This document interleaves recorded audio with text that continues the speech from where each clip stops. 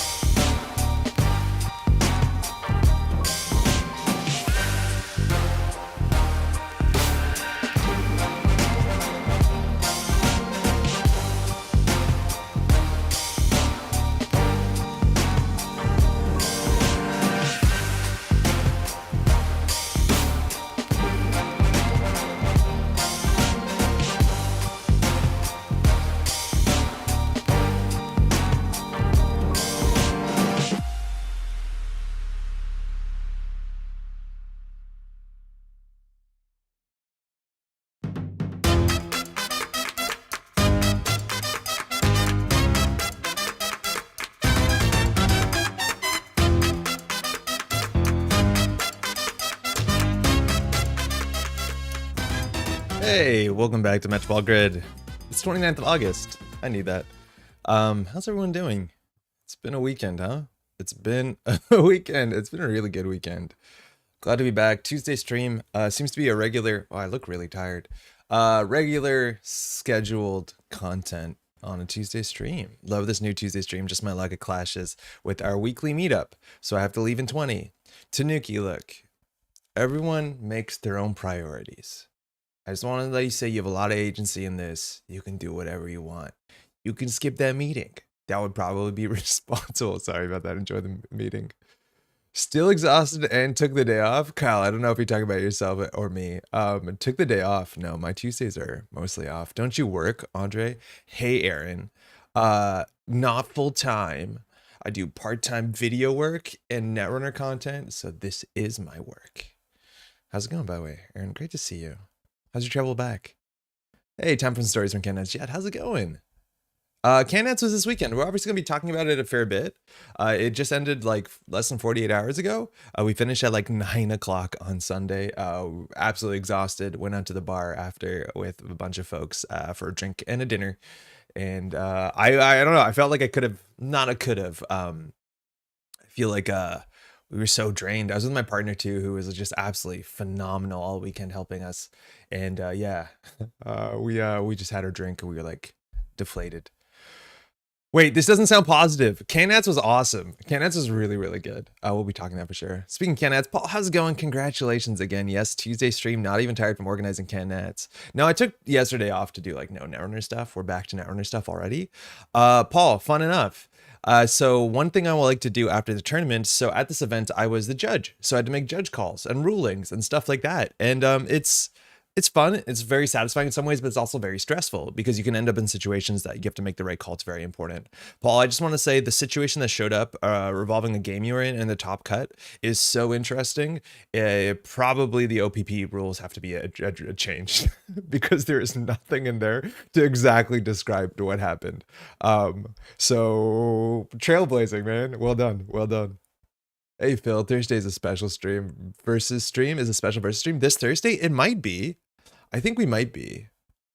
Speaking of that, hey Izzy, how's it going? Canada's is so fun. Thanks for having us. Thanks so much for coming up. I think that was like the one bummer thing about Canada's is like by the time that everyone was like leaving, I was like stuck in judging the top table, so I wasn't able to say goodbye to everyone the way that I wanted to. But I did get to say goodbye to you, Izzy. You came up to say goodbye. Hopefully you had a great time. Thanks so much for coming in. You did really well as well, obviously, over the whole weekend. Metropole Grid research job confirmed. Baha, how you doing? Good morning, Wolfrat. How's it going? I had a horrible weekend. Went to the worst city in Canada. Played in a horrible tournament run by a real jerk, and I ate disgusting food. Oh boy. Hey Leon, how's it going? The fact that these are genuinely become regular features is very hype. Yeah, I think we're able to do this regularly, which is really good. We're trying to do Tuesday at noon. I was a bit late today because my camera wasn't on the camera stand. I totally forgot that I had to set up my camera, so yeah. Our travel back was delayed by a threat. Wait, for real, Aaron? Like for real, for real? How long were you delayed? A bomb threat at Union Station. I got to participate in a local circuit open last Thursday. I had so much fun. Yo, Wolfrat, was it your first time coming out? Was it standard? Was it startup? How'd it go? Again, like obviously this can be a huge message considering we just ran Canats, but like participation in organized play, it's like, it's so good. And like, this is something that I don't think is very apparent. Maybe it is if you watch a stream, but like, it is something that the messaging for this came out really clear because we were playing Netrunner in person in a physical store. And so we got feedback from a lot of people who would walk in and be like, what's going on? Why are you wearing name tags? And that sort of like angle, which is like the outsider looking in view on Netrunner is something I'm not too familiar with, let alone we had a bunch of people come out that this was their first tournament. And let me tell you something, the Netrunner community is like absurdly special. Like it's so strange and it's hard to pinpoint why exactly it is, but organized play, like it's like, immediately you're not a stranger. People are going on the way to make you feel as comfortable as possible. People like we had name tags, right? Like names and pronouns at the event. And I just want to like, it is the simplest thing you can do to any event that has the biggest impact. And I think it's like super emblematic of like what makes the Netrunner community special. Like you go to an event to meet people and you go to an event to like, I don't know. I've been to like other card games where it's like, I don't care who you are. I'm just here for the game. And like, that's not the case in Netrunner. It is like Absolutely so good. Yeah, participate in organized play. The Netrunner community is like absolutely buck wild. Hey Augustus, how's it going? I placed a little physically that I'm learning to check things during a tournament. It's my bad, it wasn't fixable. Yeah, Paul, I don't know if you want to talk about it on the stream, but there's a mixture of like, it's a mixture of, it's unclear whether the thing that we had to enforce was an illegal board state or missed trigger. And different people I've talking to have been like veering on either side of that, because currently the OP policies doesn't say anything exactly if you just like play the game wrong, which is like a really funny term. But it's not exactly like an illegal board state. It is a legal board state, and it's not exactly a missed trigger. It's like an incorrect trigger. So it's very interesting. And I think the OP policies might update soon to address that. Maybe, I'm not gonna say soon, but at some point. Hey Joe, how's it going? How's Canets? It was unbelievable. It was really, really cool. Speaking of that, there's Sven. Had the best time at my local tourney. Thanks for organizing. Lovely community. Sven, you sent me a lovely email. I'll respond to it tonight. But I think that was like also a very good encapsulation. So Sven came in and it was Sven's first tournament. And like, you kind of forget about that. Like on day one already, you're joking around with people. Everyone's like super friendly. They're excited how you're doing. Like it's so instantly disappears the fact that you might think of yourself as an outsider as soon as you come into a place. Like it's so cool. Sven, on that note, you won a Circuit Breaker Invitational. I don't think you knew that, because I don't think we realized that at the top 4, top 5, most of the Circuit Breaker Invitationals were already claimed. So I think it knocks down. So yeah, you have a Circuit Breaker Invitational. You don't actually need physically anything, but you can register if you want to play in the Invitational next year. And again, thanks so much for coming out, both you and your partner. We had a little startup G&K this weekend, so I haven't gotten a chance to check Canets and Aussie results. Gorfax, how's it going? I saw a bit of Aussie results. There's also Eternal tournament online this weekend to prep for like the Eternal part of Crown and Servers. So there's a bunch of like tournament reports or results I haven't seen yet. For real, there's a suspicious package at Union Station. They evacuated the whole place. We were delayed 30 to 60 minutes. Ask Kyle to verify. Yo, I hope it wasn't too scary. That stuff, it does get really, really frightening really quickly. I hope y'all were okay. First time coming out and first time playing Standard. It was I was off, but it was awesome. Really good to hear that. Yeah, it is. Again, I think also Standard is in a really good spot right now in terms of like what's viable, let alone like it's the most approachable it's ever been. So really excited to hear you coming out. Hey, Baza, happy Tuesday. Thanks again for getting everything done this weekend. It was a fantastic time. Thanks so much for coming out. It's really great seeing you in person as well. 100% agree. Tournaments being a nice social space is super important. It is such a cool thing. I did a what now? You got a Circuit Breaker Invitational. So we got 2 Circuit Breaker Invitationals for the top 2 placements, but I don't think a person is allowed to have 2. So like I think, yeah, the finalist and second place, I think. Anyways, you were what? 4th, I want to say? You have one. Was viable Hoshiko, of course? I think everything is viable. Right? Like, in our top cut, we had everything. Well, no, we in our top cut this weekend, we didn't have Criminal, and we did not have, what's it called? I think we had Wayland. Wayland barely made it. I think Wayland barely didn't make it. They were in 10th. But like, if you look at the last EMEA, the top cuts are actually pretty diverse. Our top cut was actually relatively diverse as well. If Hosh got banned, where would Anarchs go? I think the Lou decks are actually quite interesting. I think the Lou decks can be fine. I think you can play a similar package. You can swing into it a bit. We saw Sven was playing an interesting Lou deck, made to top 4 at the Ken Nets. Otherwise, like generalist, Anarch, I think the big, like you could play Freedom as well. I think the big thing with Hoshiko right now, like I think Hoshiko is obviously incredibly good, just very consistent. I think free card draw is very, very good. And then you just play like, this is the thing with Hoshiko, and we'll look at some of the top deck lists. The one problem I have right now with Anarch is not so much that, I think Hoshiko is actually more interesting than she was in a bit, but it's like none of these decks actually have to splash anything. Well, that's not true. It's like, the one thing that I don't like about these decks is like they spend their influence really however they want. It's like they're spending their influence not on economy, not on card draw, on like whatever the best breaker they can play, whatever the best tech cards they can play, which kind of just shows you that like the Anarch card pool seems to be, I wouldn't say ahead of everything, but ahead of a lot of things. Compare that to like Shaper. I think Shaper's also in a pretty good spot, but Criminal, like you're spending so much influence to fix inherent issues with the faction. In Anarch, your inherent issues, like look at lists like this. It's like, okay, we're going to get the best breaker suite we think is on meta. Hermes is a console. Obviously this is very powerful. I can play 2 of them. And then just like, you fundamentally have everything in faction. Like you could play a Hoshiko deck with 0 influence spent and you'd probably be still pretty reasonable. So I think it's like only a matter of time before maybe something happens to this.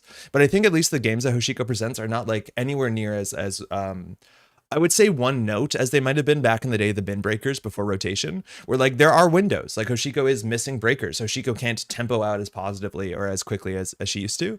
But it very clearly is still the best performant runner by like a pretty, you know, wide margin. Congrats again to Steven for winning. He won our last CO2. Oh man, yeah. So we have all this stuff on video. So we are going to spoil the results to some extent. But yeah, our Canadian Nationals was won by an American, and the narrative behind this is so cool. So Chromatically is Steven, and Chromatically showed up to the event, and I was like, wait a second, this guy looks familiar, but I can't piece it together. And so I'm like, okay, it's Steven, wait a second. And so I asked him on day one after a while, like came up, I'm like, hey man, were you at K-Nats like 10 years ago? Because there's this guy named Steven who came up. He was younger. Obviously, this was like 8 years ago. Everyone was younger. And he was coming up from, I think he was from Michigan area. And he would like drive into, these were generally in Toronto. And I remember in one year, like he made the top 8. That was the year that I came in second place in K-Nats. And then years later, he also drove in, and I think he came in second. And this was in 2018 at K-Nats. He lost in the finals. And yeah, he's like, yeah, oh man, I'm glad you recognize me. I'm like, yeah, of course. And so it took me a while to piece it together because I haven't seen him since 2018. But I'm like, oh wait, you're Steven. I've played against you before. And so he went into the finals, and he showed up rocking that 2018 Canadian Nationals prize playmat, one of the best playmats FFG ever printed. It was the Defense Construct playmat. So Steven rolls up and he's playing this playmat. This is an absolute terrible, a creatively terrible card, but like it's just some of the coolest art in FFG Netrunner. And he has this playmat from 2018, and he's rocking into the finals. And so the last time that Steven played at Can Nats was in 2018. He was, I think, second or first in Swiss, and he lost in the finals. And now, what is it, 5 years later, he brings the same playmat to come back, gets into the finals, and takes it. It's like 5 years in the making, the narrative of him being like, I lost in the finals, I'm going to come back to Canada, and I'm going to finally take it. And he did it, let alone with the defense construct to boot, which is so, so cool. A really, really nice dude.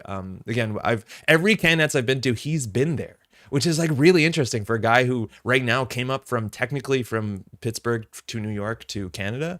But shout out for the travel. But yeah, it looks like Americans won every single Can Nats this year, which is absolutely well done. But yeah, he's been working on this. It's been a long con. He's been trying to win back that Can Nats title that just slipped away from him all the way since 2018. So he finally did it. And he played really, really, really good. Not that anybody in the top cut didn't play, but like the finals game is so good. It is just really, really genuinely good Netrunner on both sides of the table. Shout out to Sadstug, who came in second from the lower bracket. But very, very, very good Netrunner. Very interesting. I also have to say, like straight up, Netrunner in shambles. Like tier list in shambles. Top at Can Nats, the top tables included things like Iswak, B1001, Stegodon, right? Like all the stuff that we're like pretty dismissive of is all doing well at top tables. So really, really, really cool. Lou Lamau. Lou, yeah, Sven is playing Lou. Is there any good counter to Reality Plus? Yeah, there's like, you have to play around it in an interesting way. I think play patterns are really important. There are definitely cards you can consider putting in your deck. Baya Bends is like the on-tempo way. If you're running a lot, this makes sense in a lot of decks. If you want to clear tags, one of the best ways you can do it is like networking. Just networking is like, it's okay, it's fine. It's a low influence cost, but it does save you a lot of money throughout tags. But the big thing about like Reality Plus is understanding your patterns of when to run and what they have. Again, like Reality Plus has a huge kind of gamut of what sort of decks they can produce. Most of them seem to be all entirely based on AR enhanced security. And that one's obviously a bit problematic, and you have to learn how to play around this, which is generally like trash multiple things, don't trash things that aren't important. Playing around Oppo is obviously important. So yeah, it's difficult. Yo, Spark, how's it going? I think Light the Fire and extra pinholes are necessary for Anarch now. I don't know if I would exactly say Light the Fire just yet, although it is good and it's really good into the acid matchups. But I think pinhole is like super, super, super, super important right now. Jeff did a really good stream yesterday where he went through a bunch of the Continentals data to look at like win rates between certain corps and certain runners. And one of the most winning corps by a large margin is the Decklist of the Week. This is, I think, QTMs specifically. Netrunner DB is running really poorly. But the sort of like Vientian Keeling decks that came in 9th, almost broke the top cut. Well played, Izzy, at Can Nats. It might be one of the best decks in the entire format. And specifically, players are really poorly addressed to deal with this because people have, as a whole, just been cutting pinhole threadings. That means the Mana Garms and Asa and PD are really good. Anoetics are still really good right now. And then just like the Keeling is hard to deal with. So I think it's about time that we're going to see runners swing back and put the pinholes back, because I feel like they've been a bit complacent or a bit comfortable and they've been cutting them. But yeah, this sort of deck, if you play 2 pinholes, your win rate goes up a heck of a lot. But this seems to be one of the best decks in the format, and not a lot of people like to play it. So those who do are doing good. Dice to Stegodon. Yeah, cool. How's it going? It's wild how long it's been since I actively played Netrunner, and yet this Hoshiko deck looks so much like the last one I successfully played. It's like, yo, so it's like kind of different in some ways. In a lot of other ways, it's not different. Like the fundamental Anarch economy package is the same. I think we saw more 3 fermenters at Canets. 2 fermenters is largely a response to Mavirus being around, and that's true. I still think 3 fermenters is worth it. If they purge out, they purge out. But like it is different now. It plays more actually like old good stuff Anarch, where like you have to install your breakers, you're, you know, drawing through your deck. It's more about like making the good runs. I think some of the strongest cards we saw at Canets were like the twinning, because we actually saw a lot of like NBN Hyper Glacier. And so understanding that you can make one good value run, which is something these decks like can struggle to if they're locked out, is actually really, really important. So cards like the twinning actually proved to be really, really important. And it's like, that's the big thing with the Hoshiko. It's like, I don't think Hoshiko inherently has any terrible matchup, because you can play this aggro, you can play this as control, and you can set up. The economy is so robust and so flexible, you can bounce back. Like it has a lot of really good stuff going for it. This is Sokka's list at EMEA. The ones at Canets were slightly different than this, and I have the lists from the players at Canets. I'm not publishing them. I'm waiting for players to publish them. Mind you, if you played at Canets or even at Startup, you can claim your spot. They're both up on Always Be Running. The Startup tournament was pretty cool. I was unfortunately watching Standard Top Cut, so I couldn't participate in it, but shout out to John. Today, the stream has been tagged as Overwatch instead of MTG. It actually listens to what I say. So I'm just going to say, what does Reinhardt say when he like does an ult? If we just keep saying that over and over again, we'll beat the algorithm. Hammer down. Rodon played him in our CO and told me he recognized him from Gen Con like 5 years ago. Exactly. I have that playmat. If only the card was even vaguely playable. It's like straight up one of the best playmats, but Steven has been grinding Netrunner very competitively for a really long time. I think he came 2nd or 3rd at East Coast Nationals just like a month ago. Canadian's been sleeping on the job. Stegodon. Size stick, how's it going?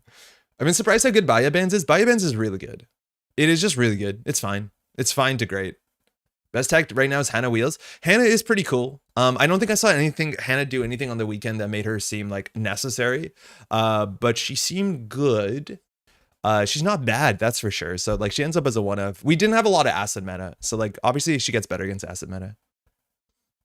Can we talk about the runner picks and overall strategies in the meta? Maybe later something. I'm finding myself a little lost when to play and how to cope with a strong corpse. Tollable, yeah, we definitely can.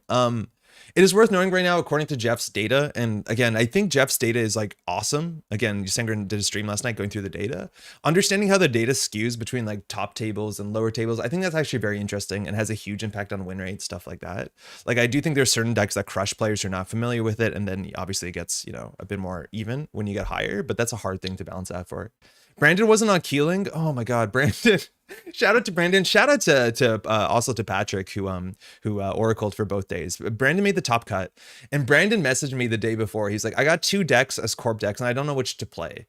And he was asking me if I could sleeve up some decks. I'm like, Brandon, I'll sleeve up both the decks for you, and then you can pick the day of which one you want, and we'll shift over the Rashidas or whatever was necessary, the magnets, the viruses, right? Like whatever you expect it to be. And he had. I guess minor spoilers. He had this, what's it called? A Keeling deck, which was 59 cards, 24 agenda points, just Hyper Glacier, no like defensive upgrades, just like scoring on a remote server on like 35 minutes in. And then he had an op deck that I thought was a really, really, really good meta tuned version of like the bathtub Jeff's deck. And he went for the 59 card one, and I think he regretted it at the end of his event. His runner play was flawless. I think he only lost 1 runner game across both days. In the top cut, I think he dropped 1 runner game against Paul. But I think he picked the wrong corp deck, and I think if he picked the other corp deck, he would be in a well, not that like it's harder to do much better than Brandon did, because Brandon like I think he came in like 5th or 6th. But yeah, I think he might have made the wrong call there. But I can't believe he sleeved up a 59 card deck. It's so ridiculous. Brandon made the cut with his Keeling Egg, which was a 59 card version too. I know. And like, I was talking to Pat after, and it's like, you know, you're oracling, you don't say what to do, but Pat's like, oh man, it's 35 minutes in, he's not scoring, what's going to happen? And like, I don't know if any of the games actually went to points. Like he actually scored to 7. I think you get to like 6 and then the game's over because time's called.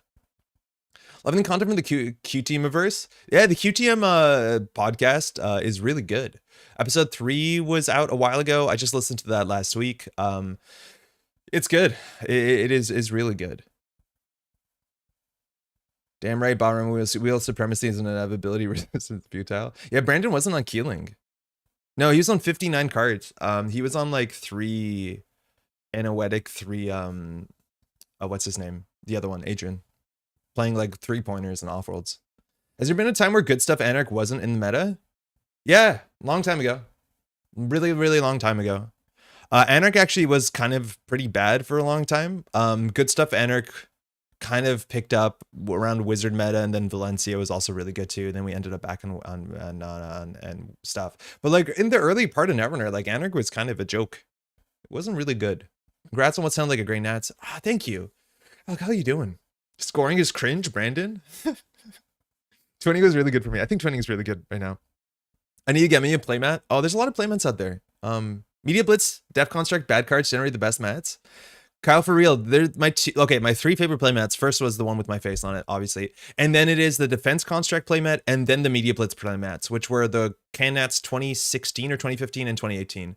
Those are 2 of the nicest playmats. I still have both of those. I think that I might pick up a CO pack next time they put one out. Yeah, I don't know if they all come with playmats. I think they do, though. I think you're right, they do. There was so little asset spam. It was a tech card called a missed in my list for sure.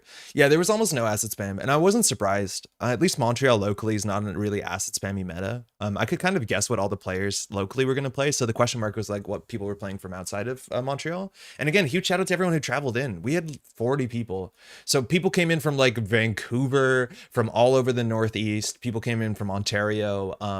It was so nice also to see like this is the thing that's always so astounding is we've been playing Netrunner from such a long time. Like the folks who came in from Ottawa, the folks who came in from Toronto, which is largely where we've been traveling back and forth. I've known a lot of these people for like a decade, like straight up 10 years ago. And it's so cool to see these faces, especially like the folks in Ottawa. I haven't seen in a long time to see like Hanny and Gregor come in. I recently was in Toronto at an event, and like the Toronto folks are amazing too. But yeah, it was awesome. Little and all the people traveling in from the Northeast. Really, really, really thankful everyone could make it down. Playmats are cool, but raw dogging cards around the table is such a statement. Even at the top cuts, some people refuse playmats, which I get it. Diogene, long time no see. Congrats to Diogene. How you doing, man? Not only one of the nicest Netrunner players of all time, but making the top cut with some really weird builds that I think we're going to play on stream at some point today. So an Essa deck with like breakerless. Diogene is insistent that Airblades is the best card in the meta no one's playing. And then we actually saw a lot of this archetype across like different things. Like there was 2 of these type of decks in the top cut, which is the sort of like Fuji bacterial reprogramming. Oh no, this one's different. Sorry, this is just like full traps. But we had a bunch of like Fuji bacterial reprogramming punitive. Sven made the cut top 4 with the deck as well. Wanted to see you sleeve as many cards as possible, and not only sleeve them, Brandon blew through a bunch of the sleeves. We had to re-sleeve the decks. We went through a lot of sleeves the weekend. Yeah, 59 cards double sleeved. Yeah, it was huge. I'm so mad at Op Super Heavy. Moon, how's it going? What do you mean? So sad he didn't play the Op? Yeah, hit the Op would have been really, really fun too.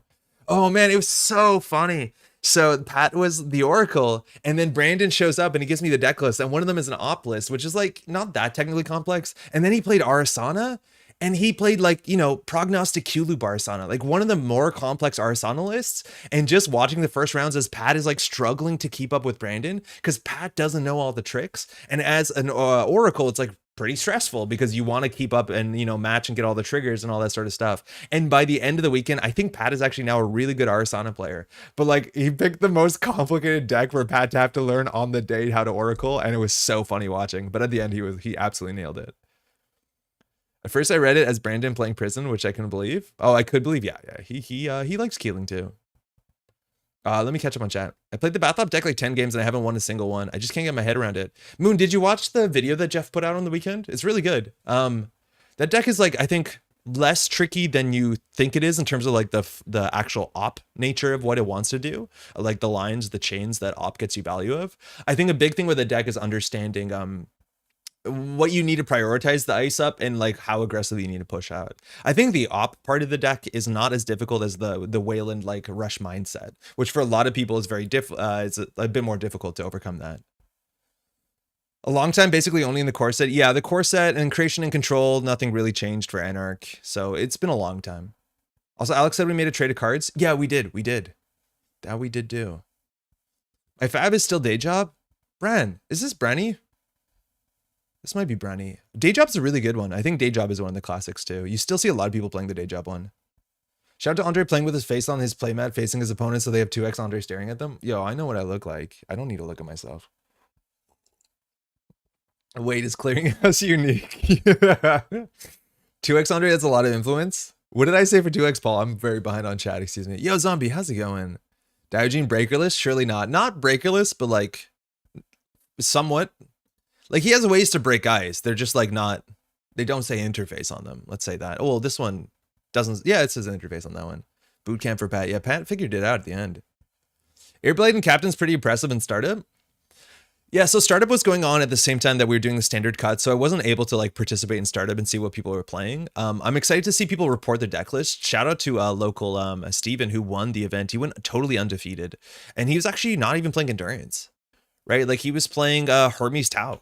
Just playing 40 really, really good cards, but not even playing Endurance. Endurance didn't win the startup tournament, which like, you know, that's always the punchline of startup right now.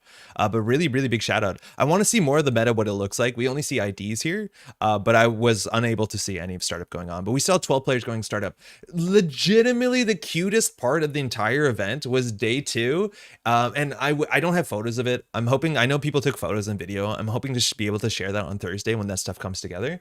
But like my favorite part of the whole event, like day 1. So, okay. It could be a lot of talking about candidates. We were meant to have 10 rounds because we had 40 people. 10 rounds of single-sided Swiss would have taken us to 11 in the evening. That's way too late. So we made a mulligan that we're going to play 8 rounds on Saturday. And then on Sunday, you can come back and then we'll play the 2 final rounds. There's conversation right now within NSG whether 10 rounds is too much for 39 players. I think mathematically it might have been. We had a clean cut. We did technically have a clean top 8, but it's not some sort of thing that you can change in the middle of the event because so many people like the way that they ID or the way that they play, like it's kind of, you know, you can't change, you can't just push the finish line closer on the middle of them. So we decided like, okay, we're going to go home at 9 on Saturday so we can go get dinner. And then we'll play the final 2 rounds, the first thing on Sunday morning, and then we'll go to the top cut. And people seem to be pretty pleased with that. Not going to 11 o'clock seemed like a huge win for everyone. So thank you for the flexibility on that. Another issue we ran into, which is like the funniest issue, is that the prize support that we got, you get little cards that say like, if you have a boosted event, you should be giving out Angolos or whatever to the top 16. You can give this to the top 32. And the numbers were just wrong. The numbers were just like half as generous as they should have been. So our top 16 prize support was actually our top 32 prize support. And our top 32 prize support was actually our top 64 prize support, which is something we only learned like halfway through Sunday once we distributed all the prize support. And we're like, we have so much prize support left. And so then the numbers were like, we just be like, hey, everyone, there's more prize support, which is like an amazing problem to run into. Okay, there's some compromises involved in splitting the Swiss into 2 days, but I preferred it overall to one really long day. Yeah, there's definitely compromises. Store didn't open till noon, which set the start time. Who won the New Angel side event? I have no idea. Aaron. Okay, so we started on both days at noon. For what it's worth, the store could have opened earlier. Adam was willing to open the store earlier. Huge shout out to Adam and the Silver Goblin. I have talked on stream about how the Silver Goblin is like the nicest place to play cards in Montreal. And I think for everyone who came, you realize that is not like any sort of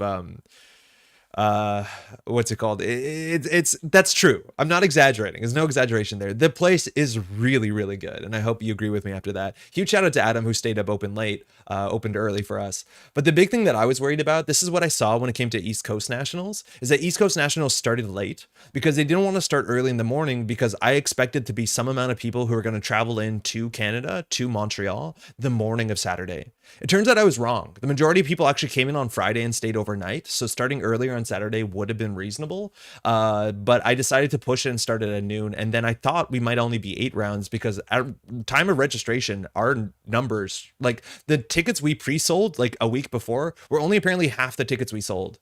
I was asking folks to try and get their tickets early and I'm not upset about it, but like we doubled what I thought. I thought we'd be about 32 players. We were like 40 players. So like, yeah, it turns out going to 10 rounds was not great. So I think in the future, we can always start earlier. I think 39 players. I don't think 10 rounds of single side Swiss makes a lot of sense. So maybe that'll be a bit different, but it worked out great. How I got here is talking about specifically what I want to say is the cutest thing was on day 2 when I was running and judging the top cut. That's when all the side tournaments were going on. So the whole place was packed. whole place was packed. There was a whole bunch of tables of people playing startup. There was people playing a draft. There was like a table and a half of people playing draft. Then a bunch of people were playing the New Angeles board game, which I have no idea who won that. New Angeles board game. I own this board game. It's like a hidden roles board game, except there's always someone secret who wants to like win. This board game is amazing, and the people playing this board game were literally from all over the world. It was like there's players from Vancouver, players from Toronto, players from I don't even know, from Montreal, from like America. It was just like a really cool combination of people coming together to play this board game. It was awesome. And then we had also, of course, the standard top cut. And then there was like some families of Netrunner players coming in playing board games. It was like so cute to have everyone in a room together doing Netrunner adjacent stuff and enjoying a sunny Sunday afternoon. It was awesome. And I wish I could walk around more as much as the top cut was going on. And the top cut was like pretty sick as well. So great. What are your pronouns? They aren't listed anywhere. My pronouns, he, him. They're actually not listed anywhere. I need to update that somewhere, either on the channel and also on Twitch. That's a good question. Yeah, I need to put that somewhere. You're right. I don't even introduce myself with pronouns on the channel anymore. Tuesday stream, what's up? How's everyone doing? Pouch, I'm doing well. Thank you. How are you doing? We just had Ken Nets. Referring to keys or message of 2x Andre staring at opponents. Oh, excuse me. Hey, Dan. It's so much fun in Montreal. Thanks for great Nets. Thanks for coming out, Dan. Glad you had a good time. Who needs breakers when you have Banhar? Diogen no Tikana to kill runner with anemone. I needed those last 2 rounds to make the cut. Yeah, Kyle, you did really well in the you were, I think, the biggest winner at the last 2 rounds. Yeah, we tried to start at noon. Typical Federalist. East Coast Nats started late because the store opened at like noon. Oh, okay. Okay, that's apparently it was a decision. What is more ban-worthy, Banhar or Hush? I would say Hush eventually might be more ban-worthy just because it turns off ice and makes ice less interesting. And if Null Signal Games continues to print interesting ice that just Hush kind of rolls over, I think we're in a worse spot. For what it's worth, Banhar actually, I think, flatlined 3 runners the day. I think 3 runners, 2 of them being the same person, if I'm not mistaken, Banhard into an anemone and died very quickly. So I think Banhar is an interesting card that you can play around. Hush is nearly impossible for Corpse to play around. So if you do have to ban one, I would definitely ban Hush way sooner than banning Banhar. I think Banhar is a fun card, but like you're not seeing Banhar as a 2 or 3 of. Banhar did a lot of work in the top cut too, like Banharing through a toll booth. But there's a lot of ice placement stuff that Corpse do that get around Banhar. Not all decks are running like 3x Banhar anymore. We had 10 rounds of SSS for 66 players at Cascadia. Yeah, the breakpoints are between 33 and I think 66. The dirty trader on the New Angeles board game. I'll be Brandon's Oracle of Worlds. Don't know what to expect, but hearing Pat's story makes me want to get better in now so I can keep up on the day. Hyperion. Oh, that's awesome. It helps to definitely know the decks and to know what your opponents are playing so you don't have to sweat it and you don't have to read cards because Brandon does play at good speed. So if you want to do that, just like play games with Brandon on like, what's it called? On JNet before. Like you can practice with Brandon. He'd probably be happy about that anyways. What? Hush? Way better than Banhar? Oh, yeah. I think so. To be fair, you also don't even have your name in your Twitch description. Well, that's true. Yeah. Hi, it's Andre. Il, lui, he, him. So cool people are planning on playing some non-Netrunner games at Barcelona as well. It always happens, yeah. Winner, but at the cost of Alex dropping out? My runner deck was a pile of cards and Banhar. It was no business winning anything. I don't know if I saw. It feels like every time at the top cut, Kyle is watching you were playing Corp. Canadian East Coast Nat sounds like it was blast. It was really, really good. Definitely will do it again. It was obviously a bunch of work to put on. Huge shout outs to like my partner who was there all day. If the finals went to the final game, we would have had a whole pair of socks. But we were just the toe short. She was there knitting all day, and like she has so much good things to say about the Netrunner community as well. And like she's not a stranger to a lot of the Netrunner locals, but like, yeah, even my partner was like, this is the coolest thing ever. I would do this again. Shout outs to Adam at the Silver Goblins. Huge shout outs also to John, who made these. I don't have photos of them. I'll show you on Thursday, but made these like acrylics of all the new IDs from the Automata Initiative. And we got to raffle those out pretty generously. I think everyone who played in Startup got a random raffle. Price support was really good. The events seemed to run good. We had very minimal bad judge calls from me. Not too many game losses.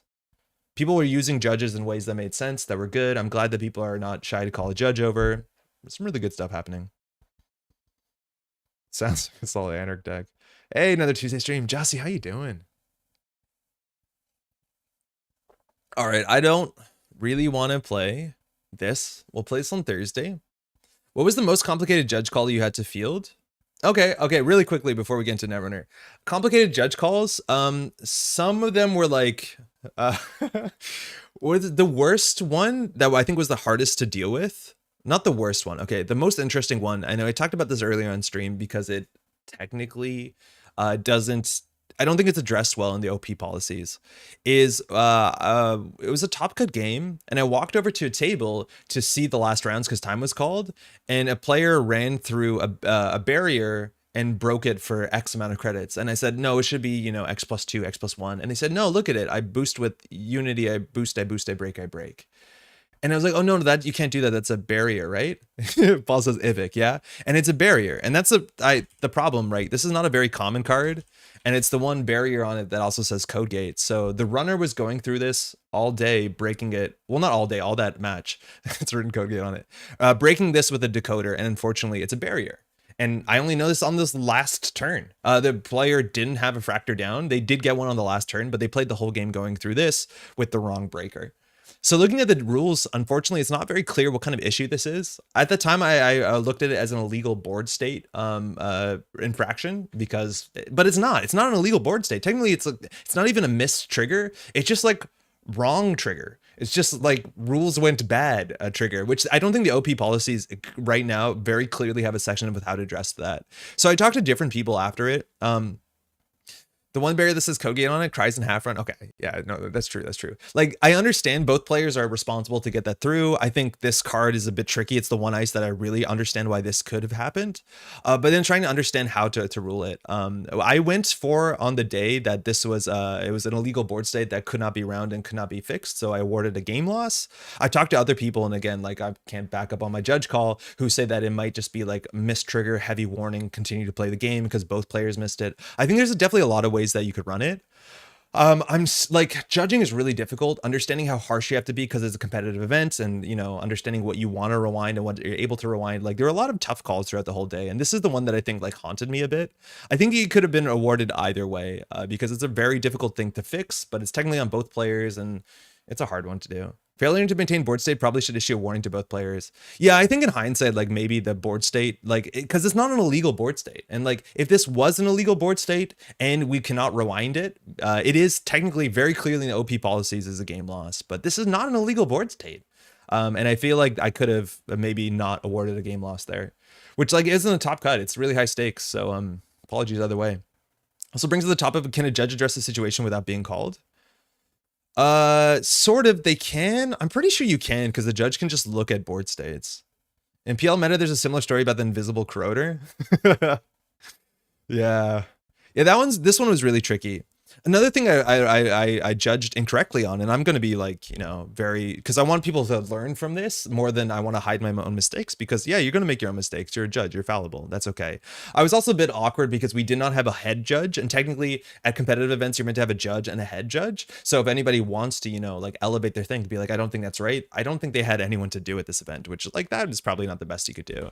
But this is something that shout outs to Jamie from the rules team. I talked to Jamie last night about this. But this is really important to understand because I got this wrong.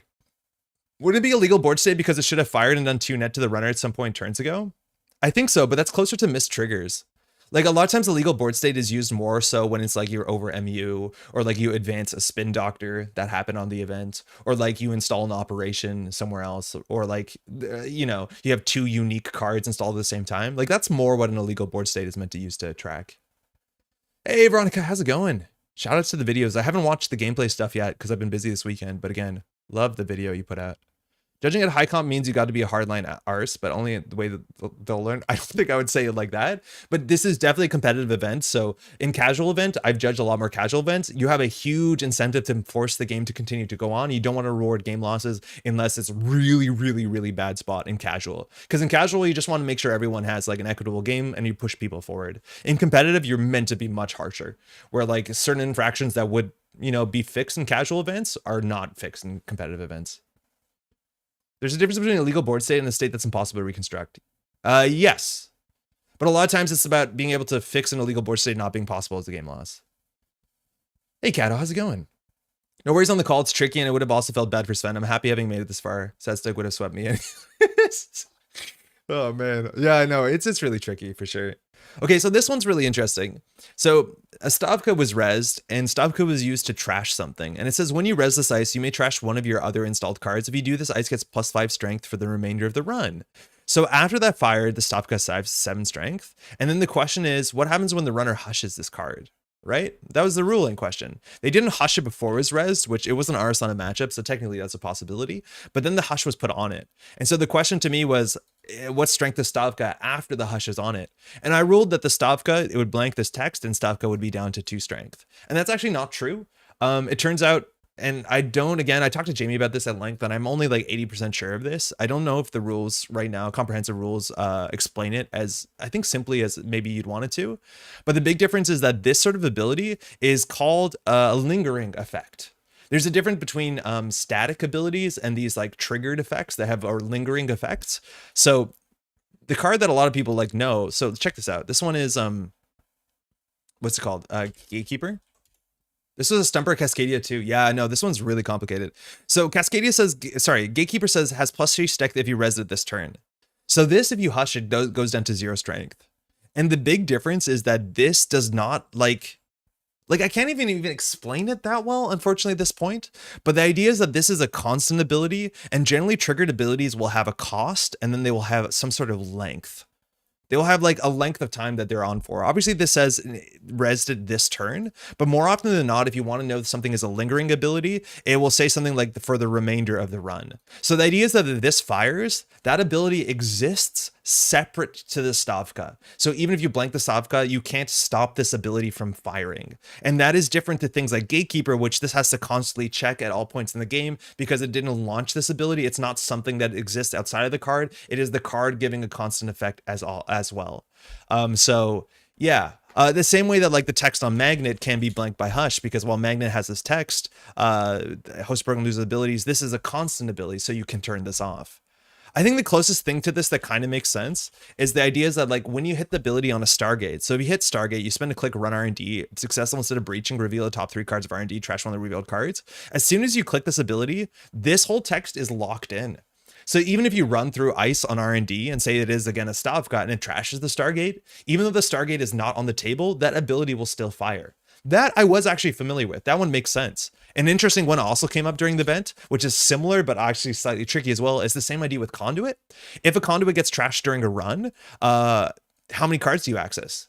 Because if you trash the Stargate during the Stargate run, you still Stargate. But the problem with the Conduit, it has no hosted virus counters to look at. So then it fails, which is really, really goofy. So this is something I understood before, is that the effect is separate to the card itself. But I thought the way that it was worded, it is not a constant. I thought it was a constant ability, so it can be blanked. It wouldn't be blanked. It doesn't work like that. And now this gets more confusing. So other things I learned when talking about this with Jamie is like Stegodon is not a lingering effect. Even though this says like it has a timing ability, and there was the whole article written about launch talking about how this had to be worded many times over. But if you forfeit a Stegodon, the ability turns off because this is a constant ability, which like that, I can't convince myself I understand why exactly that is. And another one that's really interesting, which is kind of like as a result of understanding the Stargate one. So this is a red team, right? So if you spend a click on red team to run a central, and during that run, somebody reses Amalia Zaloka to blank the red team, you still get your 3 credits. Because it's the same thing as Stargate. If the card is trashed or blanked, its lingering effect still exists because the lingering effect is ongoing. So I don't have the section on what a lingering effect is in the rules is like very, very, it doesn't have a good description of this is what a lingering effect is. It just kind of describes what lingering effects do.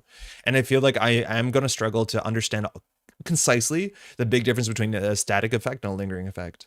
So let me catch up on chat because somebody probably is a bit smarter and understands this. Gatekeeper is a static. Yeah, Gatekeeper is static. Learn your layers. After all those games, I was pretty sure to go gate 2.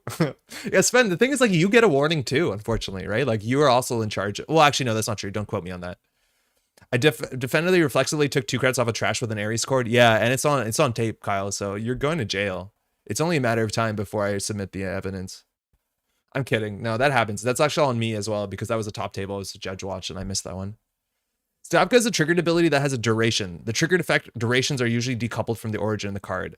I think that's a really good way of putting it, Solomir, and that's like the good way to identify a triggered ability. It generally has a duration, so for the remainder of it's kind of like the cheat code, but I don't think every lingering effect has the for the duration written on it. Gatekeeper constantly checks if it was res this turn. Stopka triggers once and then it's done. Yeah, that's exactly it. But like formalizing that in a way that that's understandable is pretty tricky. The weirdest wording on Gatekeeper is the flavor text. Wait, what's that? This is similar to Magic. Rahit, how's it going? Fun one is Conduit Run when you access a virus before accessing R&D. Oh, I don't even know how that works. Well, the run doesn't fail. The Conduit Run would still access one card from R&D, but not additional cards because there's 0 hosted counters. Yeah, exactly. It's still a run. You just don't get to see like 4 cards. Which word on Stargate makes it a constant ability? None, because Stargate is a lingering effect. It is a triggering ability that makes a lingering effect. No part of this is a constant ability. So that's the idea. Because this is not a constant ability, when Stargate is trash, the run will go on. And I just want to preface this with there's a chance that the terminology I'm using to describe Stargate is not exactly the same terminology used to describe this, but functionally they work similarly. But the words I might be using to describe these two things are actually likely incorrect. The stream is like 8 hours too early. Now I'm going to watch tomorrow morning. Jai, how's it going? What time is it right now over there? Is it the middle of the night or is it early in the morning? I think Stopka being a lingering effect is a bit easier to understand because it's created by a conditional ability. Yeah, that's exactly it. I just like, I don't know. I thought this was all blank, so it turns off. But no, that's not right. As I understand it, how's it going, droids? If you pay a cost, that ability is entered into the game state and then exists even if the source is removed. That is exactly it. But then, like, I think the argument is, well, then the cost here on Gatekeeper was that I rezzed it, right? And that's where I think you can argue yourself into a corner. Where it's like, well, I rezzed it, that's the cost. But no, this is not that. Just tuning in. Jeff, how's it going? Thanks for so much of your help over the weekend, man. I've been badgering you pretty heavily the last couple days. I really appreciate it. You still access the cards. No, the number of cards is determined when breach, I always assume. The number of cards are, yes. During the breach step, there is a point in time where you decide if you have to decide, or you're locked into how many cards you get breached. So if you access a virus first during the conduit run, I'd have to check the timing chart, but I'm pretty sure you'd still see the number of cards that the conduit had when the breach was successful. Because I know how many cards you access is actually part of the breach step before you access cards, of course. For an example of a static effect that'll change mid-run, see Eros threat text. Oh no. Gatekeeper has a different phrasing where it just checked on a state rather than being a trigger. Oh no, I agree. Like I understand why Gatekeeper is like that, and that makes sense to me. It's just like I could see people arguing that I paid a cost even though they didn't. I don't mean to do a silly voice because I also thought that, but like I get it now. Yo, Eric, how's it going? Happy Tuesday. I was gonna say happy Thursday because it's like literally the easiest thing to say. The Resident Gatekeeper isn't a cost, it's a condition that has to be met. Exactly, and that's the big thing with cards like Stegodon. It's like, it's a condition attached to a constant ability, which like, as soon as you attach a condition to a constant ability, I think a lot of people are going to think it's a triggered ability, like me. Because it kind of falls into the same idea, like duration because of effect. But technically they're different. Technically they're entirely different. That's the problem. Oh no, the stream and seeing my mistake front and center. Oh yeah, Terrence. Yeah, so this happened on Terrence's game. Terrence actually was the one who pointed out I was wrong about the Stopka after. But Terrence did not see the line where he could have trashed the conduit on the final run against Brandon, and Brandon would have won the game. So yeah, I'll keep you up at night, man. Great to see you as well. That's the silly voice that people who get rules wrong like. I have a funny voice, so I appreciate using funny voice. I use the funny voice so that people with funny voices can more easily, you know, role play. The king accesses the agenda on the third card. I think it was the second or the third. In short, you were totally safe if you trashed the conduit. It was so funny too, because like Brandon was trying to figure out the last turn and you were just filling out the match slip because you were just like conceded. And he's like really stressed out how to get more runs and you're just like slowly filling out the match slip. It was very, very funny. Real mistake was playing Corp games. No. Corps are doing well. I think Corps are still slightly favored. We'll see. Let's go play some decks from the event. He was worried I was going to FA on my turn. Yeah. He was really stressed to get his what's it called back on the table. His simul chip for the clot, or he wanted to close the game so that he didn't have to do that. Yeah, no, I get that. He was like trying to figure out how to get all this to work, and then you were just like filling in the match slip because you're like, I don't have it. You're accessing for HQ, just not even shuffling. Yeah, it was very funny. All right. In the risk of playing Stegodon twice, I'm gonna play Stegodon twice. I gotta play against him. EMEA Continental, fantastic player. Not only a fantastic player, just like the funniest dude. Just like a really nice guy. Absolute pleasure. Corps are 55% or better Continentals. Oh, Jeff, you didn't hear this. I talked about this earlier. I was at the IKEA and I did not watch your stream live. Then I watched it when I came home and I really enjoyed it. I think your op video is very good. For those who haven't watched it, I know you're a bit frustrated on the performance. I do think Saturday, it's kind of, not a good spot to put out videos, especially because there's events on Saturday. So even other Netrunner players are like, busy. But yeah, no, the numbers are really good. Just plug single-sided Swiss. I'm not exactly sure what the exact number is, so Jeff, correct me. But Jeff looked at the numbers from EMEA EMEA Continentals and APAC Continentals, and it was 52% to 54% of players 2-for-1, or experienced to 2-for-1 because they're the opponent. If more than half of the players in an event are 2-for-1ing, I feel like maybe the format is fundamentally a bit messed up. Maybe it's a bit messed up. If fundamentally you're expected to 2-for-1, maybe double-sided Swiss makes no sense. Hey, John, there's John. Shout out to John. I wasn't able to catch up enough, but John was there to yell and to run all the startup stuff and make some beautiful prize support. John, thanks so much for your help. Kyle was just talking about me. My record on the day was 0-5 as Corp and 5-0 as runner. Oh, yeah, you made a mistake there playing Corp that day, that's for sure. Did the King play in this event? Not only did he play, I think he came in 5th. He was in the top 8. He was the top 8. He was the second highest placing shaper or first highest placing shaper. I forget. There's 2 pins that came out. A conditional ability is something, how's it going, Ruben? That resolves at one specific instant when the condition is met. A static ability, when you call constant ability, is something that applies for a duration. I think that's a really good explanation of it, Ruben, but I feel like while that is precise, it's very easy for players to talk themselves into being incorrect about that, right? Because I still think people look at Gatekeeper and think it's a conditional ability because it resolves at one specific instance because they rested that turn, right? It's hard. It's still hard. IKEA details, what did you get? Dinner. And then they have Halloween stuff. So we got we got a filter for our air conditioner.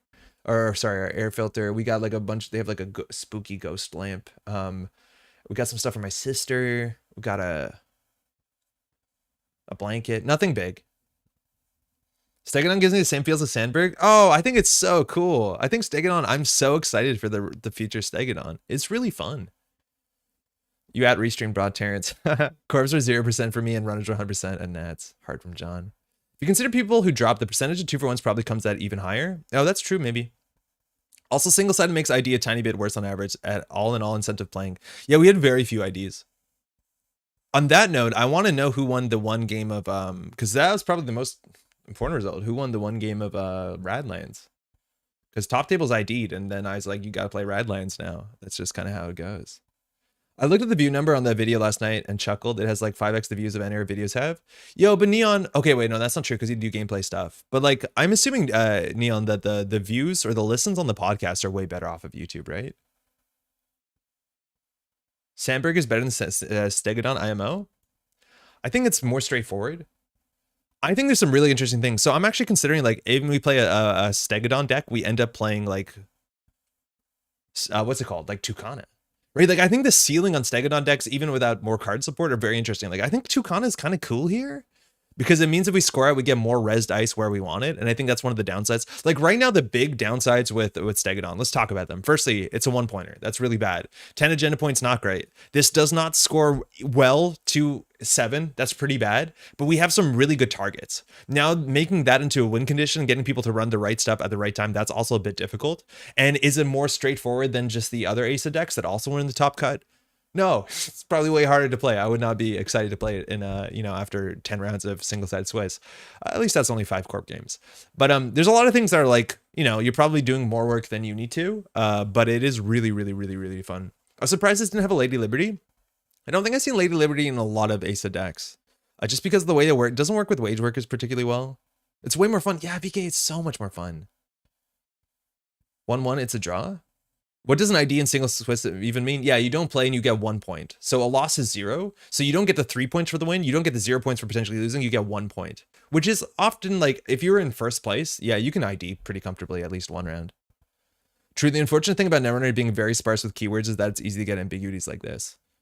Yeah, I don't know. It's like, is it the sort of thing that like requires a word like interface, right? Like to be like, this is a constant ability. This is a other ability. I don't know. Hey, chromatically, congrats, Julian won Radlands. Yeah, well played. Thanks so much for coming out. I'm excited to see your deck lists if you ever publish them. I'm a big fan. They had to learn how to play. I had judge calls on Radlands during some of the final rounds. It was really funny. Hey, Mondi, no reason to not have 2 or more bags of IKEA meatballs in your freezer. Oh, excuse me. Yeah, we got 2 dime cakes. We don't get the meatballs, we get the veggie meatballs, and not the vegetable meatballs. Those are bad. The veggie meatballs are actually pretty good. And then we got they don't have the like sweet dill mustard, which they used to. It's really, really good. And videos are podcasts like a tournament videos. I think also, Eric, like the tournament videos, unfortunately being in the last meta, like that is never gonna help. I've been in that situation where I've recorded something and then there's a ban list, and I just like, I'm glad that you didn't, but I'll just like destroy the footage. And I think your workflow is less time intensive than mine. So like, you know, your priorities might be a bit different, at least my workflow back in the day. So like, yeah, I think there's a mixture of that. It's just like the old meta is sometimes really hard where people are like, oh, I don't want to watch hard-hitting news. This deck broke Josh's spirit. Someone claims Stegodon was the most powerful agenda in all formats, which was a take, but I think it's interesting to see where the card goes. I think it's interesting to see where the card goes. On that note, Jeff, after I watched your stream, it auto-played into our tier list video. We got some correcting to do, man. I'm mostly offering a point of comparison to Jeff. He's doing great. Oh yeah, it's very, very good. Thimble Rig is fun with Stegodon. Artiza, how's it going? I think you might be right. I think that's a cool one. And that's the thing is I think these sort of lists are like, shoutouts again, Melius coming in 5th at Kennets. I think you got the pin for 2nd top HP. Yeah, like there's a huge ceiling here. One of the conversations I saw somewhere was that 1 point agendas are the best cards to put powerful abilities on because it's such a tempo loss to score them. I think that's true, but Moon, to some extent, I also don't love 1-cost cards. Like, because like, this is the thing to me that I don't like. Classically in Netrunner, when we had hard-hitting news, let alone some of the busted cards before they were banned, there were cards on the table that if you don't run turn 1, you could equate that to losing the game. So like right now, I think the closest card to if you don't run it turn 1, you can lose the game, and it's not that black and white at all anymore. It was AR enhanced security. If an NBN scored out a CT controlling the message, scored out an AR enhanced security on turn 1, it's a difference between like them having 2 ID abilities and having no ID ability. So to some extent, I agree with that. Like you want powerful abilities on the 3-1 because it's a mess and makes your deck building really bad. I also don't love how some of these cards are so immensely powerful. And I don't think Stegodon is as powerful as AR Enhanced Security. But right now, I feel like the entire NBN faction outside of Glacier is held up by AR Enhanced Security, right? Like I feel like if you don't score an AR Enhanced Security, like your R+ deck is not that great. I don't know. I don't love that. There's a card on the table turn 1 that can be that game deciding if you don't run it. Maybe that's exciting. Again, Rashida's not that bad anymore. I think Rashida's the closest, but back in the day, we also had Sensei's Actor Union and we had hard-hitting news. So like you can kind of can't run on turn 1, but like, I don't know if I love it. I really like that Kia potato cake things. No, those are good. Those are good. I don't think we got them, no. Tucana being a toucan is interesting because it leads us to believe birds exist in the Netrunner timeline, which is interesting considering birds aren't real in our timeline. Yeah, but it's digital. It's not real. It's fine. Took too long. Definitely took too long to get them out. It's not meant to be criticism. It's just like, excuse me if it sounds like a criticism. I don't mean like you took too long, but you know what I mean? Like I've run into that situation. I'm interested in where salvo testing goes. Yeah, Ben, you and me, you and I both. I'm worried about you and editing all those videos from the weekend. It'll take me a while, but like, it'll be fun. I got the credit counter working yesterday. It took a while. The tier list correction was a lot of fun last time. I think you guys only did for Midnight Sun. Hopefully Automata restarts the glorious trend. Mela, I would hope to do it. I think for the last one we did, we were actually like, there wasn't that much to correct, but at least for the first one we did a correction. It was actually very much worth correcting. And I think we're going to be very much worth correcting on this one as well. And the cool thing about the corrections is like so often we're wrong about a card because its interaction with one other card we missed is like the deciding factor, right? Like I think Your Digital Life is a much better card than I think how to lend it on the tier list. And like, I don't know. One of the big things about Your Digital Life is like its interaction specifically with like bacterial programming makes an archetype exist. It's just straight up makes an archetype exist. Like the interaction between these two cards, like a niche tier 2 card and something else, That's really important. Mind you, when we talked about Stegodon, I did not realize the numbers could go negative, and I think that actually was important because we talked about how low numbers don't really matter for harmonics. But like the fact that like Stegodon is almost entirely held up by Formicary. And like Formicary has always been a tier 1.5 card because of unique interactions. Though very often we can be entirely wrong on evaluation of a card because of a single interaction with one other card that is not like something that was a big part of conversation. But like Your Digital Life is showing up in a bunch of IDs. I'm a big fan of the card, but like the bacterial programming into punitive from Your Digital Life, like that on its own makes this card actually quite important. As much as that's not like the biggest archetype there. Things I would do for that dill mustard, it's really good. We were out of dime cakes. Canada didn't have dime cakes for like a year and a half. Back in the day, it was Mumbad Virtual Tool versus AR, and you lost if you picked the wrong one. Oh yeah, that was even the worst part, is that back in the day too, if you ran the wrong thing against controlling the message turn 1, heaven forbid you didn't dirty laundry, you lost the game immediately. I helped the MetaMaid build a Stegodon Formicary Managram deck, not looking forward to playing against it. It's not that bad. You have a lot of control over it. Like that's still the issue with these sort of decks, is you're giving your opponent a lot of control, but hey, we'll play it now. We've been talking for a while. Hey, VT, looking energetic as ever. How's life treating you? Also, it's the unusual stream time, loving, by the way. We are doing Netrunner content a bit more full-time than we used to, which is really exciting. Shout out to all the patrons who make this possible. If you want to be involved, the link will be in the description. Otherwise, you can find Metropole Grid on Patreon. I'm really good. We had Canadian Nationals we ran. It's the first major Netrunner event in Quebec. It seemed to be a success. I've got a lot of really good feedback, and it did not fall apart, which like that's important. I was really worried. So I'm in a good spot. I'm really good spot. I would love to see Era's banned. I feel like I'm kind of with you on that. I don't love it, but I don't know. I feel like it's so integral to NBN existing right now, at least some of them. Don't scare Ares against a Sven. Who's got time for that? Corp deck. This is Melius' Stegodon. What's it called? Stegocan. Nice. Asa. Go. Maybe it's just the concept of having permanent abilities on agendas that feels dicey. Unlike asses, you can interact with them when they're scored. Yeah, I guess so to some extent, right? Like maybe, and they talked about in the development of Stegodon, at some point it had agenda counters, so it had limited uses. Then obviously that makes the card worse. But yeah, it's interesting. If the abilities were like middling, that's okay. It's worth noting that like Stegodon, the closest thing it is to is, wait, what was that 4-2 that Wayland didn't play back in the day? With the car, with the thing on it. We need Salsa back. It started suffering from success mean. How do acid decks function if they can't maintain a presence that discourages trashing the board? Exactly. You need Oppo. You need that. I was thinking about it, Eric, and it's basically asking people to dedicate 10 plus hours to commentary. Wait. In response to what? I don't know. Salvo is fun. Oh, to the commentary videos. Salvo is fun, but it's an odd game plan. Salvo into ontological is very strong, but it's hard to have a plan that requires scoring 5-3 step 1. Yeah, and also that deck inherently has an economy issue. The record, I don't think Stegodon is one of the stronger abilities on one pointers. You can play Formicary interaction by hammering on one server. Exactly. Are you traveling to Worlds? Yes. Yes, we are traveling, Zombie. We're going to be there, and we're going to go to Scotland after for a bit. But yeah, we'll be in Barcelona for sure. I got to fill in my t-shirt thing. Does anybody know what the card I'm talking about? It was a 4-2 that said the first time the runner runs a turn, you can draw a card to gain a credit. The worst part of Ares is remembering it's not called Project Ares. Not breaking news. Okay, hold on, we'll find it. But like these sort of advanced concept operate. Okay, everyone knows it. Fantastic.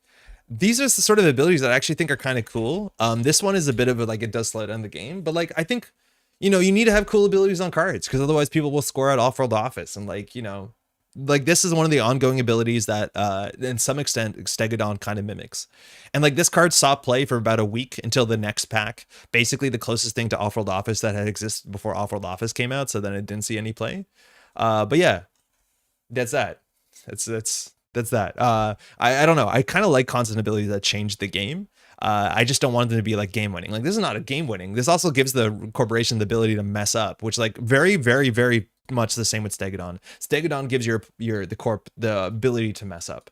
I think there must have been multiple games at CanNets because Stegodon wasn't unpopular that people cost the game because they tried to Stegodon too hard, which like hey,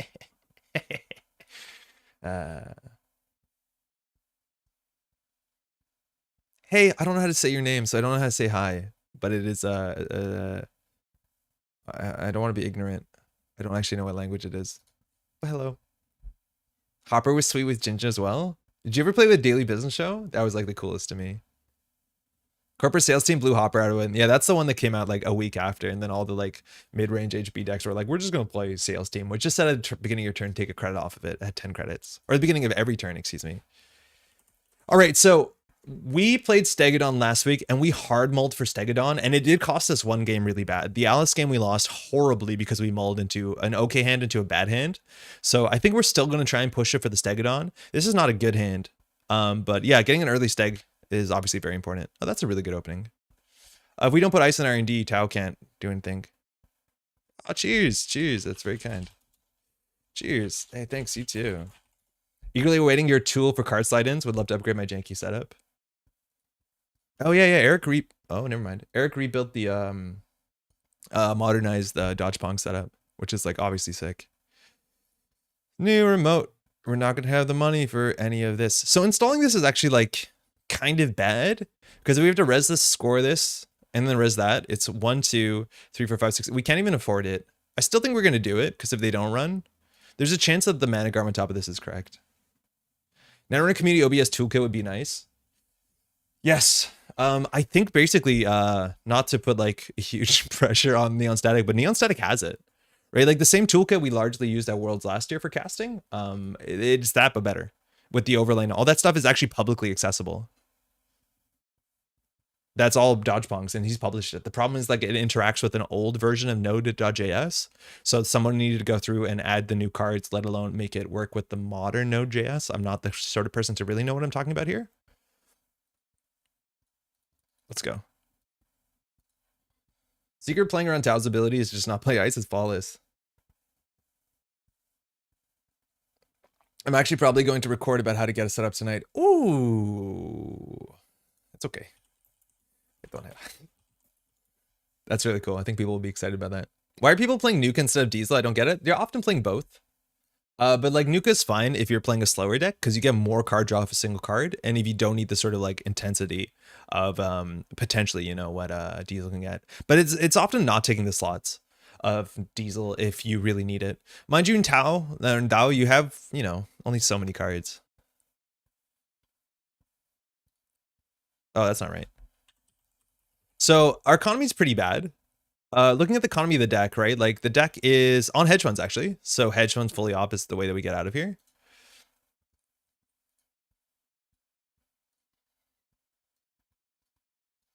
Okay. Could the Wayland agenda be Helium 3 deposit? I don't think that one's legal anymore. But that is an agenda you can play, I guess. All right. Manigarm. So we scored a Luminal, we probably just click for credits here. They can swap these 2 pieces of ice. I don't think we mind that much. It's nicer to have Gatekeeper on their remote server, that's for sure. But if they don't produce any breakers, right? Like the big thing here is that if we go on too few credits, they get down to Conduit and they just fly. So Formicary is really good. So we're going to get that on the table because we can just get value from it. They can swap ice if they want to. They countered our Stegodon. Did they swap? They swapped. Oh yeah, that was gonna get bounced. I realized we could have read that if we wanted to. So I think we'll just put this on HQ. This kind of doesn't work well with Hermes. Admittedly, we can res it and move it on R&D if we need to. Do we want this on the table? I don't think they're actually running any viruses. I'd rather have that for a remote server. Our opponent playing a startup deck? No. Yeah, Hermes Tau actually did really well at APAC. Came in second. I forget who I need to shout out for that, but like this is an ability that's a really cool combination. I think again, we're seeing Hermes more out of faction than in faction at top tables. Okay, Gatekeeper's not a great res here. But this is fine. Here they're going last click, which like these sort of decks are often running 3 Ikawa, so you don't want to be running last click very often here. It was Jai. Oh, thank you, Mundi. Hermes Tau was the deck of Jai, took it a second. Very, very cool. So this is kind of expensive. Now the problem is if he runs HQ, we don't get any value from this. But yeah, there's 9 points in the deck that he can't interact with, so I don't feel too bad about this run. Yeah, okay, well at least we have a target now on HQ, that's a problem. So how do we get out of this? We need to get an ice on HQ so we can at least de-res the Formicary. That would be the best thing. So most of our ice costs less than 3 credits. Let's draw an ice. That's not great. At least we can double install here. Ablative is online. That doesn't actually give us much besides the wage workers. So I think here we just click for credit. Otherwise, we could do fully operational for a bit more than just click for credit. I think that actually might be smarter because we need to res the ablative and probably the Formicary and Managarm. So that's 2, 4, 6 minus 1 is 5. Yeah, we're just gonna get the money now. Something like that. I'm new. My boyfriend Pat loves your streams. Nathan, how's it going? Welcome. How new are you? How's it been? Just saying that, click it art. Yeah. I was saying on stream that there's 9 save points. Sandworks is Dave, who's the local to us until quite recently. Oh, yeah. I heard that. I know that Dave moved. I know who this Dave is now. Okay, we will de-res the Formicary. So we have 5. So we res the ablative here. We want to res our ice because then the ice is resed. We can get this into a new remote server. We can ASA here if we wanted to. For M's, the Hermes Tau lost the obscurity of 9th APAC. Ooh. If you're not second, you're no one. Let me tell you. Pat has helped you find a top-notch stream. Yeah, Pat has done well. Hey, Nathan. Really has Netrunner. So it's really amazing. Like, we're just coming off Can Nats, and so we're like super hyped on Netrunner. Okay, so the question here is whether we want to do Ikua.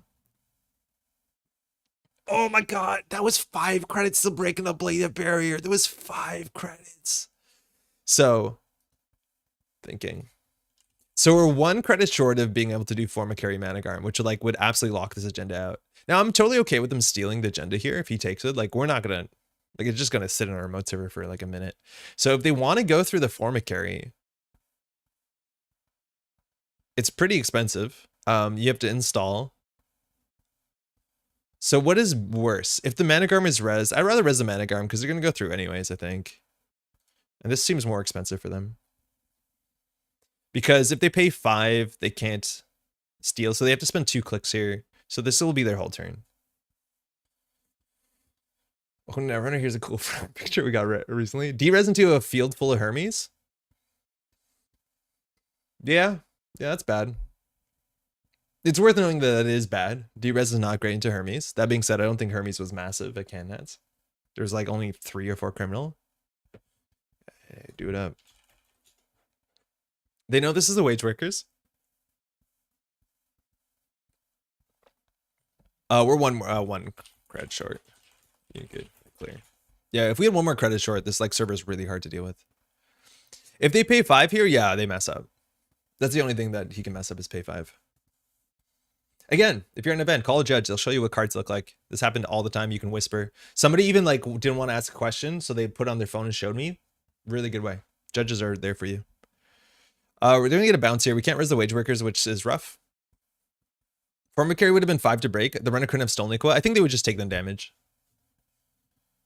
I don't think you pay 5 to save 2 cards on hand. Okay, now we have to force him into remote server.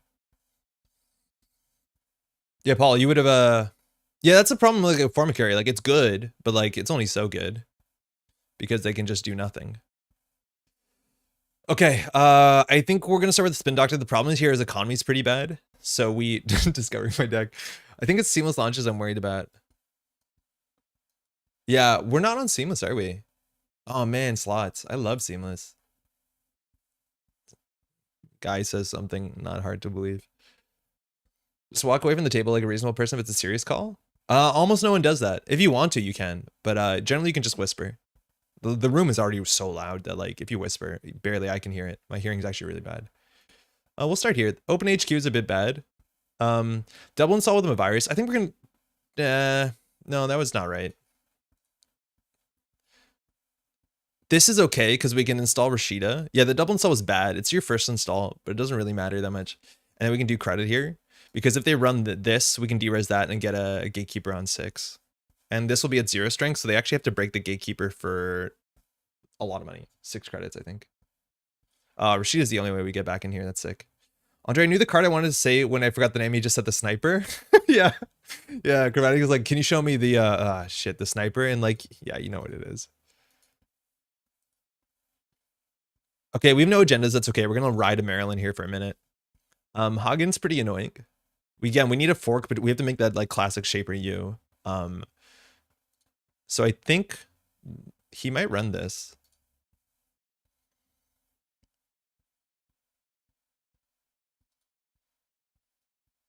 I think we just need to take a credit here because we have Managarm Formicarry set up. Is this more Stadonk? Dust, how's it going? Yeah, this is, what is it, 5th place Cannets? Stegodon? Wage Workers are your Seamless? I know, but Seamless is still so good because it's an economy card. It works into Hermes powerfully. Like, it's still a really good card. Now, running the remote server is so hard because it de-reses the Blade of. Yeah, this is what you need to do, right? Like, this is where the weakness of the deck is. Where, like, you just run the one server, and, like, we will lose on R&D if they pull a conduit here or something. Wage Worker's powerful because G's is powerful, but it doesn't make you poor compared to Maryland and Eco. It is expensive. Seamless is an econ card. Wage Worker is an anti-econ card.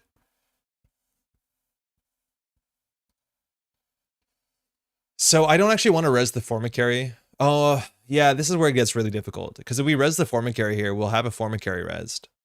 But I think we want to de-res the Blade of more than we want to de-res anything else. I think we have to, though, because we have to tax them out. Yeah, this is difficult. This is where, like, you need reps of the deck to understand. Hey, Dana, Wage Workers and Seamless also can score in unadvanced 5-3. Also high. Yeah, there's a lot of really good lines. It's not good with 4-2s, because then you do, like, you know, you triple advance or you do advanced Seamless. No matter what, you're not using both of your cards. But yeah, it makes the 5-3s a lot more palatable.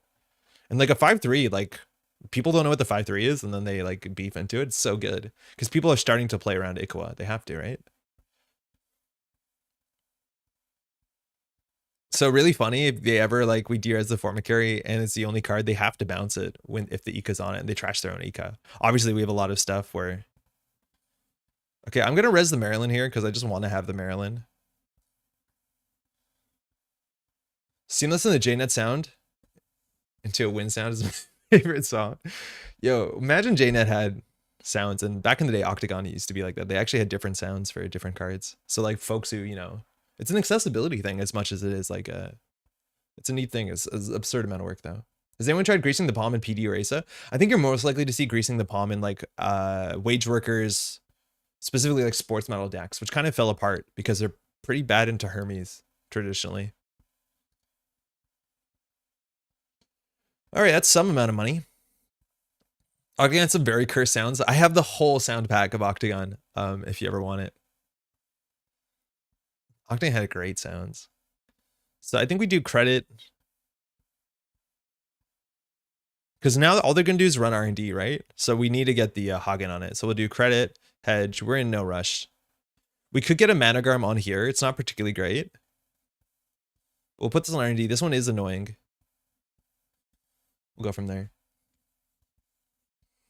Octagon had like its own sound for Archer, had its own sound for like Breaking News. Those cards were much more common back in the day. One of them was the card you could play back in the day. They had individual sounds if you realized like a decoder, or sorry, a code gate versus a barrier versus a killer. So it was like, oh, it's a sentry sound. Excuse me. Sentry. Scary. It's just so funny because they don't want to run this, because obviously they don't. Because then we get either a free ablative or a free Formicarry Managarm. I just need agendas now. Hopefully it ends. Yeah, no worries. Man, there must be more Stegodon support. I wonder if this card's going to be like super, super prevalent in like December, whenever the new set comes out.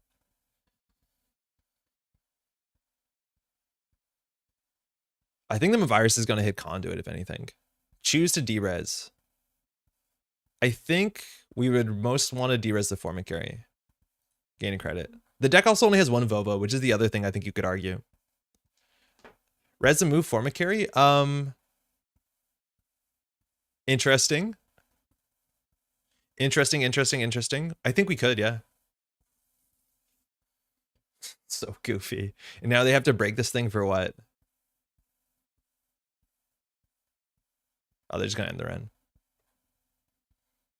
So now they run R&D? That was not a great value run. It cost us 1 credit. But it's cool to see the pieces move around, right? Like sometimes it's just neat. Sometimes it's just neat to move cards around. I also like this deck because when it pauses and gives you that obvious interaction the corporation has a Formicarry on the table, it doesn't matter because the runner knows you have a Formicarry on the table. It's the thing I'm curious about. How far apart did the Midnight Sun and Parhelion release? I think it was 6 months. Just curious if you can get a plus minus few months idea of what's expected. I think if you're like, so the fact that they, you know, NSG formalized Trojans, I think if we were a bit smarter, we could have told like, oh, clearly there's something brewing. Blade of on server 1's okay. What's our turn? I think we do credit install, and then we draw an agenda next turn. Oh. Beans. I'm just gonna do that manually.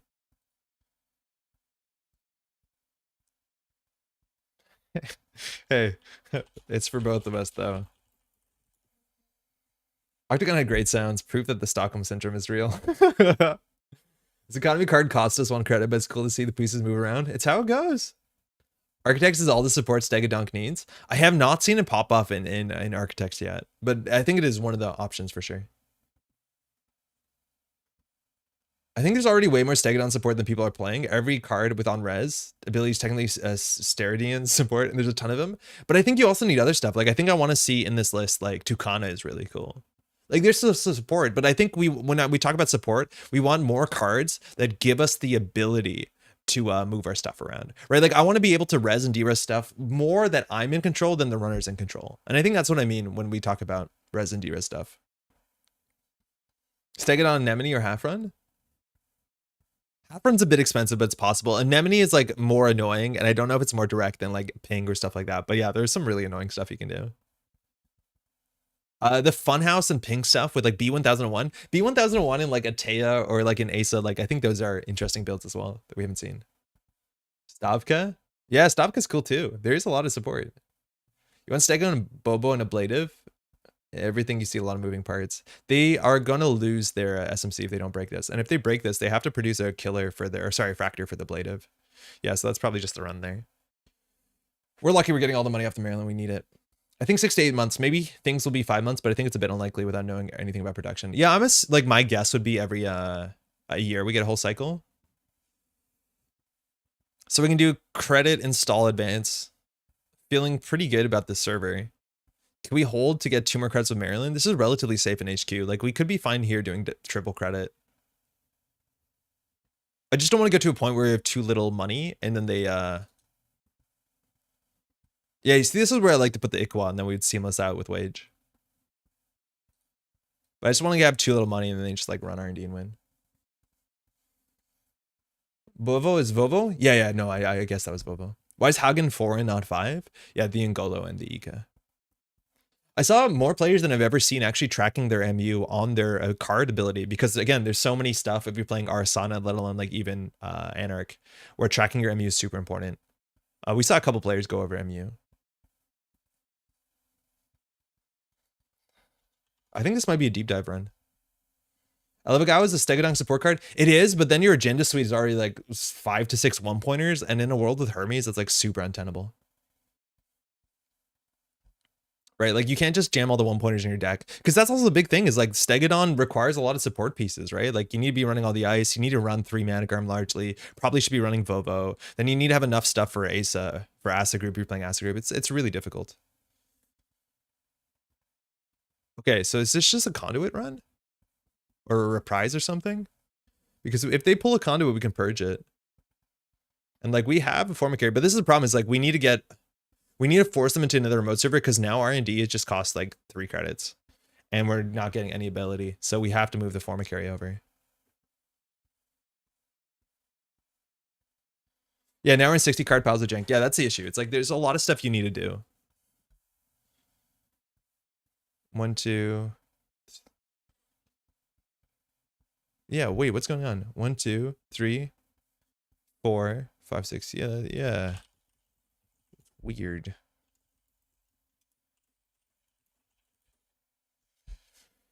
Why weren't they over MU? Hey, Alwyn, it's been a minute. Life. I've fallen out of Netrunner. But what I see of this Hermes really seems like a Namba with Ika. I guess that's the thing, you never return to HQ. Elwyn, how's it going? Yeah, it's like you have so many other options. So it's not a big thing. You can also just move the Ika out before you access if you really think it's a problem. So in some ways, you know, a bit of a Nambo, but also in other ways, right? If you can control how much ice is on the table, the downsides of Ika don't catch up with you. So it's a bit of a mixed bag. They're conduiting. They probably should know there's a virus on the table, so I don't think this is a great run. Oh, they can't even do it this turn. So I think we're okay. Hermes isn't res, so Eco's fine. Well, it depends, right? Because if we now it's unres. But yeah, if you move it to a res card, you're fine. Architect is an anti-Leela tech. You can rarely end up on res dice in any other matchup. Yeah, in this matchup and sometimes in Arsana, but in Arsana you just cycle it without installing it. We'll shuffle that back in. Okay, so that's how we win. But this is where the deck like really suffers. Is like it does not have an elegant way of getting to 7, and maybe Elevigau's help. So we could actually do double Managarm. They have no money though. I don't know what I'm worried about. I think we can forward install Advance Advance, and even if they trash the wage workers, we're not in a really bad spot. And specifically if they trash the wage workers, we can bounce and reinstall. Yeah, we'll just do install Advance Advance.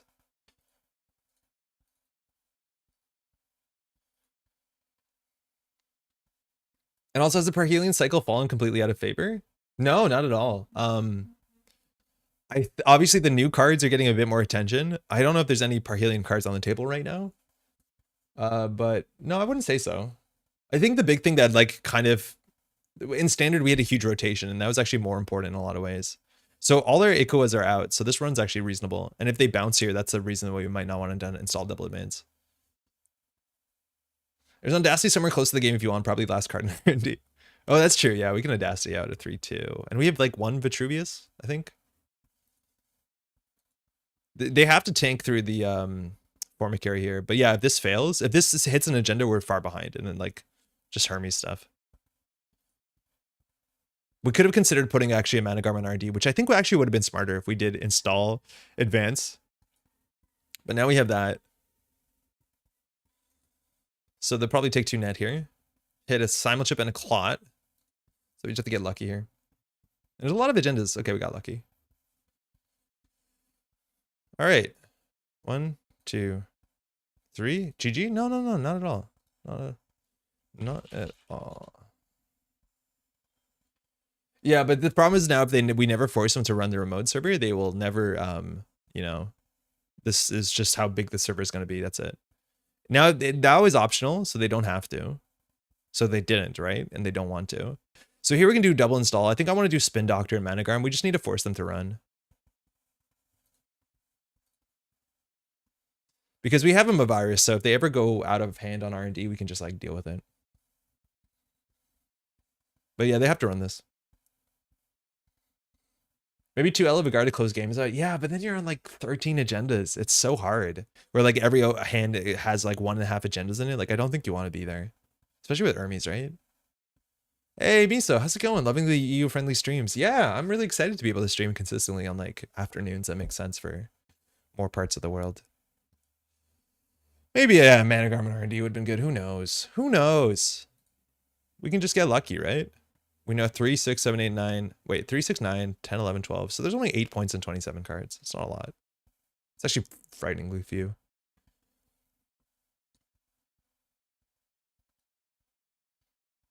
Let's import Sansan. I don't think you need to. Because then, like, if we play Sansan, it only works with the 3 2s, right? Like, Sansan with 4 2s is not that great. So, like, maybe Bass is good enough. Maybe you play MCI Austerity Policy. That's a good one. I think we can allow 1 card here because we don't actually care about the bounce too much. Sansan is exactly what we need. Oh, it's too expensive. Nice. So here, if we want to find the winning agenda, I think we want to shuffle first and then we'll draw. So we'll shuffle again. We have fully ops. We'll get a fully op back. We want to leave Rashida in the bin because it's one of our ablative targets. So we'll just do a fully op hedge fund. Arguably, we don't need the hedge fund. And now we're going to draw unknown cards. So we can start here. Okay, that's good.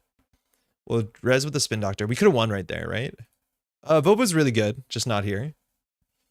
So we want to get stuff in remote server. So this is the cool thing with Vobo is you can just put Vobo behind any piece of ice and like it does something.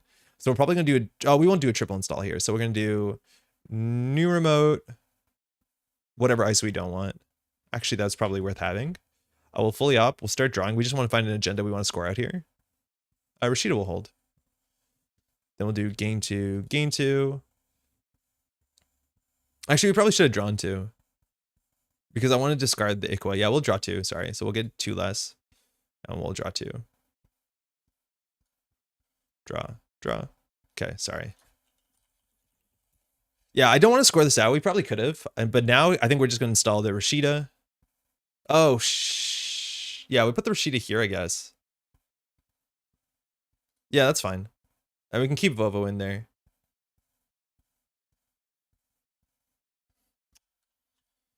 What a winner. What a winner. So get rid of one of these and one of those. Yeah, cool. So now they have some more issues to deal with. Purge here, too much money. We can purge for free with Mavirus on the table. This is why we got this out clicklessly, just to have it on the table. So if they ever go in, they just see one card, we purge, it's fine. There's also like, they have to run archives. Again, there's 3 points out of the game, so they're trying to win on R&D when there's not a lot of agendas in there. But we also want them to run here so we can like re-res or ablative. Like we just need to force them in different directions. That's a really important thing, is always getting things on the table.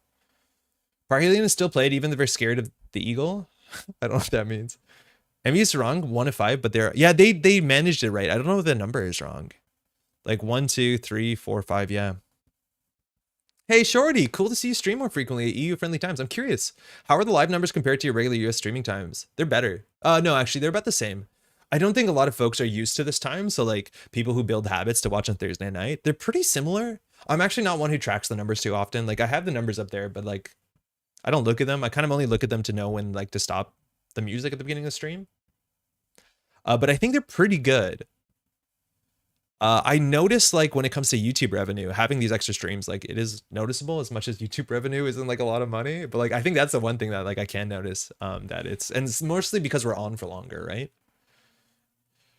But how's it going, Shorty? I'm glad to be able to stream at a time that makes sense for more people, because there's so many people that come in when we stream on the weekends and be like, it's so cool you can stream at a time that I can watch live because I watch the VOD. Oh, hey. Oh, hi. How's it going? Okay. Yeah. I meant the Mavirus when they were running the Condobus last turn. Oh, yeah. Last turn, it was a bit of a risk. Again, there's only 8 points in R&D. So, not too bad. We weren't, like, going to be wrecked by Hermes either. The stream time chef kids for you. Yeah, it's a really good time for you, specifically. Learning. Having a rainy but still beautiful day. Thank you. Yeah, hey, us too, actually. Very same thing over here. There isn't enough money in the deck for an early Sansan. Yeah, there's just not enough money in the deck. We spend 6 on Sansan, we bankrupt ourselves, unfortunately. There's different ways you can build the deck, but like we don't have a lot of economy. I should probably go do some work today, but thanks again for running a great event this weekend. Yo, Chromatically, again, huge shout out. I talked earlier on the stream with the narrative of showing up with the 2018 playmat. Can you confirm, the one thing I don't have evidence on is in 2018, how many games in the finals did you last in Can Nats? Like, were you knocked out in 1 or knocked out in 2? Like, did you go the distance? Because it's a really cool narrative. But again, thanks so much for showing out, let alone kicking ass. Because that's a mana garm on server 6 along with the Pharma carry. Congrats again. Yeah, also Kyle. Congrats. Huge congrats. Top 8 players were put a show on. All right, so then the math is what happens here. It was winners side finals and lost twice, losing the second game on time. Oh yeah, it was a time finals because we were at the hotel. Oh, beans. Okay, so you really had to run it back. That's really exciting. Well played. All right, okay, here we'll probably end up purging it. And this is the issues. Like maybe we should got a mana garm on R&D. That'd probably be for the best, but like this is what, you know, the sort of play pattern that's encouraged by this stuff. Still pretty expensive here. Like, I think they take the 2 net damage. They have an Iqua out. Was that the one, the low pair one? No, that one was won by Eric Kaoli, right? That was like the Wishbone meta with Asmari. But that was Kaoli that came in first. I forget who else was in the top cut. I made the top 8. I got absolutely smashed by someone playing Wayland. I forget who else was in the top cut. Lopair is a pretty safe bet. I don't think Dean or Brandon made the top cut back then. I think Brandon was just learning the game. All right, well, res. I'm gonna res the Vov. I'm just gonna res the Rashida. I'll res the Vovo too. Purge. And that's a cool thing is that Ablative is D-res, like running with the conduit. If we get the what's it called, the Mavirus on top of the Vovo, like using Ablative to get a Mavirus on the table is one of the best lines you can do in HB. It's so good. Oh, Eric George came in third. Yeah, you're right.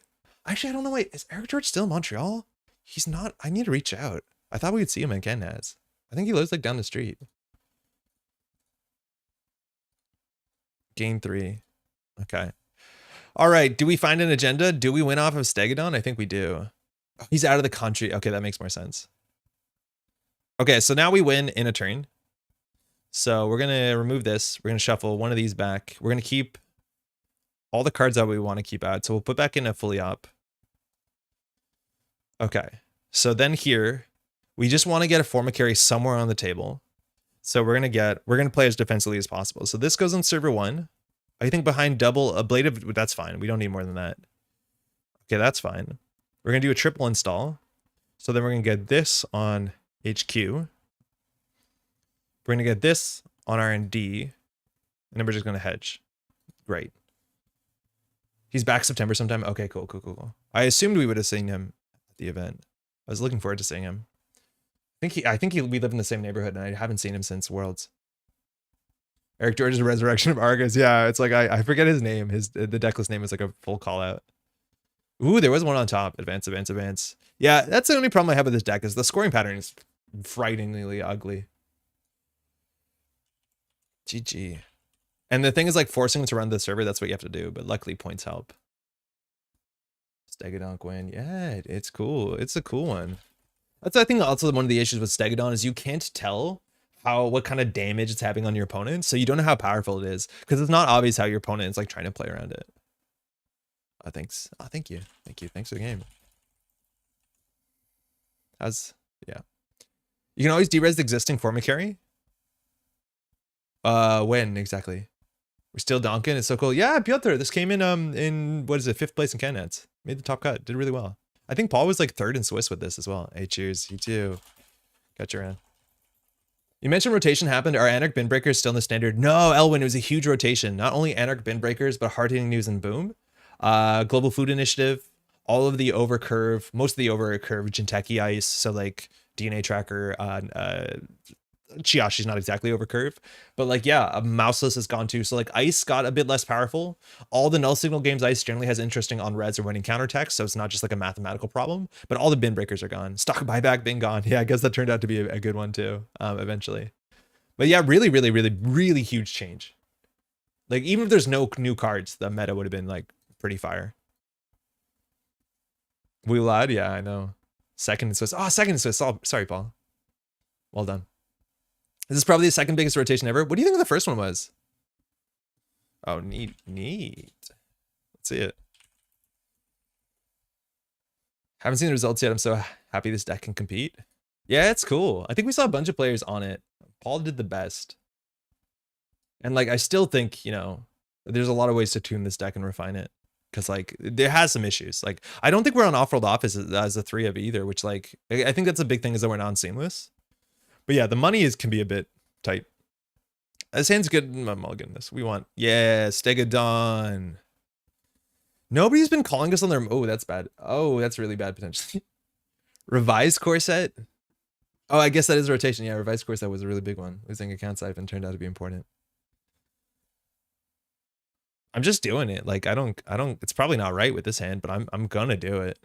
At least if this goes off, we have something cool to show for it. I don't want to go to no cards in hand. Right? Like if I installed this and the mana card, I'm like, it's really bad. Whatever rotation kicked out Noise. I think Noise was in the revised core set, wasn't he? No, probably wasn't. That's not a good start. Not that guy, but I'd say CNC was the biggest rotation. So many staples gone. Theos. I don't know if it's bigger. It was a big one though. That's for sure. I don't know if I would say it was the biggest. OG Core, Flashpoint, Lunar, Sandsign would be my top 4. Oof. This could be pretty bad. They can steal Ikoa. So like this can be so bad for us if they steal an agenda and then bounce and run the Stegodon, bounce HQ. Like, okay, we're alive. And this is again where like I love Seamless because scoring this out and being able to respond to Hermes is like really important. It's like super important. So now we have to like stabilize before we can do anything.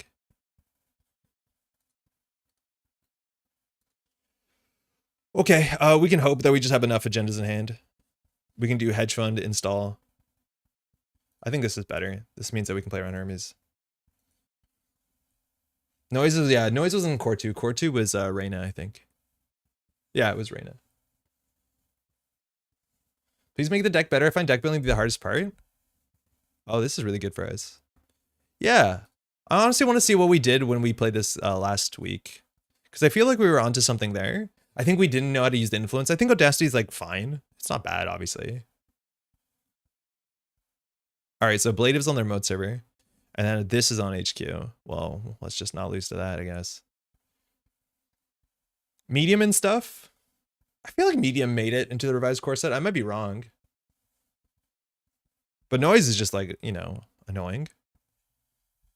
I like noise. Conduit. Ah, Turtle, nice. We only have one Mavirus. I like playing two Maviruses. I think two Mavirus is really good. How important is this deck to donk early? I don't think it's the most important thing, but it's the most fun thing. It's the most important thing that you do if you want to have fun with the deck. I don't think it's the most important thing, though. Hold on. Server 1. Let's just tempo out a bit. Whoops, wrong card. You have to do the agenda first. Don't tell our opponent. We have to draw 2 here so that we don't just have only agendas in hand. Well, actually, maybe not. Oh, it's good that we have that. Oh, they're 2 Maviruses. Okay, thank you. We got at least one of them. Donk often, donk early. Reina needs some love from NSG, but I think NSG are going to phase out all of the cards eventually. I think they are. I don't think giving Reina any support is like really worth anything, unfortunately.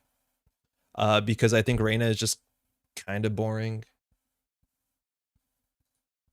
I don't know. Like, I'm not a huge Reina fan. We'll shuffle some back. Maybe it's actually better to have them in HQ.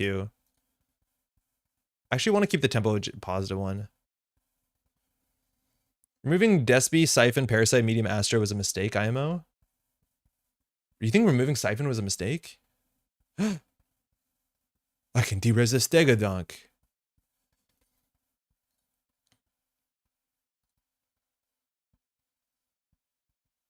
No, this is also going to fire, but this puts us down to, hold on, thinking. This puts us down to 0 credits, which I don't think we can afford to do, so we just have to let this go. This sucks. Reina support is econ pressure. Yeah, Reina's support is just like, I don't know, play a better ID. Reina's ability is like not bad. If we do this, we'll never financially recover from it. Jeff, please. I need to practice playing against a stonk carry. David, good game. We just played, huh? That was a really good trash right there. Prisha, not upgrades. We can score at Illuminal, see what they bounce. We'll probably be able to fully op here. Play a better ID, Andre Spice in the afternoon? Well, it's like, it has so little text on it. I don't know. It's also like one of the weird ones where like if that was printed in any other faction, it's like, okay, look, I just want to say a lot of the older IDs are not very good because they came at a time where the game was less interesting. So like, you know, even comparing Los to Reina, I don't know what to say about that. Okay, so they know they moved the Gatekeeper into R&D. Okay, the Hagen will hit like a truck. We haven't done install yet. We need to get the Maryland on the table. Otherwise, we will be broke. So we can install fully up for money. That's the best we have.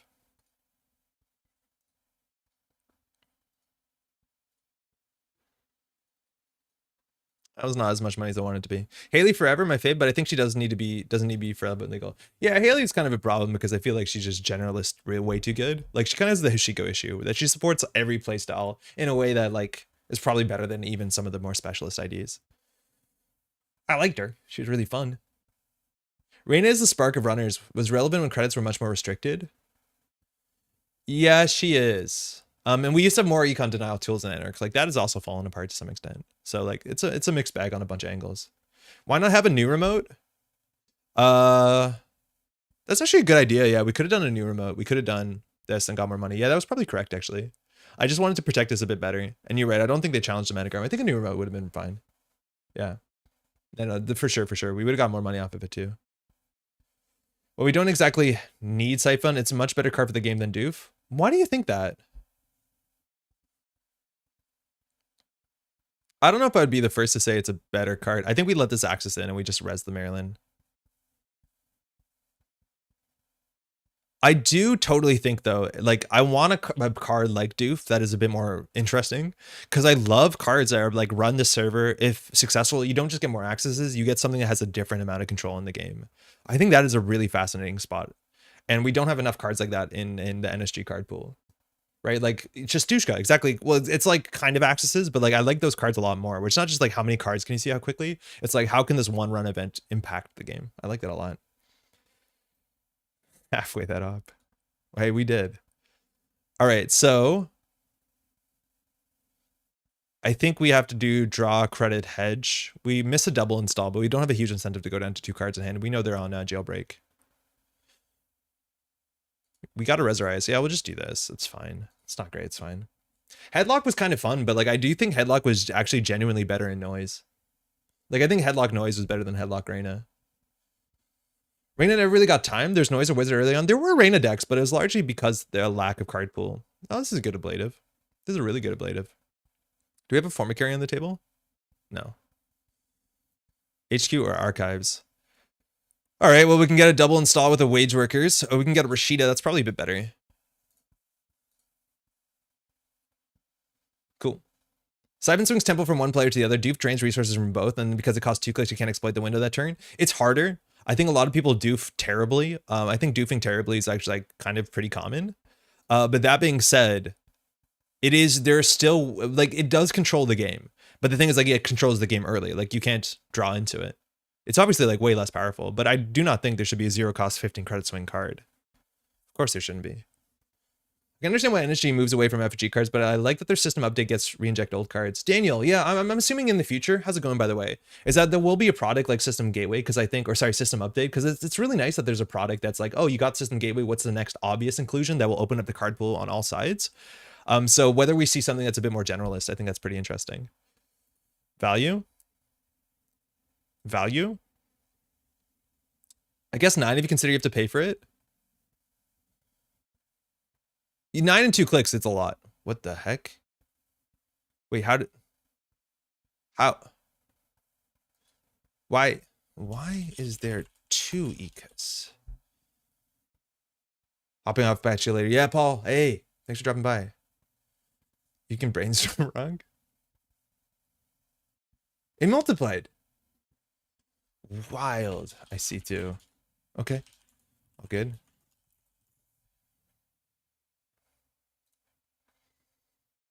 Yeah, definitely a visual bug. Super interesting. Never seen that. J-Night going wild. Yo, Tondo, how's it going? Great to see you on the weekend too. I was talking about how there's like so many folks across Canada that we played Netrunner. Like I think we've like nearly 10 years, man. It's been a while. It's gone. Okay, it's fixed. Arizona absolutely popping off. All right, so we have to stabilize a bit. This costs still 3 credits. Like we can push into that. Getting them a virus on the table is really good. I'm gonna start with this. No, we want to do the double install first. I think this is a pretty reasonable double install. Again, we just need to keep our money up though, because if we get doofed, we lose. Or not doofed. If they get into HQ, it's really bad. Oh, we have 1 spin doctor on the table already, huh? Well, don't mind me botching this turn in a way that is bad. Oh, Vovo's good though. Is it? Is Vovo good? Is Vovo good on this board state? Might be related to not counting MU. We seem to be on track so far. But yeah, maybe. I was having issues with Netrunner DB this weekend where I would search a thing and it would show me the wrong thing. What is this? This is a Hagen. That's in a really good spot right now. Especially because we can purge. Whatever. Man. I had 4 botches in a heap. Jaina is weird sometimes. Professional ordering? Yeah, it's pretty bad, let's be honest. I forgot there was a spin doctor though, but we need to get the double install. So it wasn't like, it was ugly, but I don't think it was incorrect. Does Jinteki think Inca doesn't count MU? It is right now, but we had a problem last game. I'm not sure why. I'd rather see new ideas, not this card was cool, let's print something similar, even though a lot of near prints have been cool. I think there's a lot of cards that like, oh, yo, this is going to be a really sick hit.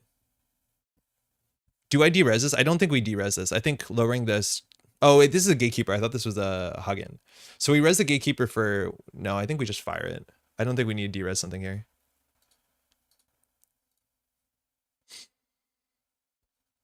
It says 2 of the 5. Yeah, but that's 2 of the 5 available, I think, which is correct. I don't think it's 2 of the 5 filled. We're going to get HQ pressure here. We're done. I think there's just like things that are important, right? Like sneak door beta, some effect like that should exist in the game. I think that's kind of undeniable. Oh, now we have to de-res to get the Hagen. Oh, the Hagen's gonna be so good. Wait, how much strength is it? 4. Oh, it's so good. We need to do this to be able to afford it. Ooh. Ooh. Ooh, bye, little turtle. Ooh. I suppose I should go watch a review of Automata Initiative, but quick thoughts on Faust Audrey 2.0. Audrey 2 is cool. I think it's pretty hard to play right now because my virus is everywhere, but we saw one make top 4 at CanNets, so I think it's tricky. Whether you played in Freedom or Lou or just Hosh. My fun tech card forever. I think that's fascinating, so I'm not entirely sure. Now they can run our... Oh, they don't have clicks. Oh, Rashida here is really good. We're like barely scraping by with economy. It's going to be really good, though, in a second. Okay, this is good. Fear the donk. Yeah. It was good. Okay, so now they have to actually produce breakers, which, like, you know, that takes a bit of work. We have our first fun Macari. That's good. So we can do... We don't have a wage workers here. We want to score at the off-world office, but again, without a wage workers, it's pretty difficult. So we want to get it on... technically on this server. So I think we hold for a turn, and we just set up. So ablative, let's try and get a gatekeeper on there. So we're gonna start with the hedge, I think. I don't think we have a huge incentive to fully opt this turn. We can get Rashida on server 4 just so we have it if we need it, because she's good. Or we can install 2 ice. I think installing 2 ice is a bit better here. So do archives. Oh, I forgot we had the trigger there. Actually, undo click. I've decided to be hateful. I've decided for war.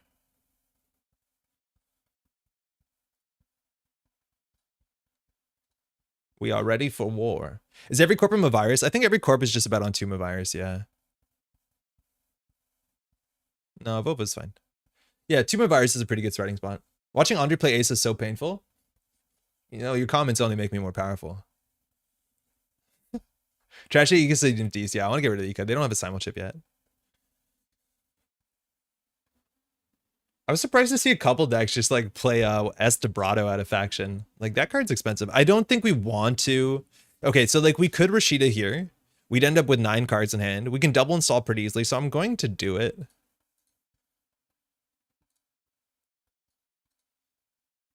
Maryland before or after? Hold on, we should have done Maryland before.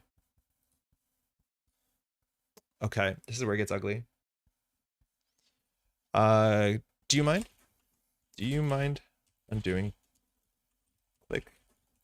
I messed up the order, and VK is giving me a hard time. Oh no, just click, I think. You can... Oh, never mind.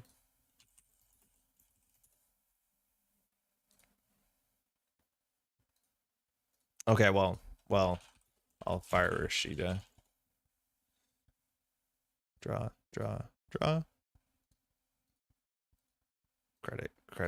Credit. Okay, I did the good way. Okay, cool. So now we have to pop off. So now we have to score out an off-world office. Ideally, we're doing it with a click left. So we want to do install advance. Thank you. Thank you. And then we want to do on top of the managram, of course. So we're going to install the agenda in server 1. Again, like, it's really hard. I think we just don't score the Ikawas. We just hope them to be, you know. We want the wage workers on the table. So we can install the wage workers here. We can advance once. And we can throw out the Ikawa, which I don't think we have intentions to score. We could still definitely get like bounced back to the Stone Age somehow. And if we score that out, we can win. Move Vovo. Yeah. Yeah, don't mind me. I will. YDL where? Yeah, I know, right? YDL is good. I think that card is way better than it looks. I think that just like Rashida is so common. R+ is really common. Bacterial programming is common. Fully op is common. It's like kind of hard because of the click compression, but like, yeah, I don't, you know, go to Cascadia, all that sort of stuff. It's really good. Shouldn't you have res WW installed the Maryland and got the advance? Oh, fuck. Yes. Yeah, obviously. Yeah, we should have res the... Don't. You're making VK more powerful. It's a disaster scrub. It's not that bad. How's it going? It's fine. It's fine. It's okay. You're right. It's really bad though. So now, because the way that this is worded, even if an icebreaker comes in mid-run, it has minus strength. So I don't know how they're going to deal with this gatekeeper. Like in Golo, it's really expensive. Like Angola coming at 0 strength, like, oh my god. You had to pay 5 plus 2, and then you're not even breaking it. You just installed your breaker, and you have to boost twice and break twice. It is so expensive.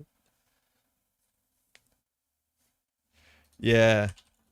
Minus 2 strength. It's gross. If you need a clapback against Joe, Andre, just ask where Epiphany write-up is.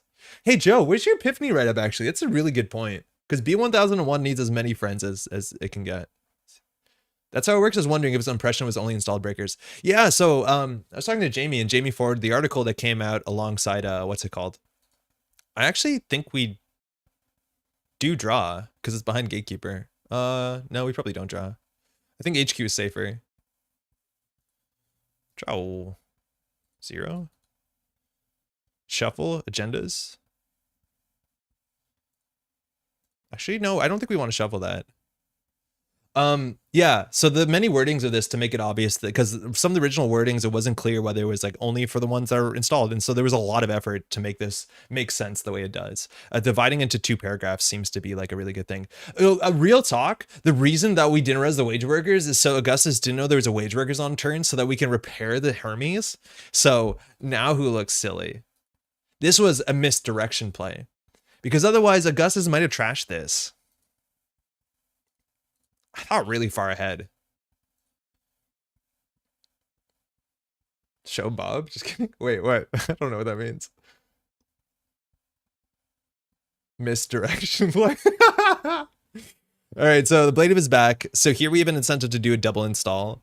If we just force into the remote server, it's pretty good. Do we have any ants on the table? We don't have any ants, so we want to get ants on the table for sure. So we're just going to get ants on the table. Because next turn we win Audacity. We don't actually have to push on the table. There's a lot of different lines here. We could also just install the agenda behind this and like put the ablative, and I don't know what they do. They go through this for 2 credits though. So we'd have to, yeah, I don't think we push it. If anything, we put the Maryland in the server. Yeah, this is better. This forces them to run. Move Vovo. No, you're doing great, little guy. I should not call the old grandfather little guy. I take that back immediately, please. Damn, he's good. It affects all breakers for the duration of the ability. Yeah. So it doesn't matter when the breakers come in. During this run, all breakers. And a lot of effort went into making that work that way. Misdirection rotated? Yeah, that's why it's even more surprising when we do a misplay direction.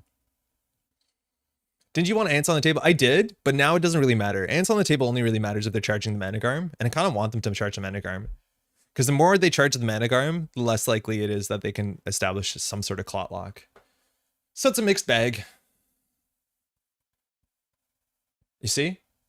Like, it would be good if we had the Formicary, don't get me wrong, but it's not the most important thing here. I want to waste their time and put something in the server. Because, like, if we did Formicary here, and, like, Formicary on this server doesn't work with Managarm, so we had to put Formicary in another server. That's not important. If anything, icing up R&D is fine, but, like, we just want to, yeah, okay, so that's it. So we res this for free, which is cute. I'm just going to do that because it's fun. Can't fast and Stegodon. Doesn't work. Your remote. Well, it does work. Oh, your remote. Formicary. Advance. Biotic would have worked here, but don't feel bad about this. GG. All Stegodon meta. Jessica, how's it going?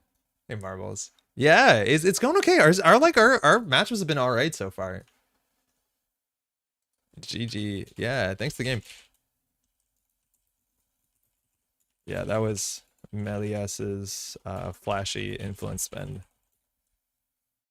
It's a hard one to expect for sure. Yeah, just generalist good card, obviously. Bass for some, to some extent works in this for sure. What a deck, right? Audacious. Don't you want the, excuse me, I read that. Yeah. The ends on the table are important, but not so much important this turn. You want to do a res all, and again, that's the hard thing with Formicary, or sorry, with Stegodon. We don't know how much our opponent just doesn't want to run because they understand like ablatives are everywhere. Ah, beans. Yeah, I think that's a good place to be. Yeah, definitely play Pinhole. Pinhole's really good. All the better for catching you live during my awake hours. Yeah, hey, Tuesday stream. How's it going? I don't know if I'm gonna stream super long today because I have to go to the cat food store to get cat food for the cat. Um, but we're gonna be here for a couple more hours for sure. Thanks to the game, eh? I did blow out my voice on the weekend and still not great yet. I'm kind of feeling it a bit. Arson is good against ablative. Yeah, Arson is pretty good against everything. Let's be honest, right? But yeah, being able to hush, like just about all the ice we play is weak to hush. Like hushing the former carry on a different server, yeah, it wins you games. Like a very, very strong Arsana that isn't rushed out too quickly, I think can eat this deck alive for sure. Mango, glad you were so specific. I was worried you're getting cat food for your partner. Is it food for cats? Prime place to get cat food for sure. I went to my cat food store to get cat food for my dog. I think you can do it. I don't think you should. I feel like the scientists in the animal labs have probably found the best food for each type of animal. I asked for calico food and they're like, sir, I don't speak English. All right, let's play some Diogen stuff. Okay, so Diogen has been really hot on this deck. Diogen also, top cut, 6th place. Played this deck. This deck is so weird. I had the pleasure of doing the deck check on this and we're like, okay, all right. Diogen was joking when we were doing deck check. It'd be like, it's super easy on the deck write-up because he puts 3 ofs of everything in the deck. So this is an ESA deck. We have one game on video that eventually be up, which unfortunately I think was an absolute blowout because the corporation did not ice HQ turn 1, which is the thing you're meant to do against ESA at all costs, and they didn't, and they lost really quickly, and that's just unfortunate to get on camera. But the idea with this deck is it has very few real breakers, so we're on 3 Botulus, Slap Vandal, and Boomerang. But most importantly, the idea is Airblade is a card that deals with on encounter abilities, which like this is the second best way in the meta to deal with them because Hush just seems to be pretty good. But this is nicer in ESA because ESA often you don't want to keep cards in hand because you're not sure what you're going to keep because of core damage. So you get this on the table. But the big thing here is you can prevent 3 net damage. So with Banar, you can get through 1.5 ice for free. Is that better than having more card draw in your deck? I don't know. Honestly, I don't know. I know Diogen really loves it, so I'm excited to try this out. But this is an interesting list, and all the just kind of like go big or go home, just like smash the finales, smash the Chistushkas, and try and win. Otherwise, we don't have. Oh, we do have Running Hot. That's great, but it's been a while since I played ESA, and like I think that's one of the big ESA issues with ESA. Like ESA was really weak to rotation because the bin breakers were so good in ESA. Because if you lost them to core damage, you pushed yourself forward, and now ESA actually has to worry about installing stuff before taking core damage, and then there's a risk here. So having an icebreaking suite that is like, you know, kind of interesting might be good enough. So I'm really excited. This deck did way better than I would have expected to. So shout out to Diogen. Gotta respect HQ. Andre, tell me that. Yeah, that's the big thing. It's like against ESA, Ice HQ turn 1, double ice it by turn 2, ice up R&D. A lot of the old ESA decks were on a single finality. I think I liked multiple finality. The deck also is not on hedge on Sure Gamble, which like I don't know if it makes it better, but you have, you know, you have obviously Ghost Tongue. You got a lot of value here. Carpe Diem for 4 influence. I don't get that, but okay. It's money. I think the most important thing is that the rollerblades, imagining ESA like, you know, attacking prison or jail on rollerblades. It's very funny. I once bought cat food and the clerk asked what kind I have. So I said I didn't own a cat. Didn't follow up with a question, just accepted it. I remember clearly when we were in 8th grade, we were given like an income and like an imaginary job. And then the point of the exercise was to like balance your budget. And I don't think I had a very well-paying job that I was given. And my teacher allowed me to live off of cat food, which like clearly means that I wasn't taking the thing seriously, which like that's on me, I guess. But it did have an impact on my life expectancy. So burn bright, not long. Spend less on candles. No, yeah. I started to see ESA decks running 1x Light the Fire to deal with Tucana bombers. I don't know if I'm at a point yet where I think Tucana would be the first thing that I'm excited to light the fire, but like Managarm's common, Anoetic is common. There's a lot of reasons why I think Light the Fire is interesting. Skate by Arson. No Bravado instead of Carpe Diem? Weird. Yeah, it's interesting. It's like, is Carpe Diem better than Sure Gamble? I'm not even convinced that's the case. Mark in a non-mark deck is really awkward because you play it and you don't know what you're going to run. Is a click for 4 credits better than a click for 5 credits and 4 influence saved? I don't know. But I do know that Diogen's really hot on Carpe Diem. I think he was playing it all in Adam decks last year, stuff like that. So it is his brand. Perfect COVID entertainment. Oh, Shalata, I hope you're doing okay. Hopefully you're feeling better. Hey, there's Diogen. Ghost Tongue, you can play every event with 2 credits in hand, most of them with 0 credits in hand? Yeah, maybe we just go like really low on money. Very importantly with Sabotage, the corp is doing the trashing, so you don't have to worry about Oppo, which is kind of cute. Op can be tricky, right? I think you have a good matchup in Op, classically. All right, opening hand, no money. We have a Ghost Tongue, though, and a Marrow. That's pretty nice. We have the Bonhar. Hush is pretty okay into Wayland Ice. Pretty good into Op in general. I think we want a bit of money in this hand, as much as we can just install Ghost Tongue and hope we draw into good stuff. I think that's good enough. We'll install Bonhar, install Ghost Tongue, and hope.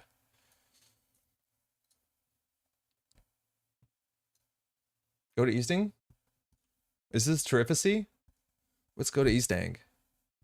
According to Jeff Spreadsheet, your favorite versus Op? Yeah, for sure. I think Outfit and Op are pretty bad into ESA in general. Like, this sort of disruption is really important for Op decks. They're holding a lot of weird one-ofs. Opium. All right, let's try and die to Envelopment, huh? So we'll install the Banhar. We'll get down the Ghost Tongue. We lost the Boomerang, it's fine. We'll draw. We'll get Sabotage 2. Just send the Finality. You generally don't want to be stacking multiple Sabotage on the same turn. 2 from the top of R&D. If we draw... do we have Dirty Laundry even, Diogen? No Dirty Laundry. You're on Carpe Diem above Dirty Laundry. I'll draw. I'm just going to run Archives. It's 2 cards, I guess. I would take 2 axes on turn 1. Aziev, nice. And a Rashida, okay. So this does look like Bathop. Rashida, nice. An idea of Light the Fire works against Cold Side Server. I'm pretty sure Cold Side Server, without looking at the card, says there's an additional cost to run this, and you have to pay that before the run is made. So I'm guessing no, but I haven't pulled up the card. It falls apart against Ginger decks. Yeah. Yeah, that's the thing is, like, you can build a deck that can't win against the whole field, and you don't need to win against the whole field, right? Like, you can have pretty good matchups into a couple things, and that's good enough sometimes, right? Like, you don't have to have a deck that's like, I have no game plan against Ginger. This is how you have to be playing against Chistushka. This is really good. It's additional cost to click the LTF button. Yeah, exactly. So additional costs to play runs have to be paid before the run. All right, I think we're just going to Marrow here before they score out. I keep calling this Marrow. Like, I don't know what happened to me that I just can't say this word right anymore. It's Marrow. We're going to play Marrow. Let's go. LTF gets redirected anyway. No arson in the cold side server. Yo, it's meant to be cold. Draw. Okay, strike fun. So we want to mosh that. I want to mosh a different card than Finality. Ideally than Boomerang as well. Botchels is hard to make cook because there's so many ways that Op can deal with it in a tempo positive way. I think we're just going to draw once again. All right, we're ready to go. We can hit the envelopment and just roll through it. Today or tomorrow. I don't know what happened. I just started saying it wrong. And it just stuck. It's important to get us done early before they score at a hostile or anything. Atlas with the counter is the one thing we have to contest. And like if we don't have breakers, Stavka does nothing. Largely. Uh-oh. It's happening. Oh, they got rid of Tucana. I think we're happy about that. We don't like a lot of ice. Vovo. Okay, this seems like just Jeff's list. I don't think Jeff is as hot on the Vovo as some other players. Like I think this is the card that is kind of, you know, like the Jeff trademark.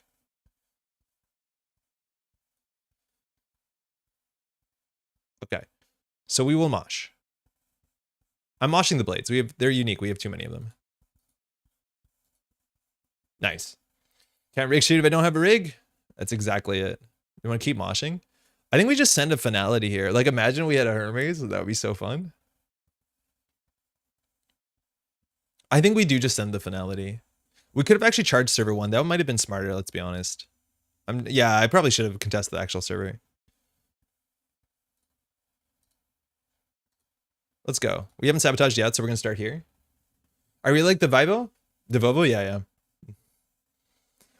I feel like the last time I heard you talking about it, you were like, it's probably good. No. Oh, it's a border control. Okay, so we're going to go through this. I think we're going to lose the Finality here, and they'll get a 3-coster. We also won't get our Boomerang back. So this is 4 cards. It's a lot of cards. Is this Sandstone? We have a botch list for it. All the Vovo decks I've tried to build never end up drawing him, so being able to summon him at will is pretty cool. Yeah, for sure. Okay, so this is more like the versions in where do they sabo from? I didn't see this too much because I didn't get to watch EMEA, but the NWE testing group was playing the calibration because you can use this to get Tucana and like really tempo forward. So either we run archives or we run here. I think there's a chance that they can end up Aziefing the Vovo to get a spin doctor, so I'm just gonna run archives here. Nothing, but spin doctor double audacity is pretty good. So they're gonna get Tucana, they're gonna get ice on R&D. Getting rid of Tucana seems wild unless they have a second on hand. Yeah, I think it's because they're gonna grab it with the Kali. Or they have a second already. There you go. So hostile here. So this is really, really good for them. I'm glad we didn't contest our mode server. Oh no, sorry. Above the law would actually be pretty bad for us. We don't die to Azief. That's important to keep in mind. Yeah, the Kali testings are really cool. The fact that you get the Tucana before you score out, it's a really nice combination. I think that's what the NWE lists are running. Okay, wraparound, that's fine. Just an Atlas with no counters on it. With 3 credits, we can run HQ. Oh, but it depends what they Tucana here. Another border control, okay. So that's fine. That's totally fine here. We need to run HQ because with 2 credits, they can't really res much. We are bouncing off the server. And now with Marrow, they sabotage from HQ, right? Like it's a 1 agenda in hand. Do you see it? It's like Christmas out there. Okay, all good. Nope. What is happening? Stream's still on, huh? Test, test. Okay, cool, cool.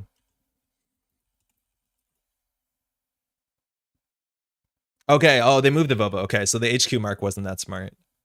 I think we can consider going R&D. If they use the border control, we're pretty happy. Yeah, we will go on R&D. I can't move this, right? I want to, sorry. I want to ban her on. What's happening? How do you plan to use recording cannets? Do commentary like you didn't know the outcome? Yeah, and a mixture of the two. Like I'm not going to reveal the outcome, but we're just going to be talking about what's happening so people can understand why players are doing a certain thing. This basement Windows 2000 machine is dying. Okay. So this will be 2 net damage. We'll start here with the running hot. We have a Chastity. Again, they can res 4 credit ice here. They did 2 from the top of R&D. So we'll draw once. We'll draw again. I think a single access for 2 is not good enough. Jailbreak is good. They'll crack it here. That's a good card for this deck. I like that a lot. Janet's been a bit unstable. Yeah, I haven't seen that though. That's really weird. Take net 2. All right, we kept the bad card. That's fine. We can always reinstall this if we really need sabotage. Yeah.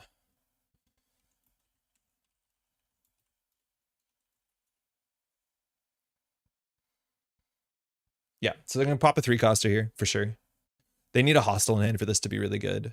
We could consider running HQ. We just need to get their money down. Enigma, okay. Let's draw up once. No dirty laundry. We can draw up again. Maybe we Carpe Diem. That's good to just smash into HQ here. Again, after they res for only 1 credit. It doesn't hurt us that bad. And actually, that's pretty good for the raindrop. So I think we will send it HQ. The only bad spot here is if they get, again, a spin doctor out. Because those are all from HQ. Yeah, we have to force them to res here. Because the only way they get out of this is by getting, what's it called? A hostile. Oh, that's very good for them. Okay, so can you fire in an ETR text? Otherwise, I'll get ban hard.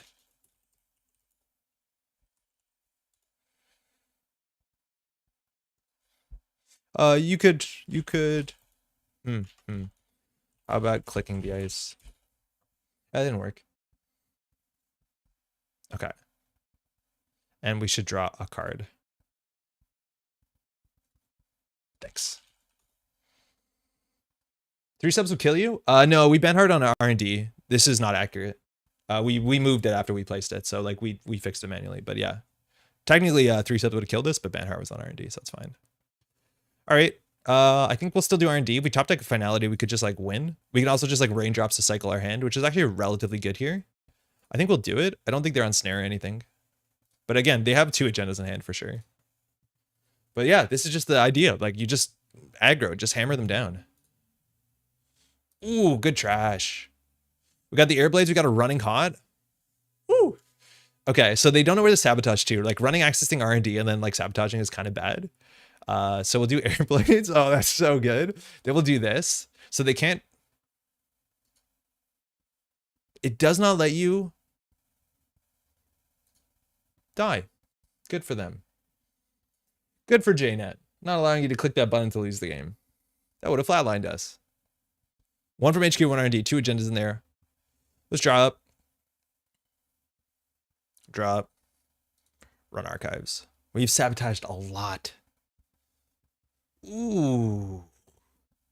Ooh. Okay. All right. Well, single axis wins. We have 1 finale in 18. That's what this deck is meant to do. Just absolutely throw it down mid lane. Just all go mid. Doesn't matter how cute your op deck is. Our good friend JNet. So 5 credits. They're getting out of the woods a bit. We've seen 1 extract, 1 hedge fund, 3 Rashidas, all spin doctors. So they just need to keep cards in hand so they can sabotage from hand. Does this deck bust it down? It just sends it down mid lane. The problem is, like, we kind of ran out of the tools that we need to run HQ really elegantly. So we're just going to try and draw into a finality. 2 hand sides. Let's go. All the Jacksons are down. Yeah. 2 Audacities and Archives. Yeah, they have to score in the remote server. Like, eventually we get breakers for this. We've seen 2 border controls, all the recursion. What do they do? Top of R&D. Okay, so we can just win on Archives potentially. Draw. I'm doing this for you, Diogenes. If this rolls anything besides... rolling R&D is fine. Let's draw once more. Okay. Yeah, okay. All right. We got lucky there. I'd rather have a dirty laundry, I think. So I like our... I'm going to let 1 fire. Okay. And now it's a 50-50 between the good card and the bad card. Not that we need money. I'm going to let another 1 fire. All right. Well, punished. Wolf 2. Wolf 2 never say die. Oh, Wolf 2 never say die. Absolutely just sent it down mid lane. Thanks to the game. That was brutal. And that's what this deck did on the day, right? Like, just as little as possible necessary to generate as many accesses. Hey, cheers. East Anglian champs. Okay, advertising this. We see a lot of people doing this online now, which I think is so cool. East Anglian champs. Largest Netrunner tournament in the UK in the lead up to both Worlds and UK Nationals. Metas from across country are coming together to test the meta just weeks before the World Championship. Barcelona expect to play 5 rounds of double-sided Swiss with a cut to top 4. It is in... Oh, this is at Ewan. Oh, super cool. Ewan's running this. I wonder if that's Ewan on the count. Okay. Hold on. Additional prizes. Very cool. Regolith mining license. Yeah. Get that moon dust. This is a Spin Doctor. That's a good Spin Doctor art. Uploaded by Not Yeti. Don't know artist credit. That's awesome. So that is in the Emerald in Cambridge, UK. DSS EU, JK. Honestly, yeah. Like I'm not the biggest DSS fan anymore. Benhar's still good. Yeah, Benhar's pretty good. Benhar's pretty good, I guess. The Orca playmat's still funny. I don't know the full lore, but the Orca playmat has always been around. Like, I know they were at UK Nats as well. Okay, let's do another one. That's really cool, actually. I'm into this. Just send it. Just send it.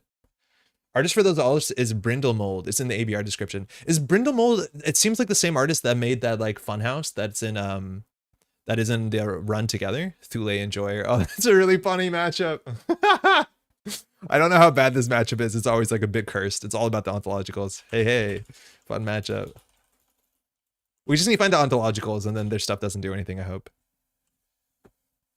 Chapter 1, the looming. 0, how's it going? So like, have fun.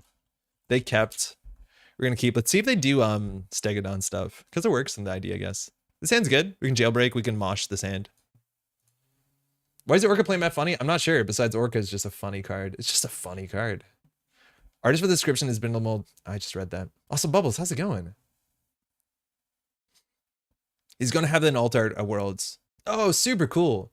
I don't know what podcast it was on. I think it was on one of the Null Signal podcasts about like a new artist that they discovered. They're like, we need to work with this person. Send it. I think we also want to send it to server 1 because like Rashida's like half the money in a Thule deck. Seamless. Uh-oh. MIC. Scary. Okay, I think we're going to botchless this and run it because we deal with most stuff here. And if we take core damage once a turn, we're happy with that. I do wonder if Ob can play around Esser, but actually that cursed. I think it's a bit cursed, but not entirely cursed. It's just it's really hard to lose your pieces randomly. We have a lot of orc on the wild and represented here, so I was curious. Oh, you really have a lot of orc out there. Rashida or Regolith? Stego. Ooh. I think we were okay with the core damage. We lost the one we didn't. I honestly don't know if the Ghost Tank was amazing last game. 2 from the top of R&D. Okay, so we're just going to mosh this hand because I don't want any of these cards. And it gives us a lot of money. I think we're seeing more Strike Fund than I thought we were. But I think the decks that are playing Strike Fund are either playing obviously Audrey or moshing. It's really, really good. Like if Ob doesn't try and rush and just install 2 ice on the centrals and shut down the game plan. Yeah, right? Like that's the sort of issue with also with criminal aggression a lot of the times is like it's hard to do everything. You think what I'm thinking? It's bad to take a lot of core damage in a single turn. We also do die to snare. Let's draw once. Okay, send it. Wolf 1. Oh, we wouldn't have died to snare. We would have drawn. Excuse me. We don't want to take 2 core damage a turn, so we actually might pay for some of these accesses. They did 1 from HQ, 1 from R&D. That might be a spin doctor. Form a carry. Makes sense. Hate to see it. Rashida. Shit. I think we have some advantages to get a shuffle here. We could run server 2. They can't res MIC. Yeah, we just don't want to get them a Stegodon. Notice your opponent's name, yeah. Like, that's the beauty when you don't have breakers. Like everything is as bad as it's gonna be. All right. We took a core damage. Not great. Tranquility. Oh, we actually probably should have raindrops that, let's be honest. Let's run HQ here. Single tag. There's a world we die. Fully up. Oh, actually, yeah. Okay, so they're drawing into a form of carry. There is a world in which we die here. I do think the HB tag punishment's like on the margin of being playable. If it's just like what's it called? Hypoxia, like okay. But they just got money, so the top of the deck is form of carry into form of carry. This is an ice that you actually can just botulus in the early game, which is a pretty good spot to be. And now I think we have to slow down a bit. So we'll Pinnle. Or sorry, not Pinnle. We'll Steel Skin. It's all our money though. If we can just do credit Ghost Tongue. I don't love doing that last click because it gives them a lot of options, but our hand size is pretty cursed. Oh, this is actually really bad. I don't think we should have Steel Skinned. I realized we can't really play much. So I think we have to do credit. We have to go archives here. Maverus. They threw out the MIC. Excuse me. Fully op went.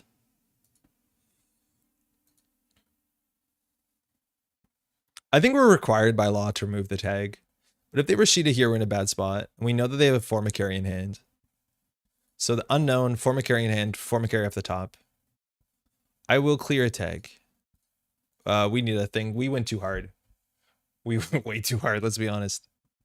They didn't res though. Okay, 2 form of carries in hand. Their hand is all form of carries, plus an unknown card. I saw a really good note taking at Can't Nets. Okay, that's probably a form of carry, but who knows? I don't want to take more damage, so I think we are going to slow down. Okay, that's a combination of cards you can play that help us not slow down. This doesn't feel as good as the odd matchup. And they have, at any point, they can top deck a 0-1 agenda. Or sorry, a 1-2 agenda. That is the numbers that it is.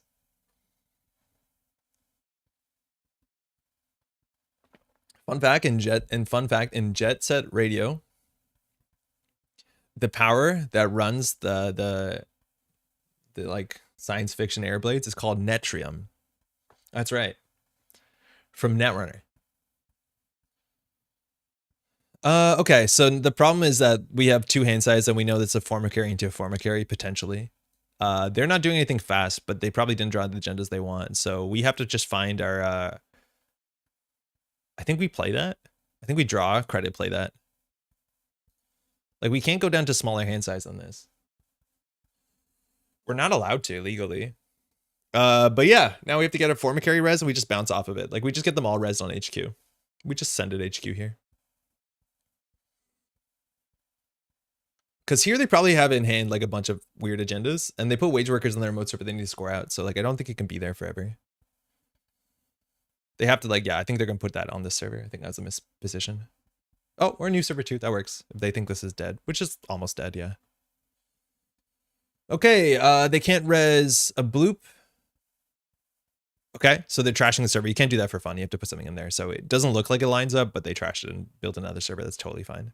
So they have one card in hand. I have a huge reason why I want to go HQ. We could also contest server 3. Why not both? Let's start here.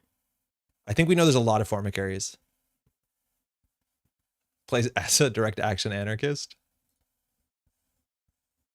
All right, we want to keep at least one card in hand. We could do a 50-50 here. Let's see if we lose the card on the first one, because we can't play Ghost Dunk here. Okay, now we'll prevent the second. So here we're going to get a formic area resed. If they do that, they're on 2 credits, so we can probably charge server 3, which is fine. Can't break the law. Formic area trigger. It's net damage, funny enough. So we're going to bounce, and we're going to run server 3. They can't fire Snare here. They can fire Hendrik. That's fine. R&D is also wide open. Locking R&D is how we win. As much as another formic carry might show up here. Yeah, this is a formic carry, and one of these is a formic carry. Hush on Echo is fun. Yeah, I don't know if we're going to see it. I think we go through this one. I think we do Airblade our way through a formic carry. Another hot tech. Fun enough, we have Jaguar and D-Tech, so we'll prevent the net damage. Because we can't let them score it as Stegodon, let alone Oh, that's a cost. Do you mind? Apparently that's a cost. You have to pay it. You can't prevent it because you didn't pay the cost. I thought it was take 2 net damage or end the run, but it's unless the runner suffers 2. Thanks. That's very interesting. Good to know. So they need that to be Rashida. Yeah, so any time that you see something like this that says do pay a cost or do something else, if you don't pay the cost because you prevent the cost, you just didn't pay the cost.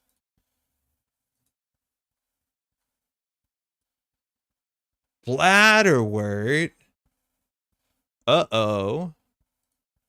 They truly are an enjoyer. Fully up. That's really bad too. That's a really good top deck.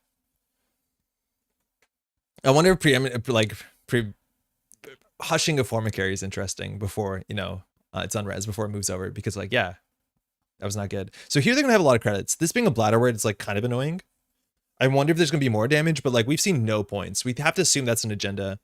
They might have drawn into agendas here, but like if we don't find our marrow, we're in a really bad spot. What is it to install? 2 or 3? I don't actually know. You always just install it. 2, easy. Okay. And there's one more formic carry somewhere. Server 4. Let's draw. Okay, not great. Draw.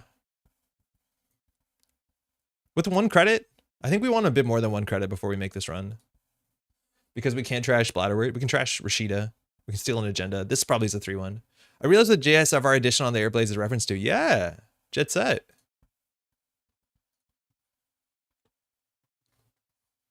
It's a trank. Bummer. We're on a D. We just need a lock here. We'll take a core damage if we have to. We have to discard a card anyways.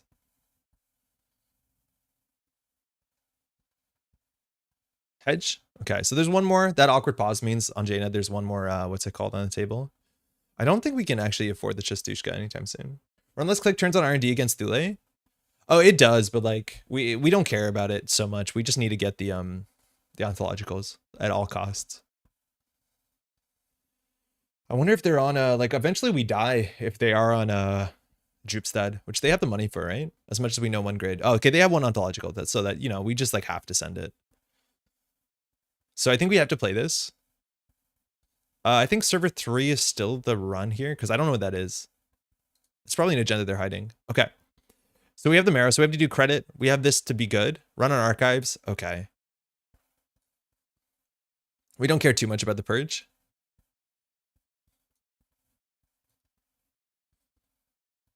And now we can get this down. We have hand size. And they sabotage. Last click sabotage pretty bad. But like we had hand size problems. It's 2 from the top of R&D. So server 3 actually might be a spin doctor. I think that makes more sense. But yeah, no, the game will be decided by whoever draws these. It's like that simple. If they get a second one, we're in a really bad spot. There was some Thule. Thule almost actually made the top cut. I think MGK was... No, actually not. MGK wasn't. I think Rob was on Thule. All right. Server 4. It can't be a Jupestad. Draw once. Server 4 and Server 5. Like, one of them might be a Spin Doctor. I think we just have to stick to sing the top of R&D over and over again. Let's run Archives first, because if they shuffle, then we can run R&D and have more cards in it. We can also do like R&D, Archives, R&D. That's fine too. I think we have the clicks to do that, because we're not doing much else on our turn. They res a for me here. We can take the damage. We're weak to Snare. Brawn, okay. Here might be better to actually charge what you think of Spin Doctor is. Okay, here's a Forma carry. So we'll let these subroutines fire. Now these servers are open. Oh, it's all good. Yeah, they might not want to move the Forma carry off server 4. Yeah, okay. Unfortunately, we got some information off of that. Not much we can do about it. Well, we will send it. Okay, so Tomb of Viruses, they threw out, I think, a hedge fund. So we will send it server 4, because this is only 1 net damage. And it's the last one. We have our mark here anyway, so I don't feel bad about this. So they can res for 2 to do 1 net damage. And this one we can't prevent. I don't know what this is. Manigar, maybe? Hendrik? Oh, Rashida? Good hit. Trank? No, okay. End turn. So Rashida's good. They're drawing a Bran. Bran on R&D is like a bit annoying. Again, we get through most of it with Air Blades and some Banhar. Hey, I was through. Jimmy was up and he wrecked me when I got paired, so I missed the top cut. Hey, Rob. Nice meeting you in person. It was okay. This is Spin Doctor server 5. Really, really funny. So Rob and Jimmy showed up, and as a couple, they paired against each other like pretty early in the tournament. And I walked by the table because I didn't see the pairing, and both of them were like incredibly serious, just facing off each other, like just heads down. They knew each other's decks and they like practiced together. So it was like really, really tense. I thought it was very, very funny. And then later on, they got paired again in the tournament. Except at that point, too, it was like very important, the result. And I told them, like, you can ID if you want to. And then they're sitting down and they have to have like a very serious couples conversation. Like, do we ID or do we have to play it out? Because only one of us can go on. And Jimmy barely did make the cut. It was so funny. Man, talk about the polar bears in his backyard. What? Okay, server 4. So now there's Manic Arms here, or what's it called? Hendrix or Nightmares don't make sense. Oh, the Brawn. R&D. So here we need to run the Spin Doctor with 2 credits first. I think we actually want to mosh this hand. The finality is actually probably, the Shishtushka is probably worth keeping, let's be honest.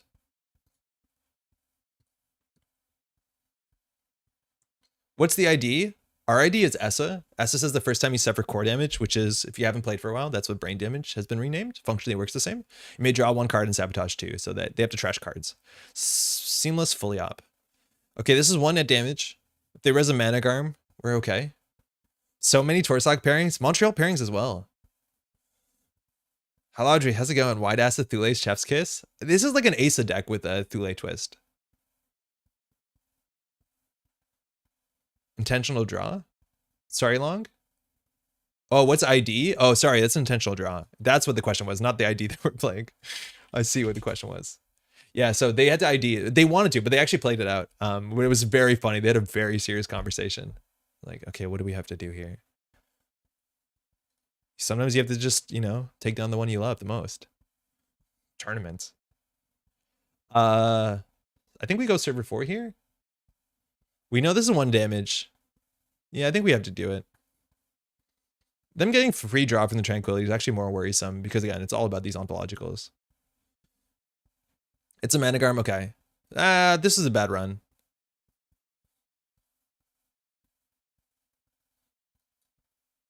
So here, if they score out a 3-1, we're in a bad spot. Server 3 also still could be a Spin Doctor. I'm pretty sure it is a Spin Doctor. Oh, wow, okay. I feel like that's probably worse for us somehow. But yeah, if we can't contest the server 3, like the Chastushkas, maybe Brute Force is like a good solution here. But yeah, Light the Fire would be nice. Oh, we lose now. We lose next turn if that's an Ikawa. Okay. All right. Okay. Being strong enough to absolutely dumpster your significant other and attorney is a sign of true love. Oh, you traveled a far distance. One of us is going down. Thinking, okay, so that's the Ikawa. That's the threat, right? Easily could be an NGO front. Even, heck, it could do us some 2 core damage if it's a overrider. So we have to get through this for 1 net damage. Then we have to spend 2 clicks and then 2 credits and 5. I think we just send it here. I think we have to just send it. We're going to need... yeah, we're fine. Yeah, we're fine. My lat runner beat his corp op early, and then he Hoshiko beat my Thule. We know each other's decks inside out.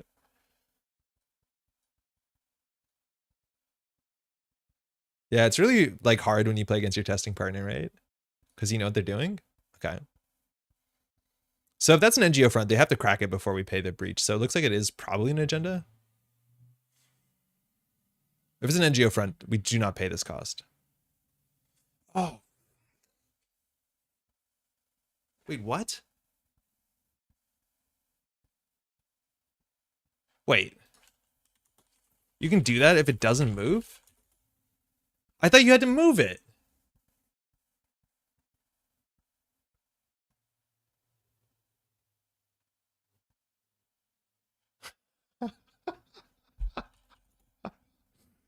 I thought you had to move it. Obviously, we should have seen that coming. You may res Foreman carry. If you do, move it to the innermost position of that server. I guess you can, right? Because it's not a cost. You do as much of that sentence as possible. So yeah, you can res it. The runner's now encountering. Yeah, that's fine. Yeah, it's not a cost.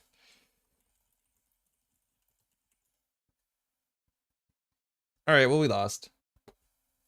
Could have seen that a mile away. No.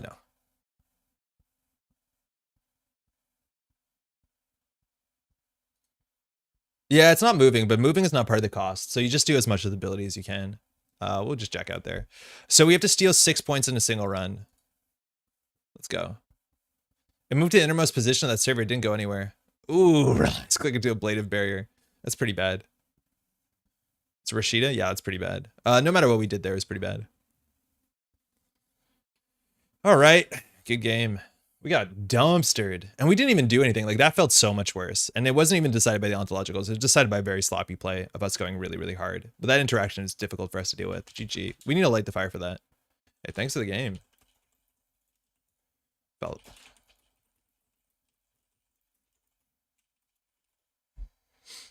Cool. Yeah, that one didn't feel good. I do think we probably were a bit too aggressive. I think we went too hard on core damage before, like, stabilizing with a marrow. I don't know if we saw a marrow early. No, we didn't see a marrow early. So, like, it didn't hurt that bad, but, like, our economy wasn't anywhere there. Why jack out? Because we can't pay 2 clicks or 5 credits for the Managarm. So we have no chance getting in. Because we were only on 4 credits. And even if we're on 4 credits, we still need, like, more clicks and credits for the Ikawa.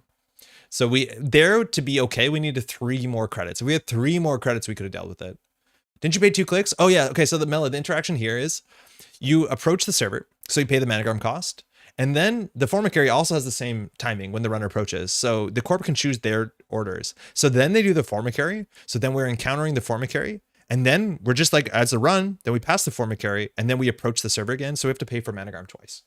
So that's the big combination with like these Stegodons and all that nonsense. This is also like a bigger thing with the Stegodon deck. Like this is kind of how you want to score out, and the Stegodon doesn't really help you score out as much as the ability would have been good. Pretty sure you can still move it to the same position, similar to drawing up to X cards can draw 0. I don't know if it's like that, because I don't know if you can move by not moving, but regardless, it's not part of the cost of the ability, so it should work. So when the runner approaches the server, you may res Foreman. Okay, if you do, move it to the innermost position. Okay, it's not a cost. You don't do that. The runner's now encountering it, so you'll be fine. I don't think it's that's similar to moving 0, drawing 0, but I might be wrong. I just don't think it has to come to that technicality. Now imagine Kayambe was still legal. Yeah, but then like what a nonsense deck you have. Like advanceable ice, D-res package, like there's so much stuff going on.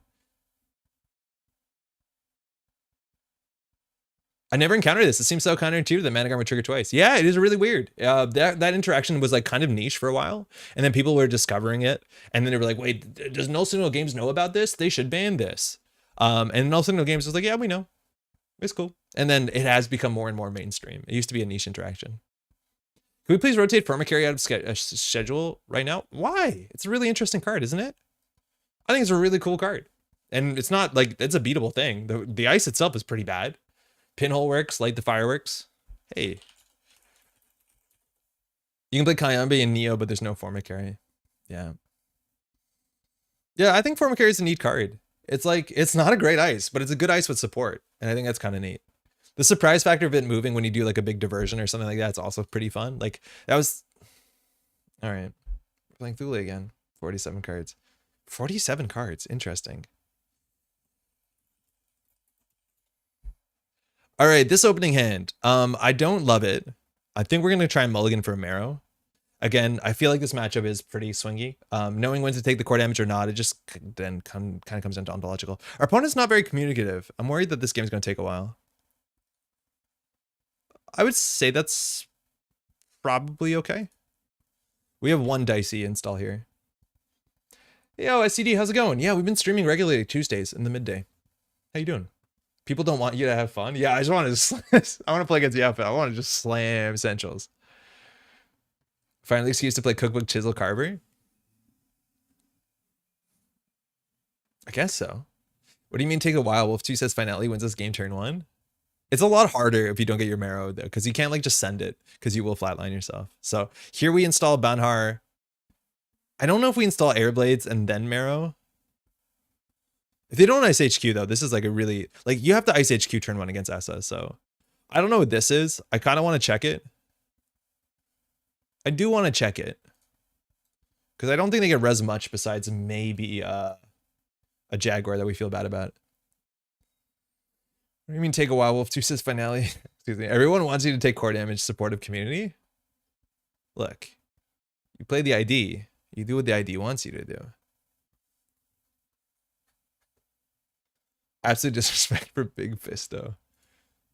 I mean, the problem is like it's really hard to get a read on what they could be doing here. I'm gonna trash the Maryland. It's just hard to get a read. Oh, that was the good hit, I guess. I would say that's the good hit. Here now we have to like hope the Ghost Tongue survives all the powerful cards here. So we have a click for credit time for a minute. They did 2 from the top of R&D. Hedge to start's nice. They didn't res their ice, so no idea what it is. Could just be a bloop. They don't have the ability to res it. Just going in on R&D. They don't want us to run it down centrals. Just building that U. Oh, man. Here we just chastity. We just send a dirty chastity. Let's do credit. Raindrops. Steal this card. Take a core damage, lose the Chastushka. This has to be an agenda, right? Ah, we're in danger. Super cool. Well, we're going to send it. I've been a minute. I have no idea what these cards are. What's the best way to back into the game at this point for someone who's been at it for years? Big rotation, so it's pretty good. Checking on the new sets, pretty good. 4 from the top of R&D. They have 1 card in hand. It's a B1001 they're holding on to. I think we'll check next turn. We're going to need money for that. We should click for credit. Yeah, checking out the new set's a good part. We have like a tier list video. If you want to just grab decks, Sean, we had Can Nets this weekend, and there's a lot of like new decks out there from like the Continental season. That's probably a pretty good place to be. I'm going to do credit check archives. There's a chance that they top deck the Spin Doctor. That'd be pretty good. But I think that's a B1001. That might be an agenda behind like a Funhouse or a Ping or probably a Jaguar, right? Yeah. They sabotage 6 off the top, got nothing. And their density is actually like really high. So we want them to score out and overextend a bit. Maybe we could have installed Ghost Tongue first. I don't want to sabotage last click because it's bad. So I'm going to just drop. Maybe they're new players. I'm assuming they are. Yeah, I'm assuming they are. They're not like the sort of 49 card deck size. That's like a pretty big tell. How's it going, by the way, Carrie? Formicary, KP, Lin, Blue Sun. One of my favorite decks of all time. I don't even know how a bunch of those cards would interact. All right, I think there might be traps on the table. But I think we're going to go find out. Because they have agendas, where do they go? Which ones of these are beholds? Oh, that's a Spin Doctor. Okay, good to hit that early. They have 2 unknown cards in hand. We'll run server 4 now. That's a B. Okay. They seem to have a lot. Let's run HQ here and steal a sick agenda. Yeah, that's a sick agenda. I think we'll actually take the core damage here because we haven't so far. We lost the Ghost Tongue, that's fine. Turns out disrespecting Big Fist, though, was a 2000 IQ play all along. It worked out for them. I wouldn't recommend it. So that is a Enforcer. Probably Enforcer. No idea what that is. Let's find out what the last card in hand is, because it's can't get a good read on their deck. Okay, that's why. So that's probably what they did in res here. Sabotaging last click is just sabotaging before your next first click. I guess so, yeah. Big power draw. That might be like the bloop, right? Which that doesn't really do much for them. Sabotaging before your next first last draw. Okay, we'll put this on HQ. I think we still have a huge incentive to send it HQ. If that's the case, we can draw into a sended card. Eventually there's a sended card we want. Economy is pretty tight, and I don't think trashing the Ghost Tongue is the big thing that solves the economy here. Like, I don't know. Maybe Sure Gamble's not what you want. They're not doing anything quickly, though. Hey, Magic Bowden! Loving the new Tuesday streams. I am too. Hopefully you're doing well. How's Tuesday night? All right, I think we can go check these. How much money do we want to be able to check them with? 3 credits? We can trash. B is 2, right? Spin. We've been sniping those spins. Now we want to smash HQ. I'll check server 6, though. Maryland, probably, right? Oh, all spins are out. Now they're flooded, so I don't have a huge incentive to run HQ here. Maybe swap Carpe Diem for creative commissions. I like that change a lot, but I think like I'd probably play Dirty Laundries. Like, I don't know. I think the play style also of the deck is a bit different than how I'm playing it. But yeah, Carpe Diem is definitely not my first pick. Hedge, server 7.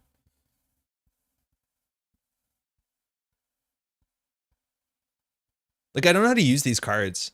Oh, upgrade. Okay, probably Hendrik. Because, like, they all do a very similar thing, and understanding which one should be my priority, that's, like, pretty tricky for me. I even see a benefit of some econ cards you can play for 1 to 2 credits. Oh, yeah, no, for sure. But, like, I don't even know if Carpe is the best one. If you get lucky, it's not bad. 4 credit check archives is cool, but, like, Dirty Laundry is so comparable to that, right? That's a Maryland. I don't think their money is what's keeping them down here. We'll draw once. Okay, let's go. Hushing a bloop is really funny. Let's try not to do that for a minute. And now, like, the sabotage is really impactful because it they have no more recursion, probably. The gamble's awkward after turn 1. Yeah, the gamble can be hard. Like, 6 credits is pretty good. It's only 4 credits, though, with, like, Ghost Tongue. But you're hoping, like, you just need as much money as the deck needs. We have, like, raindrops for, like, maybe that's the Dirty Laundry value. I can see it. It's very good with Banhar. So server 7's a Maryland, 4 is a B, 2 is a B as well, I think. I think we just take a credit here. We probably boomerang this and then just send a Chastity. Or sorry, send a Finality. But like they're probably flooded. I think we just go HQ and access the hand first, then access the upgrade. Because if it's a ganked, I don't think we care. Unless we do. They overinstalled on something. That's maybe a trap. Maybe throwing out an agenda. It's hard to tell.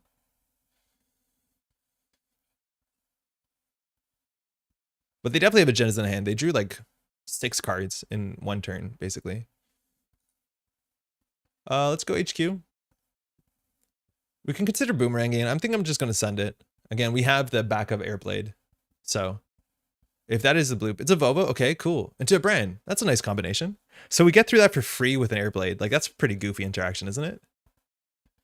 We could click through some part of that. I'd rather just like use the Airblade. It saves you clicks.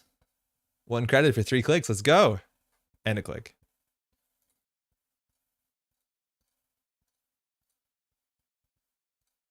Unstoppable. Let me show you my birds. The art on this one's so good.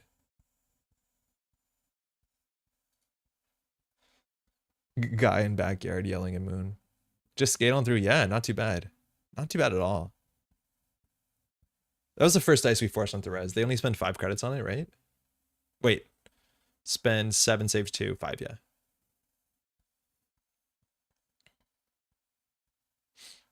Good. Yeah, I broke that one.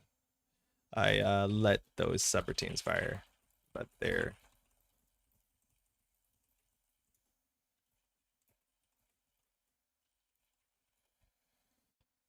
Yeah, we're just getting on through. Big chance we'll find a big agenda here. We weren't too hard on core damage, so the ontologicals are still, well, they're really good. They're 2/2s. Full art Ron would be ace. There's a lot of cards.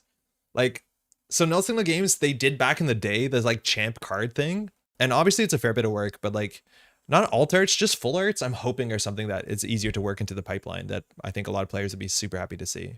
But again, some of these arts, they don't fit in the formatting for, we'll do the hand first. Yeah. Whoa, that was a 2/2. They could have scored that. I think we can take the core damage here.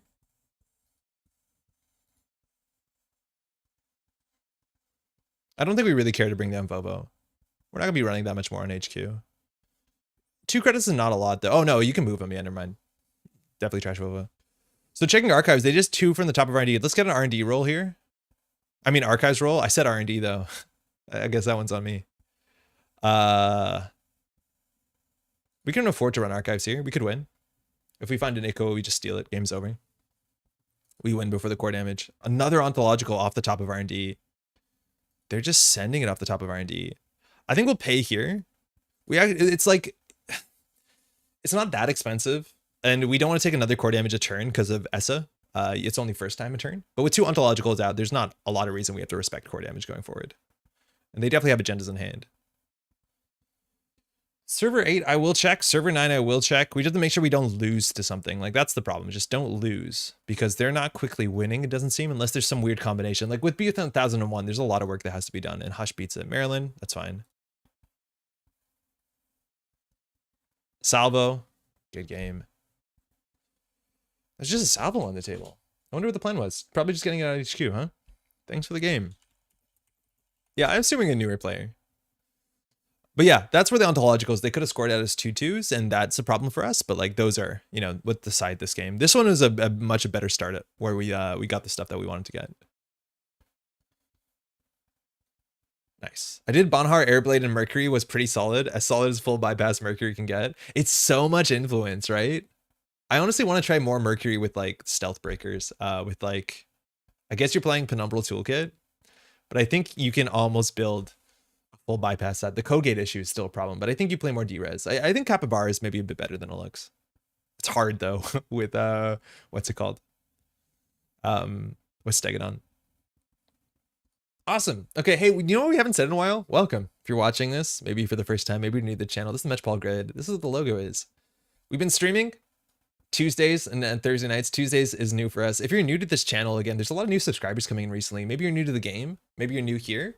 I recommend highly, if you're in Twitch chat, making an account doesn't require email, what's it called, confirmation last I've seen. So if you're new, love if you want to say hi, not only to say hi and maybe ask some questions, but just to meet the nice folks in the community, because it's really, really, really, really great. Nice logo. Conduit. How's it going? Hopefully you're doing well. Also on YouTube, if you're logged in, you can talk, but like, welcome.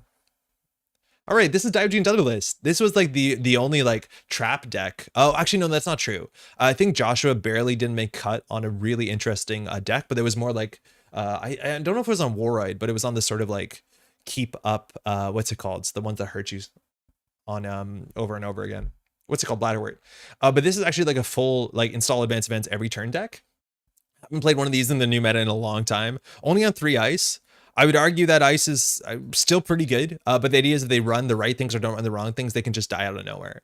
Now, Fuji's a bit difficult. Daijin, I don't know if he did better with this deck than he did with his runner deck. I wonder which one performed better, but this has some really wild kill things, where if you don't run the right things, you run the wrong things, you're in a bad spot. Now, the issue is if you put down like a Stargate, you're in a really, really rough spot, because Anemones is all you have to make that not good. You don't have any upgrades. I'd actually argue a bunch of the new upgrades from the set are really good for this sort of thing, right? Like Danielle is pretty good. If you can find the sniper, that's also good. Correa. So there's a bunch of interesting things here, but here we just do install advance. And then if they don't run the right thing, like just scoring out of Fuji, not that we have seamless, we'd have to use a moon pool. You can score out a Fuji into a single neurospike, and that kills most runners. So it's all about running the right thing and not running the wrong thing, which is pretty tricky. And on JNet, this is like the old school sort of trap deck. So it's kind of really cool to see it. Let's do it. Hey, Andre, how's it going? Great to see you on the weekend, eh? A PE, okay, now we perk up. Yeah, PE lost to Obokata, Sean, which is like the biggest change to the Jinteki meta, and I think everyone's super stoked about it in general. I see a bunch of the decks you were looking at today are from CanNets. Was that recorded? Are the VODs or a stream or anywhere? Hey, Dude Light, we have it all on an SD card. So I'm going to edit it together the way that like Neon Static is putting up videos right now and the way that we used to on the channel. It's going to take me a while to get through them because there's a fair bit of work. I'm going to edit it so you can see all the cards in play. I think there's a big chance that they won't be as nice as they were like 7 years ago because they're super time intensive, that I might absolutely copy the workflow that Neon Static has, which they do it live. So it's you don't see credit counts. I kind of want to do credit counts. I'm somewhere stuck in the middle. But yeah, they'll be up on the channel. Give me a while though, because it's a lot of work. It's Fuji 2 Eyes? I think it is, right? Jinteki Personal Evolution. Just run the right things. Just run the wrong things. Don't run the wrong things. Running the wrong things is actually more important. It's less likely they have the kill in hand. Fuji felt bad in Reg P. This seems like an interesting take on it. Yeah, this is like where the stakes are much higher. And then even them taking 3 damage at the wrong time by stealing a Fuji on the table is pretty bad for them. And I think the Agenda Suite is also like, the Bacterial to me is like really strange because we don't have that much to capitalize on it. Maybe I'm wrong about that and like filling your hand with Moonpool is exactly what you want to do. But it's really interesting here. I don't think he's scored at to 7 that often. So the Agenda Suite is going to be like interesting because we have to evaluate it slightly different. Doing credit totals is so much work. It is really a lot of work, but it helps so much for players to understand what's going on. That's sweet. Looking forward to watching this. CanNets was awesome. Thanks again for organizing. Thank you so much for coming out. Appreciate the kind words. Credit counts does sound like a lot of work. Absolutely. Any help I can offer, consider done. Thank you, Eric. I think if we can make a smart plugin for After Effects, right? Like you can, that you can actually upload like the changes in credits into like a text file, and in theory you could put that into the workflow because you can import into like Premiere or After Effects. I forget what exactly the text format is, but in theory it would be possible. You have to do a lot of work setting it up, but you do it once, it's done. Now for the separate counts of my missed triggers, bad shortcuts. Dude, your shortcuts were so aggressive. They were so aggressive. I'm glad that we saw less of them in the top game, but I think they were largely clean besides maybe the last turn on 2 games. But don't beat yourself up over that. 4-9, that's not a good matchup. Best of luck, have fun. Because we don't have a lot of money, we can't prevent for diversion. Again, like ice is very good. I'd also argue that some of the ice in this set is actually really good for this sort of archetype. Like inherently Phonotria is just a really annoying card to deal with. It is just good. Like I don't think the ice is worth not looking at. Even just like Tithes are worth it because nobody breaks it too cheaply. You mean like subtitles? Not exactly subtitles, Haladri. If you watch on the old channel, we had a bunch of games in person, so you see cards pop off with animations, but the credit totals are tracked in real time. Oh, get out. How's it been? Standard is pretty sick. That's really cool. There's no more Apex. When are we going to Runner? Mercury's like the closest to it. Never scored out in the tournament. This did better than my Essa, but Essa did better in the top cut. Oh, that's super cool. I do think this deck is much worse with open deck lists. That might be the problem with Top Cut Diogene. It's like as soon as your opponent understands like how bad it is to run and not run, like classically these trap decks, the way that you have to play them changes a fair bit once you get to open deck lists, which the top deck was. And again, shout out, Diogene came in 6th at the bend. Like it did really well with this stuff. Do you need any motion graphics? Kat, how's it going? I know there's like work is probably difficult right now. I don't know. Are you part of any of the union discussions? I don't know for whom exactly you work with. Hey, after watching on Jaina and realized there's a better way to watch this game. How's it going? I don't like this hand. I don't think it got better. I just don't know what to do against 419. This seems really difficult. Because this is 1 credit or our first card gets exposed. Information is really, really important in this matchup. Super important. Getting diversion is going to be really bad for us. Like, I don't know how you play against 4-9 with 3 ice in the deck. Like, what do you do?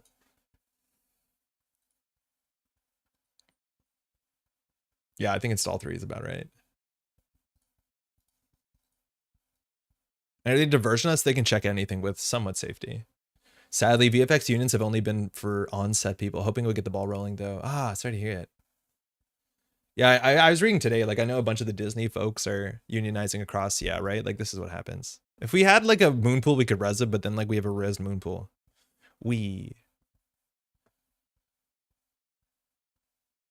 Guess out on me. Easy to put your money on the board?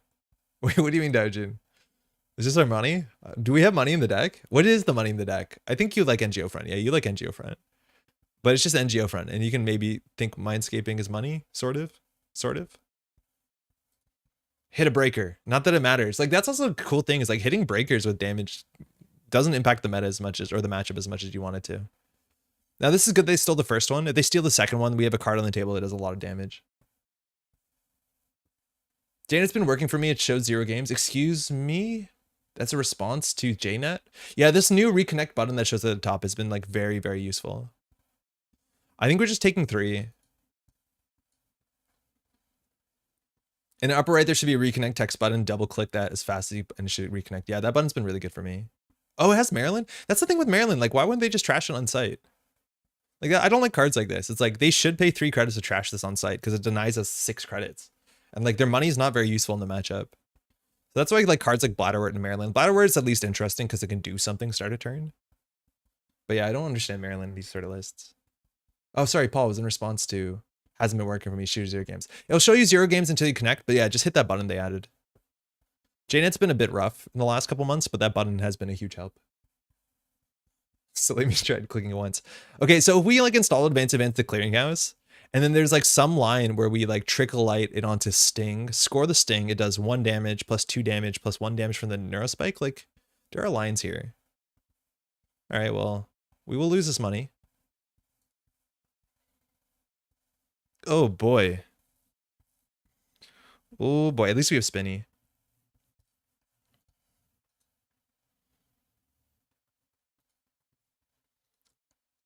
The ordering on that was a bit suspect, but don't think about it too hard.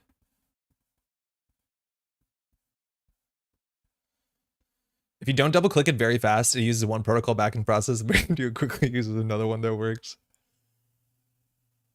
Unadvanced Urtica is like not the worst thing ever. We have snares, right? We want to always have 4 credits. So the axis is, yeah, we definitely have snares. Well, it was cool that we had money for a minute.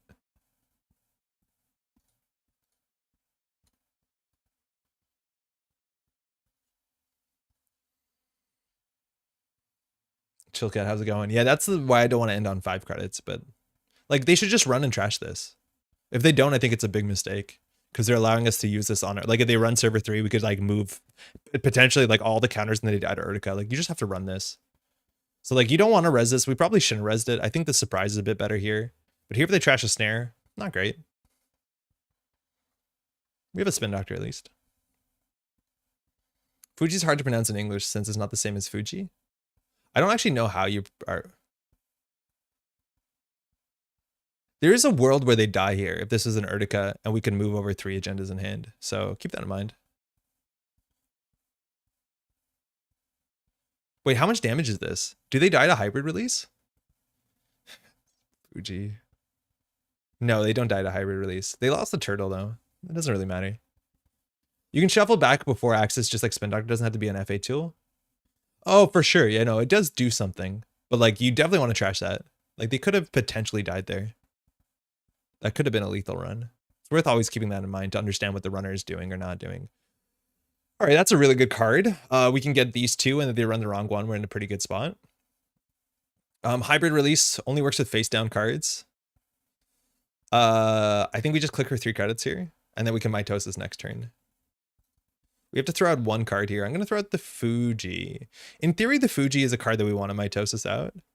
The sooner they get to 4 points, the more dead this card is, at least for one side of the table. I kind of like having it, though. I could see us killing more likely with that. Oh, this is really difficult. All the cards in our hand are super, super important. They've been checking stuff. I'm gonna get rid of the agenda. I do think there's like, that's a really hard call here. Your last sting now does 4 net damage. Yeah, if we score it, it does 4. And like we could fast advance it with Moonpool maybe. Fuji, according to the pronunciation guide. Nice. Criminal economy. Love to see it. Okay, so we do credit. We do this.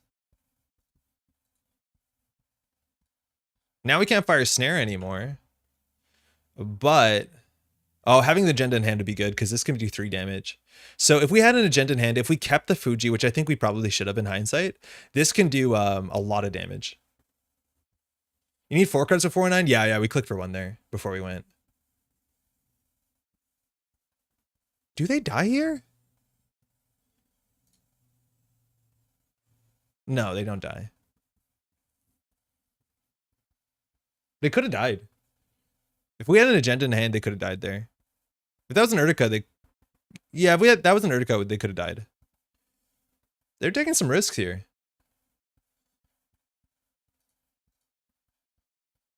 Wait.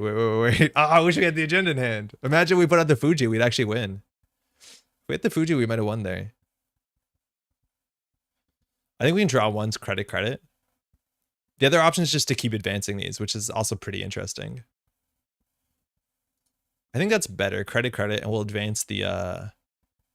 I need an agenda in hand, though. I'll draw next. Yeah, that's important, so that we actually can use the moon pool. And then whatever one they run will be a problem for them. Because this now does 5 net damage if the moon pool stays, and this does 3 damage. So... interesting. I'm going to take another credit here. Actually, advancing one of these is fine, too.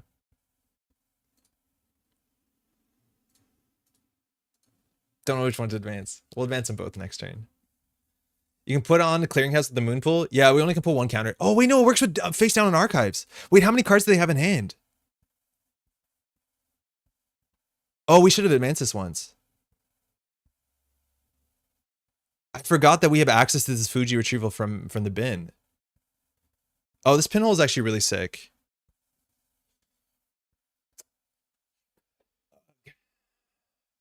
Funny enough, if we remove both of these cards from the game, they have to access one of them, because this is not optional. So in theory, what we can do is we can use Moonpool and use Spin Doctor, and then they're forced to access one of these. That's kind of interesting, isn't it?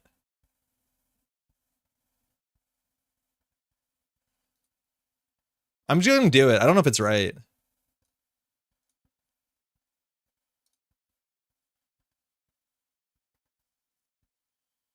Is this on one card or on cards? On a card.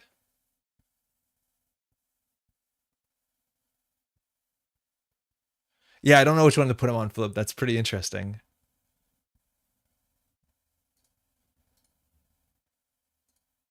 They have to access one of these. Good luck.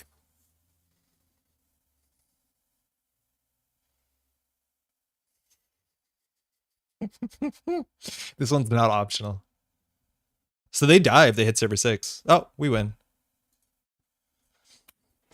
You have to run the moon pool. It's so important to get the moon pool off the table. It's so important to get the moon pool off the table because you allow us to do that sort of nonsense. You can't allow a player to have a res moon pool. We probably shouldn't have resed it. Actually, the money was tight enough that was worth playing, but that's good. Can you split the advancements with moon pool? It wouldn't have been lethal. Oh, actually, yeah. For each, you may place one advancement on an installed card. Oh, they do seem to be separate. You're right. Wait. Yes, they were separate. We could have done 1 and 1. That probably would be the better play because then if they hit this one, they die to that one. Hard to tell would be right there, obviously, but you can split them. Yeah. I didn't know Urtica will snipe with pinhole peeking. Yeah, you are forced to access one of the cards. One of the cards. I think the big thing there is that you have to trash the moon pool ASAP, or you let me do nonsense like that. That was cool. That's neat. I think like you can see how there's a lot of player expression on how to play that because we did not play that perfectly. We didn't even understand how all the cards work, but that is a really cool matchup. We're going to play that again for sure. Yeah, splitting the advancements there is interesting because then this does 3 damage and then this does 5 damage. So if they access this one, obviously if they access server some are bad. Russian D, I was ahead. Yeah, if I don't have snare money, getting to 4 points ASAP is so important because Fuji is blank then. Yeah, they don't have snare money. I think they can slam centrals. They have to, like, getting the last sting is so big for them. Getting the Fujis, getting to 4 points is so big for them because then they don't have to play around Fuji. Thanks for the game, eh? Yeah, once you're on the 4 points, it's absolutely, you're sweating because Fuji's largely blank. Well, you can score it out and do something. As long as you're okay with spending 3 turns of a 6-turn game clicking for credits. 2 diversion that soon on is actually unlikely. You can't let Moonpool live. The deck barely has enough click credits to set up the kill. Yeah, you definitely can't let Moonpool live. Hey, cheers. Next game. Catch your end. Alright, let's run that back. Corp, let's go. Yeah, I forgot Moonpool is odd. It doesn't care what you discard. You can discard anything. You can use it obviously to like carve your hand as well, which is really great. But Moonpool is a very, very powerful card in these sort of like matchups. Hey, how's it going? You were the chosen one? I don't know if I was the chosen one. I mashed some traps. They were the one doing the choosing. Okay, this matchup is also pretty bad. We had very, very little freedom at Cannets. But this means they can trash like all their cool stuff, like Neurospike from hand. Double Bacterial Programming in our hand's pretty bad. I wonder if playing like a single Pune in this list is good, but no, you don't have the economy to deal with it. All right, let's do it. Best of luck, have fun. Another good reason why like having ice is pretty reasonable. Mulligan, let's see how bad it is. One of my virus is good to get that early. That's for sure. It does net damage too if you can afford it. Okay, so we have nothing to put on the table. Let's start here with the Mindscaping just to get more options. Okay, we have things to Neurospike. I think we will. Why not? We'll put that on R&D, I guess. So we will, oh, sorry, I thought this was a mitosis. It's not, it's just a Neurospike. So we can consider going install. That's pretty bad. Ice deck those well versus Arsana, you just never ice. Yeah, the best they can do is cycle the Ika. But yeah, against Arsana, it's pretty funny, isn't it? You'll probably lose to Conduit. Actually, maybe not, honestly. Okay, I'm going to ice up HQ because I think that's important. And I think I'm just going to click for credit. The top of the deck is a Mavirus, but we need to get some amount of ice here. We just can't let them trash HQ. That's where we're going to keep our win conditions. So just getting 1 ice on HQ is probably the best start we can ask for. Did Patrick write all these start of game quips? I don't think so. I think he might have written a couple. I think recently we were graced with a couple more. I haven't read them in a while because I read all of them and then I forgot they updated them. But it was a real shame for a while where they weren't all there. I think other folks from the community also contributed. I don't think it's entirely just NSG writing them. Quips.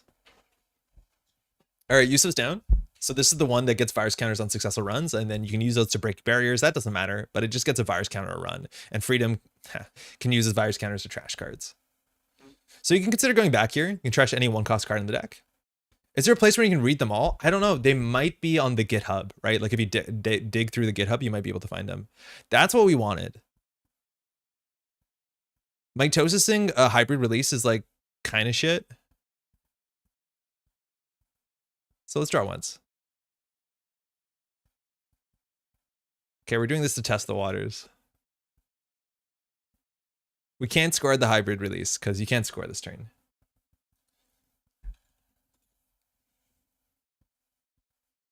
Yeah, I assume they're part of the code base somewhere on, maybe on GitHub, maybe not. Maybe it's not actually part of the code base.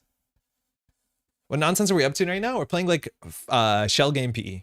This did well, Canad's top 8 from Diogen. Played some really off meta decks. Okay, so our kill combo potentially is Clearinghouse for 2 damage, this for 1 damage, plus 1 damage, 1 damage. Now, it's a lot of instances of very small damage, so they have a Steel Skin in hand. They survive. Oh, so we don't have 6 credits. Wait, we could flatline. We actually could get a flatline here. Trickle Light, okay. I thought this started game quips for Sanjay Phil. I remember Phil doing a bunch of them. Sanjay, that makes sense. I wouldn't be surprised. Do you want to go for it? So this does 2 damage. This does 1 damage. We do credit. So this is 1, 2, 3, 4, 5. If they have a Steel Skin Scarring, they survive. But if they don't have a Steel Skin Scarring, we might win here. We can start with this, of course. Damn it. We couldn't have it there. We could have had it on turn 2 or turn 3. Oh, we also hit a, okay, we hit a price. That's really funny. Damn. That sucks. I thought we would have it there because we would have if there was no, we had to have none in hand. They're going to keep a Steel Skin in hand for sure so they don't die to nonsense. We can get an install from archives. I don't think we need to score this one out. This now seems like an agenda, so they might run it. I don't think we care to score this out that much. Points kind of matter, but not that much. So I think we'll draw once and then double install. Glad we drew that, kind of.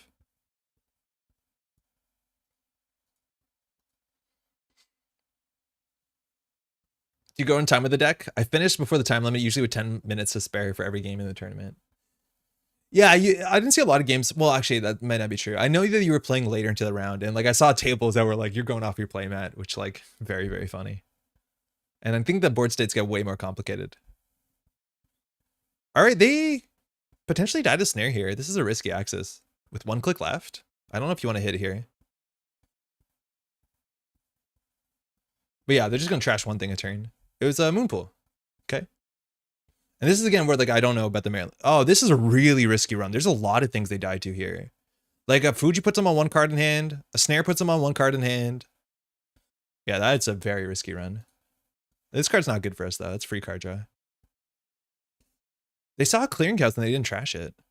Should we install advanced fans at the Fuji?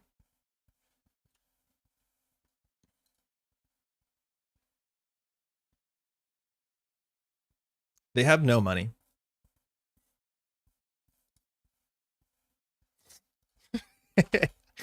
All right, Moonpool on the table, and then we'll put an Urtica on the table. If they run this as 3 net damage, if we have enough money, which we barely do. Okay, we're somewhere. We're definitely somewhere. We're getting close to something. I don't think they can let us have clickless 6 credits. I think that is actually a priority this turn. There you go.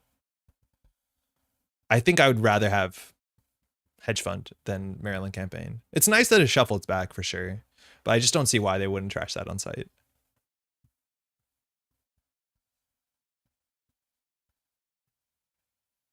Okay, 5 cards in hand. We have always, remember on the table, we have 3 damage. We have Neurospike, score the hybrid. If they access the Urtica, we can dump in to do 3 damage. That puts them within lethal range, but it kind of hamstrings our Neurospike credits. But it's possible that there's a lethal on this table. They just need to keep a Steel Skin in hand, though, and they're pretty safe. All right. Money is the issue. I think keeping that in hand is better because it actually lines up better with the clearinghouse. So I'm going to do new remote, advance. So this is 4 damage, 5 damage, 6 damage. We have 6 damage this turn if they don't interact with our board. We have a 6 damage. Okay. Other than Freedom Runner, keep their cards as hit points rather than set up econ. Yeah, but they cost 3 to trash. You just click for credits and run it. And for what it's worth, like, I don't think... Damn it. This is not Grinder, right? Like, you don't... Well, you do need cards. Maybe it is a bit Grinder. But, like, I don't think trashing a Maryland requires you to play a lot of your econ out of your deck. Boo. Okay. So they knew we had 1 of those. They don't know we have 2 of those.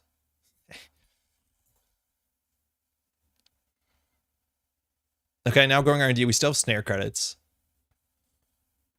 Even them taking like small agendas helps thin out their hand. Here they have to install a card. Probably, yeah, that's good. Okay, so we have 2 damage this turn. They know that we have a Neurospike. We just need click for credits. We just need click for credits. We don't have a lot of money. We tried to pass off the responsibility of GLC, but it hasn't got traction. Oh, to writing more of them. Full hand is a happy hand. How many cards were they on? 36 plus 6, 42, 43, 45, 46, 47, 48. They were above 45, so they actually have a lot of hit points. It doesn't matter that much because we're not grinding as much as we're trying to burst in 1 turn. Now, this card out of our hand is not... They're playing a Steel Skin. Oh, they hit a Steel Skin with the price. Okay, so that's great. There's 2 Steel Skins out. They eventually might rumor mill them back, considering they're playing the price a lot of times it ends in with the deck. Not that we've seen, what's it called, strike funds yet, but they might have a bit more recursion. So they have Botchless, Gachapon, Fermenter, Steel Skins. They're probably going to install the Fermenter, I would guess. Maybe they want to Botchless the HQ Ice. Okay, cool. That's okay. Still does 2 damage. But we have a money issue here. If we res this, we no longer threaten snare, which is not great. We also can over-install a card and bring it back at instant speed with hybrid, which is cute. Make Aaron do it. Okay, we score out a sting. It does 2 damage. It's worth doing that to make the other stings a bit worse, I think. I think we do advance credit, throw out a neurospike.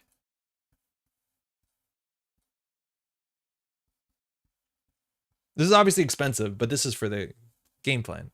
Because we can score this and do 1, 2, 3, 4, 5 damage. If nothing is run. If server 6 is run, that's 3 damage. We have a bunch of lines here. We actually have a bunch of lines. A lot of them were like 1 credit short. How does forge activation orders work if the corp doesn't have the credits to res the chosen ice? You have to trash it. Oh, they die here. Oh, they're so dead. You cannot run with 2 cards in hand.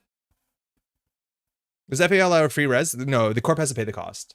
The only thing with forge activation, if it has an additional cost, so if it says something like, as an additional cost to res this, the runner, the corporation has to like forfeit an agenda or take bad publicity, you can refuse those. I think there's a risk in this. Yeah, this is not a good run. Last click with 0 cards in hand. Like, there's so many ways they die. Life's a gamble. That's not wrong. How to make sure that they die is the question. So this does enough damage. So I think we do res here. There's an agenda. I can imp it. Yeah. We can't fire the snare. Lost an Angola and a Baya. Now they have no cards in hand. So they die to anything on the table. They hippoed that ice. I don't think you need to hippo that ice if it has a botch list on it, right? Maybe you're worried about anemone. I played a deck like this pre-rotation. How's it going, Mickey Moose? Mikey Moose? I really did not respect PE. I lost every time I encountered it. Yeah, these sort of decks have like, it's been a pretty enduring archetype. It's a really fun archetype too.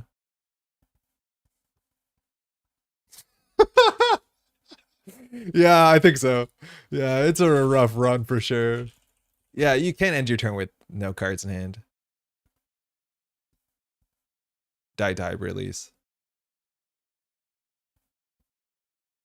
What are we doing? Order lol. GG. Pre-rotation PE. Yeah, there was really mean pre-rotation PEs. Obokata was a big part of it.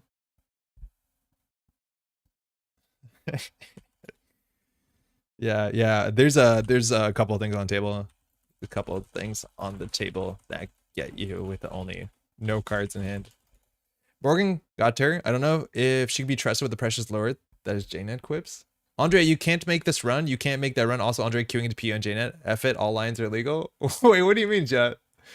That was definitely a pretty risky run. Sting has the most flatlines in this deck. Yeah, we could have flatlined with Sting for sure. I think a lot of players are just not familiar with the text on Sting, myself included. I do not fully know the text on this. And like, yeah, Sting flatlines here pretty hard. Yeah, I think we were just at the point where you had to start running the right things on the table. It gets only harder the more you let me have out there. Yeah, that's kind of the problem. It's like the more you let us have out there, if there's a clearinghouse out there, we can instantly move counters, then we can score at the Sting, we can score at the what's it called? Like if we had the clearinghouse on the table, we can get 1 free advancement on it, do a damage, score this, do 2 damage, score out the Moonpool, do damage, and then Neurospike for 2 damage. Like Neurospike scoring on multiple agendas works. Like, again, we could have done score for 2 damage, score for 1 damage, and then Neurospike, that does 5 damage. Like, we were able to do that next turn, as long as we didn't res the anemone, because we didn't have credits. Airblade X is great versus PE. I don't think Airblade X is that, no, it is good. It is good. It only works during a run, though, and I feel like the way that you lose here is, I guess if you don't have the core damage card, yeah, you can check everything. That's pretty neat. Yeah. I see it. I get it.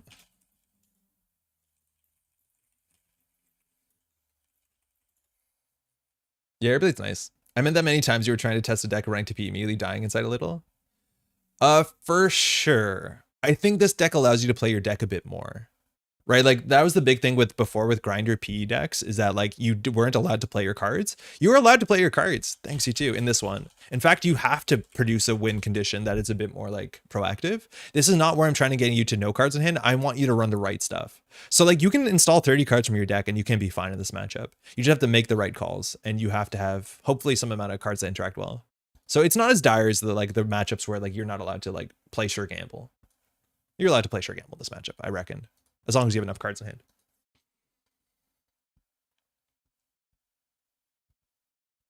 What if she deletes all the hints about my Sunny Coinda slash fict?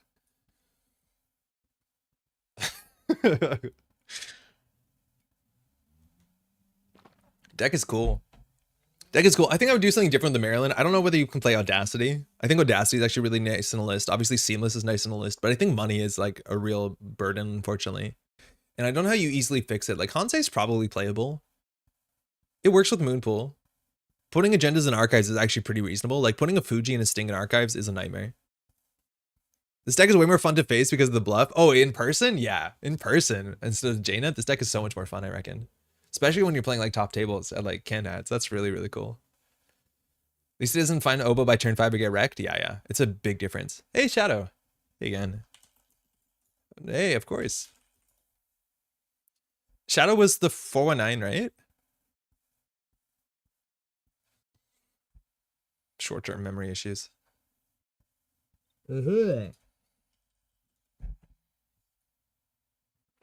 All right. Opening hand. Got that juicy Fuji in it. We have some things to res to duck the siphon. I'll keep this hand. Getting the Anemone on HQ would be pretty good. But I think just like getting a Phonotria up is like a good enough spot. All right, well. Oh, I forgot to pay a credit. That's fine. No. It's a Maryland. If you want to expose a Maryland, I don't think that's a good use of your money. So 2 Reapers is not very good. So I'm going to click for a credit. Because we can't afford 2 Reapers, right? You'd have to mess up really bad. I think they'd have to tank an HQ, snare to die to Reaper, and even then we're a credit short. Again, I think they have to trash the Maryland this turn. Maybe they wait for us to res it. But like, okay, that's good. They're going to play slower, I think. Which is great. We have to keep that in mind when we start mitosising out stuff. Yep. Okay, I don't like this anymore. Draw.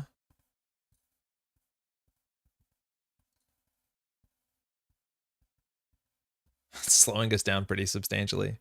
At least there's some line if they run this. But ideally, we want to have, what is it, 10 credits? So we can do snaring to double Reaper. That would be kind of the best. I think at this point, we might consider snare on table, but like you're going to see some sort of HQ pressure here. The only good thing is if they do diversion, we can res both Reaper functions, and it's a bit of a struggle for them to keep up on the board. Maybe. They could probably just have to trash both of them. But they have so many cards in hand. Like here, they need to do like Dirty Laundry, Credit Hedge Fund. Like they're going to have more than 4 credits at the end of this turn, ideally. It's hard not to with 7 cards in hand. Unless they drew all their breakers and like 2 more class acts. And like a Liberated, they have to like spend most of their turn on. Lost a triple Reaper at a tournament once. Did you give up on running the table? Yeah, this is right. At least you don't have a Miss Bones.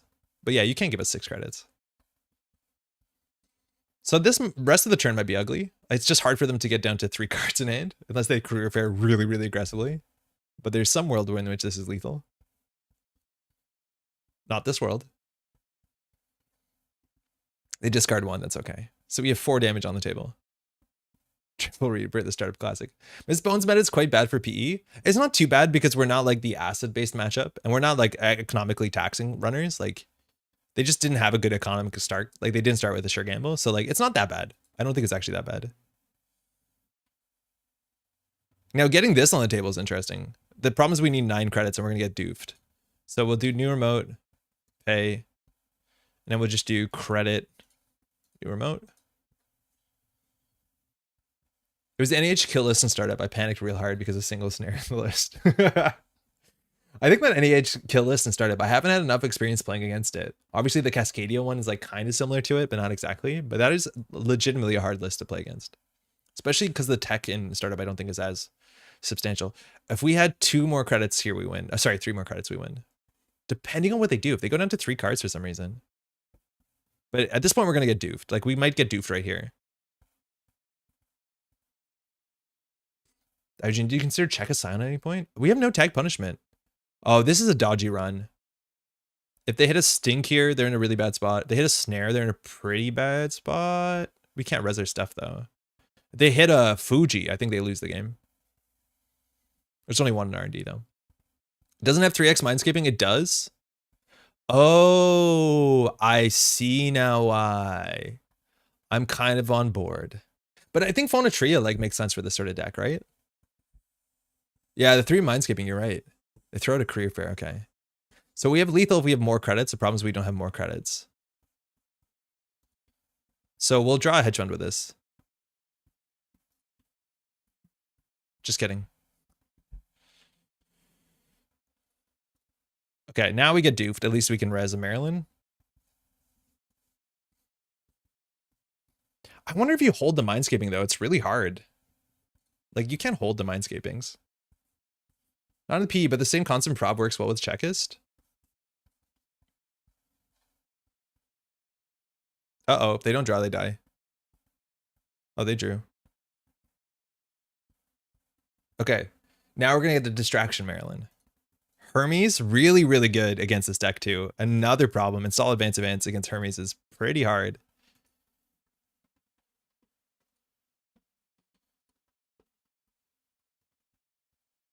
And now we just click to 9, and then they might flatline this turn to the triple Reaper.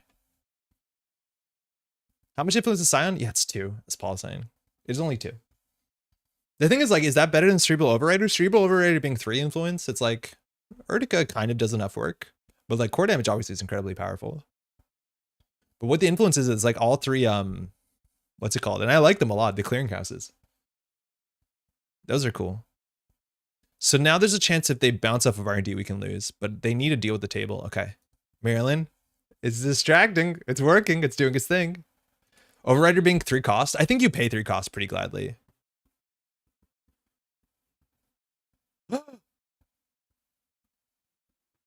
Scion fires for free? Yeah, Scion is free. Oh, wait, Cerebral's only 2 influence. Okay. We win. Not only do we get a win in style. We're doing this so they don't get bounced. You hate to see it. And they steal a hybrid release. So that's why we res them so they didn't get bounced to Hermes. It was the last click, so resing them didn't really cost us anything. Oh, they lost to Katurga. Is this a CTZ's list? It looks like it is. Reaper. Reaper. Run more. Overkill. Nice, got him. The ultimate BM / Hermes counterplay, you have to do that. Yeah, right? It was weird not to see the advancements. I'm scared to advance things when Hermes comes down. Don't fear the Reaper. Yo, Arizon, how's it going? Thanks for coming out. Are you already back out west? That's so good. Yeah, I don't know how hard it is to advance things with Hermes. Because like you can install advance. They can like, you know, tunnel R&D. There's a lot of risk, especially because the economy of the deck is not that robust. I like Bravado. Yeah. Bravado is hard.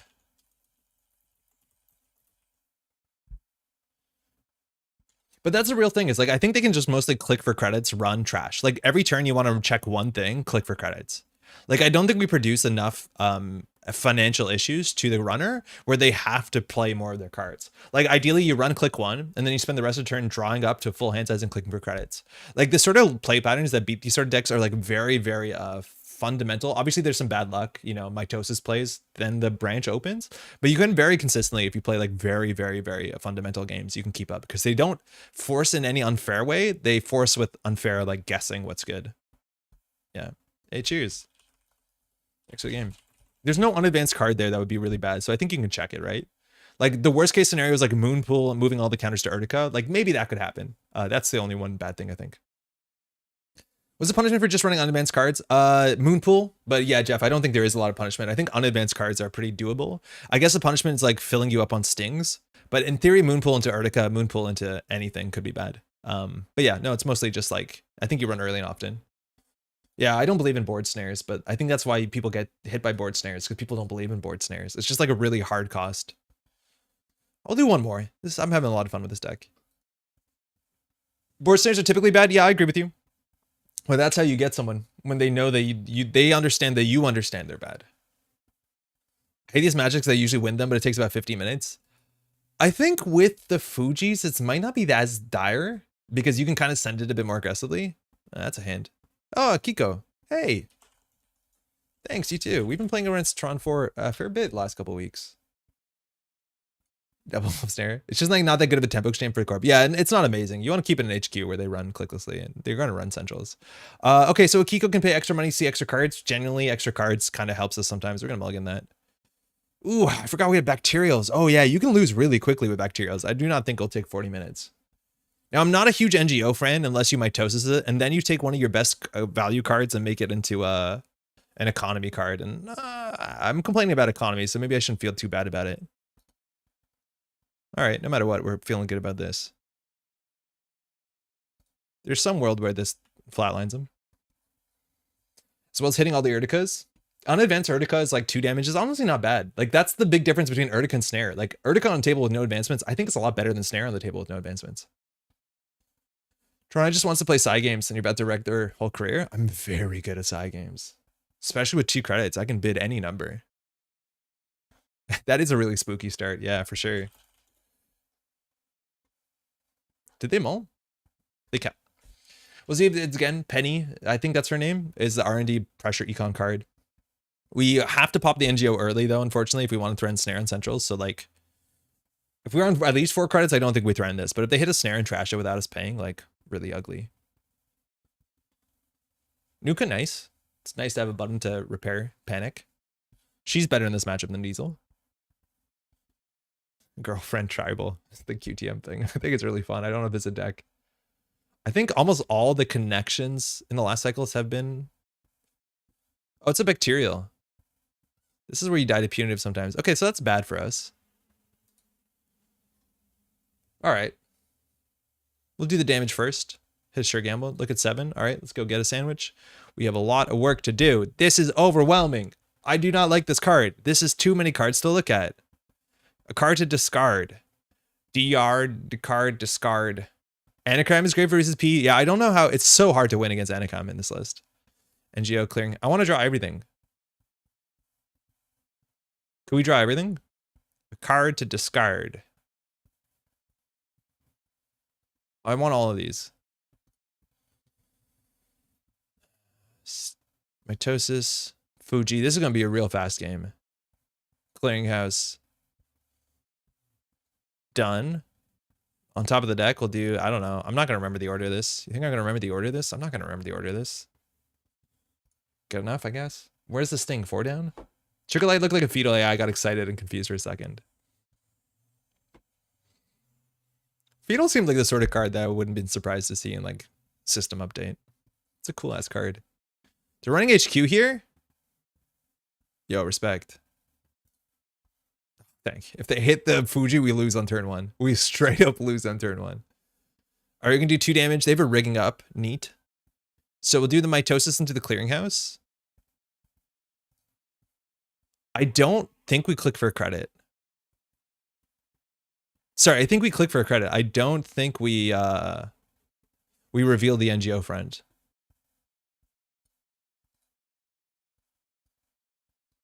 Weird line, huh? Why nobody's playing Contaminate and Anarch? Seems good with Audrey and Conduit. I think you see a bit of it. We saw Sven played it at the at our Cannats, came in 4th. It is a neat card. It does play around with virus. It allows you to recharge things. There are a lot of cards that do something similar to it. So it's like, if you have a Knobkuri, do you need it? If you have a Simulchip, do you need it? But it's a card that I think could see some amount of play for sure. Hey Ryan, not remembering the order of this. Have multiple Epiphany games lost for this reason. At least with Epiphany, you can put the cards back on your deck slightly sideways so you can remember that you've looked at them. That helps. I played against Uncontaminated on EME ACC. Seymour, how's it going? Yeah, I think people do play it. It's usually generally the Audrey decks. Like I don't think people are contaminating fermenters. They're contaminating imps and Audreys. So it's like a smaller subsection of the decks. Even some freedoms might play it. Say it's 2 situations. Sometimes it's useless. Sometimes it's useless, yes. But if you plan to empty your imps anyways, yeah. The Audrey deck that made the cut in EMEA was uncontaminated as well. Cool. Top freedom was on 3x. There you go. Trigger Light's new art seems like 100% like the AI got inspiration for Fetal Eye when you compare them side by side. It's like the color palette, right? Like the dark blues with like the inner lighter blue circle. There's Psych Mike. I thought, why did I call her Penny? Okay, here we're going to pop the NGO front just so we can afford a snare. Wait, we know what the cards are. Why are you doing this? You absolute buffoon. It's not an AI card? No, it is.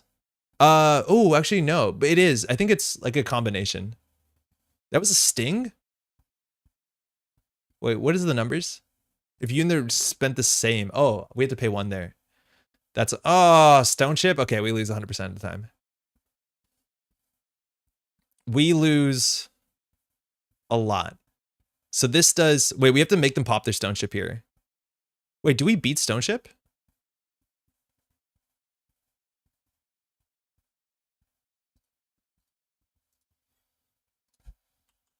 This is going to cost us our whole damn board.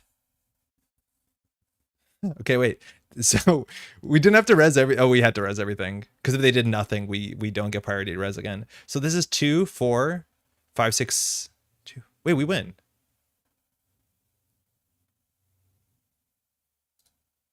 We win?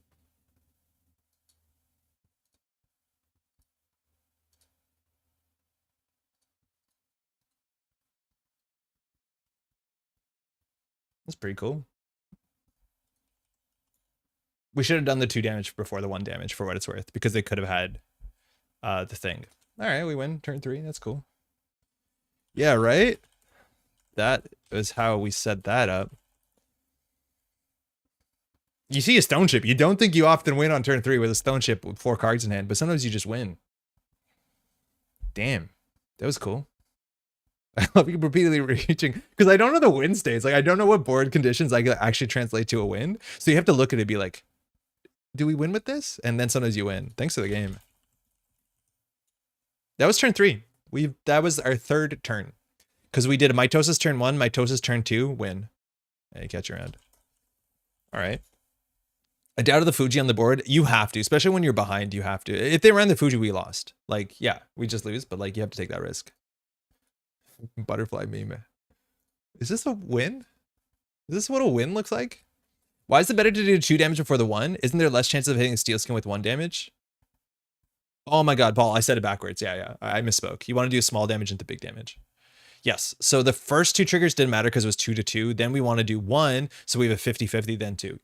I said it backwards. But yeah, that's the idea. You want to give it the smallest opportunity. Is this a flatline? Even with the turn 3 kill, I'm still glad to see Fuji over Wakata. Oh, for sure, because it actually incentivizes us to try and close the game out. I like this hand. Diogene, this is the best deck. Thank you. You did it. This is a really cool deck. Hey. Best of luck. Have fun. I'm pretty critical towards Diogene decks. I think there's some stuff you can do with this one, but this is a banger. 12 Akiko and Steel Skin playing it's a real spice. I know. It's like, technically you do it because it's right and it costs you nothing to not do it. But you know what I mean?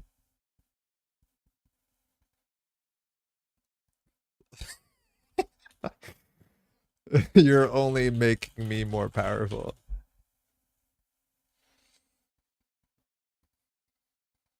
How much ice were we running? Veronica 3 anemones. I feel like that number is maybe a bit too low. I feel like econ is something you want to address. Maybe it's just very difficult to address. Again, some of the old Cambridge PE decks, you just click for credits. Like, it's fine. The threats on the table don't require click compression. They require just having enough money. So you can click for credits. Thanks, it means a lot. No, of course, man.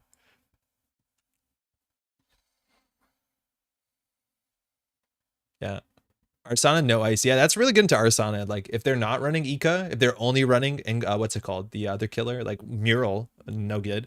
But if they're running only, and Solomir's version wasn't running Ika, it was only running, I'll get the name eventually. I'll just keep stalling. Echelon. At least you're not going to be grinding for my lunch hour and saying have fun. No, this one, these end quickly.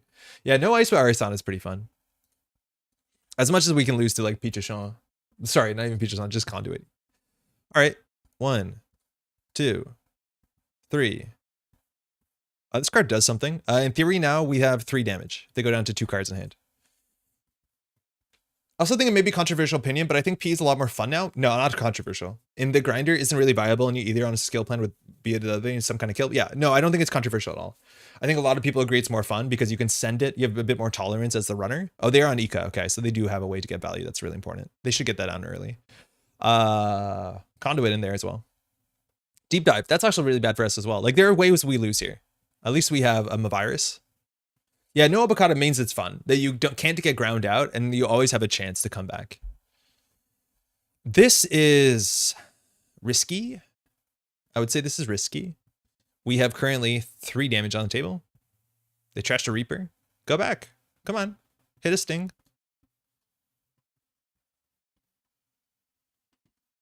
All right. So trashing the Maryland, we have to be careful it doesn't shuffle, because if it shuffles, it's really bad. Funny enough, we'd want an ice there. They saw an Urtica and they didn't trash it because they can't afford to. So we can do advance, score. No, we'll get them virus on R&D. This is where we actually have to push out and we actually have to do stuff because otherwise they're going to win. I don't want to draw because it goes deeper into the deck. So this does a net damage and purges. Both of those are pretty good depending on the order. And I think we'll just put this on a table and then do credit so we can advance. Ideally, we should have been on 7 there so we can fire Snare into Reaper. That's probably more important for our board state. I feel a lot of the P loathing is left over from the last few metas. Yes. Yeah, for sure. Okay. That's just 3 credits. That's fine. This looks like it is Jeff's list, which is a harder list to pilot, I think. Because it doesn't have a lot of the like very easy economy runners are used to. Yeah, we should have clicked for another so we could fire Snare. This install was bad. We should have made sure that we had enough. All right, so they only see 2 new cards, and then they take a net damage, and they get a purge. My virus has net damage text. Really fun.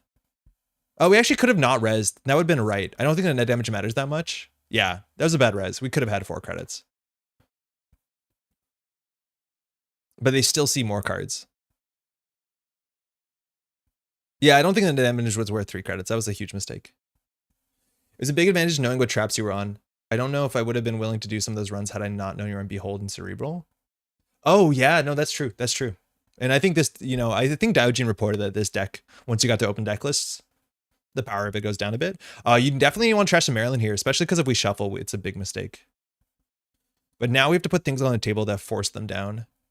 Oh, we actually have a piece of ice. That's kind of cool, isn't it?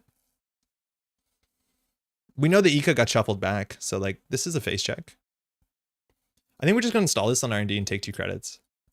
Because again, I want to forward 4+2. Or sorry, 4+3. So Saisantan is lethal. You can't really face check here. Maybe you know the deck list a bit. And Snare is a 50-50 for potentially being game ending. Ideally, we want 4. Like currently we can do 1, 2, 3 damage. Yeah, we could do up to 6 damage depending on the order of the run. But I think we're short credits. We need 2 more credits for that. Which we actually have. No, if they run HQ and hit a Snare here, they probably die. Uh-oh. Oh, they have 3 cards in hand? We're close to having something here. That is a low amount of cards to end your turn on. Let me tell you. I think we do advance credit. Are you in Regolith? No. The only economy we have is Maryland, NGO Front, and Mindscaping Hedge Fund. But Regolith is the sort of thing that like you maybe spend your whole turn to get 6 credits from it, and they trash it usually. I don't know how I feel about it. I think economy is a hard thing to sell, but I do like the Marylands better than the Regoliths because some people don't run this, and Regoliths do get run. So this is 1, 2, 3, 4, 5 damage. Potentially lethal. Again, 1 damage, we win. Is this lethal? This is lethal. And they don't have the lily pad, which is another hard thing to play around. But no, this is lethal. So we'll do the Reaper function first. It doesn't matter. 2 cards, shuffle Maryland, score, Neurospike. There's no way they could have drawn clicklessly there, yeah, because they don't have lily pad. GG. Yeah, kill's on the table there. That's really tricky, right? Like some players just don't run anything. You have to run some amount of stuff because you can't just let that go. And again, unadvanced cards are not that scary, I don't think. Game. We could not have killed through a lily pad. No, we could have. Yeah, we could have. We could have killed through a lily pad. But lily pad's actually like a very frightening tech card in this matchup. If I too much of it, I would be. Wait, what? If I had too much of it, I would be a goodbye ANR. I don't know what that means. Yeah, turn 5. It's fast. But again, they did not contest our table. People want to install their stuff. Yeah, you see the conduit, you go the conduit. But there's ways that the conduit catches up. Ah, cheers. Oh, cheers. That's awesome. That's great to hear. Happy folks can get more out of this amazing game. Thanks again for the game, eh? I saw too much of it. It would be goodbye Netrunner, I think. Oh, for PE, I see what it is. Yeah, yeah. No, it's not that bad. Hey, cheers. That's the thing too, is like I think there's a lot of and I probably have it too, like misplaced malice towards the old PE, which I think was inherently less fair than this. Not that I'd be excited to play against this PE matchup. Don't get me twisted. But I feel like it's in a much better spot than it used to be. Let's do one more. I thought, like, yeah, we can do one more. The games are quick. But like, I hope if you're watching this, you can see, and obviously it's a totally different thing because you see the other side of the table, but there are always things the runner could do to diffuse any board state. Obviously the margins are thin. Oh, this is where having like a one piece of core damage is important because Lat is like very good in this matchup. Free card draw is absurd, let alone probably on Anakam. That's what Veronica, she was playing at, what's it called at EMEA, right? Thanks, you too. I think you're in a good spot. I always have fun playing versus non-prison P. Current P is the more interactive sometimes. Yeah. I don't know about anything. What do you mean, Ben? Opening hand, we have Reaper function, install. Double Mindscaping is not great. I think we do Reaper function, install Urtica Advance. We'll keep this. That's potentially 5 damage, I guess. All that matters is having 3 credits on all runs and ending the turn with 5 in hand. Yes. Why 3 credits, though? I don't think that'd be the quickest to say 3 credits.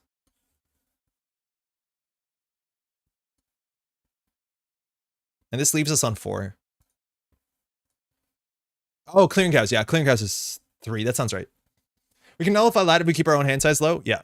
All right. That's a good start. All right. So we see Veronica, she is checking stuff. We lots into the depths and SMC. Nice. Trashing the Urtica. I think it's correct to trash the Urtica because of Trick of Light, but I don't know if you're expecting any other reprisals. So yeah, I think that's fair. So this does 2 damage, got the free card draw, nailed it. Mandatory. Okay, so we'll start with the Mindscaping. I like keeping the Spin Doctor after. We'll put that on top. We'll just get some cards on the table. 3 cards in hand. Gonna keep it hard. Keep it low. Prepaid. Nice. Dirty Laundry. Let's see where we're going. R&D. It's this is a snare on top. We know that for sure. Because we put it there. No cards in hand. Tag is scary with the Mindscaping. We actually have a couple lines here. We're only short on credits. Oh, we still have lethal here, I think. We know she's going to draw 2. Oh, this buy advance is so sick. Here we're only short on credits.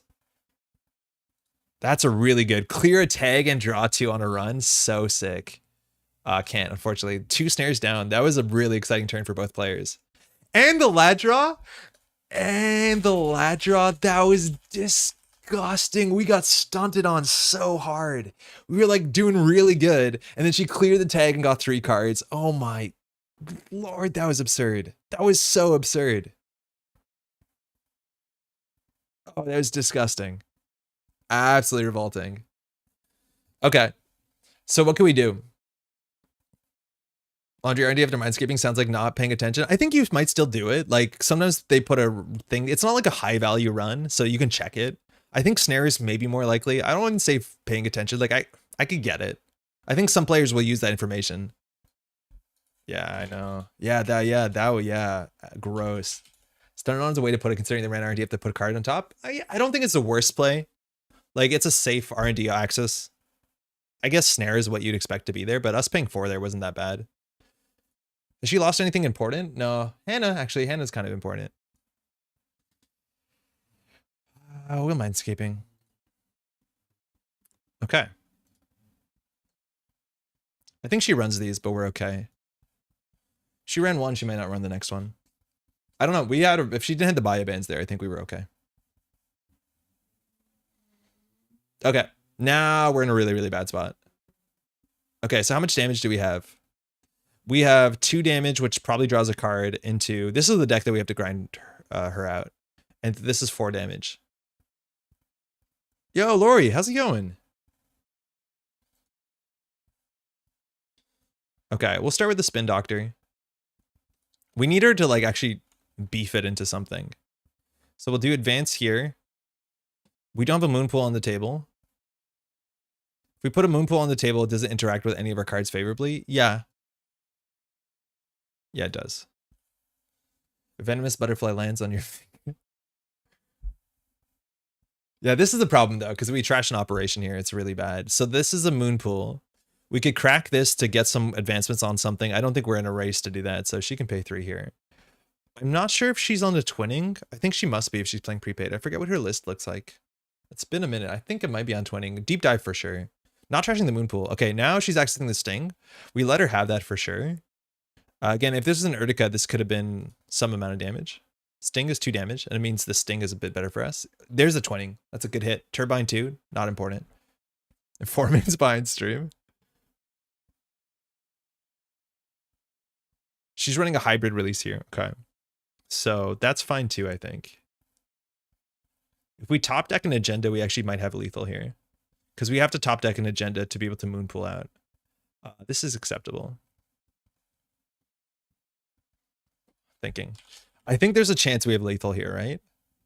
We need to top deck an agenda. Yeah, if we top deck an agenda, we win. So we can do this all within a paid ability window. Not the dent damage I was hoping for. Yeah. So mandatory draw 2. So she draws 1. Okay, no, we don't have it. If we hit an agenda there, we're in okay. Wait, we actually could get a spin doctor down and draw 2 agendas, and then we have it as well. Let's click against Iceland's P. Guts requirement are huge. It's definitely a constitution check. But she's doing okay. Now we have to build a board state that's hard to interact with. So we're still going to do... Oh, hold on. Snare, snare.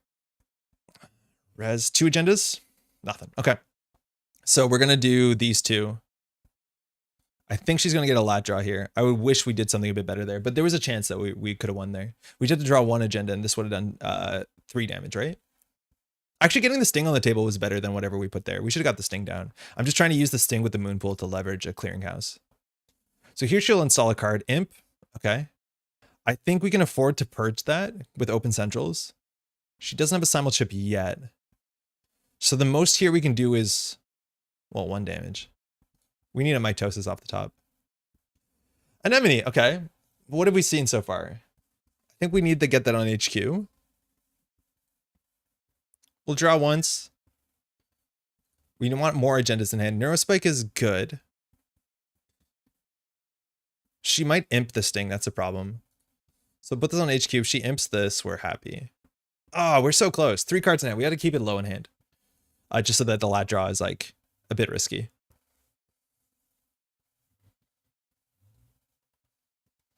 You cannot imp snare before it fires. There's 2 snares in R&D.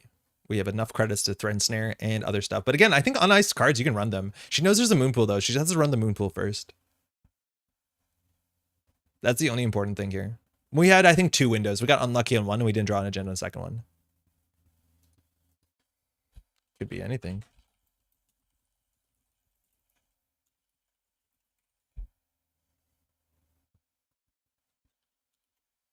Dirty laundry. Seems legit. All right. R&D run here. Is there anything we want to do? Nah. Triggerlight got imped. I think that's fair. She's going back here. There's 3 snares in 31, 1 in 10. Nothing. 5 cards. Probably safer than going on 3. We'll res the Maryland. We'll go from there. All right. Res the Maryland. She knows what we're drawing. We could shuffle before. I don't think we have a huge incentive. So here's where we start advancing stuff. I think we want that on R&D. I think we do advance on each of these. I think we're okay keeping R&D open because the chance of snare is pretty good. If she does rip a bacterial, though, I think we lose the game. If she rips a Fuji, we probably lose the game. SMC, I don't think there's anything she pulls with SMC at instant speed we have to worry about. Maybe actually Clot. Running with a click left here, 4 cards in hand, so she can take a damage. Imp to mitosis, that's a good imp. Conduit, I don't think we mind about Conduit because it, well, like if she's on 3 or 4 points, maybe. This last click run is pretty brave. I don't think you run last click into unknown R&D when we can afford snare. Urtica for 2. Okay. So what can we do here? We can do like 2 damage.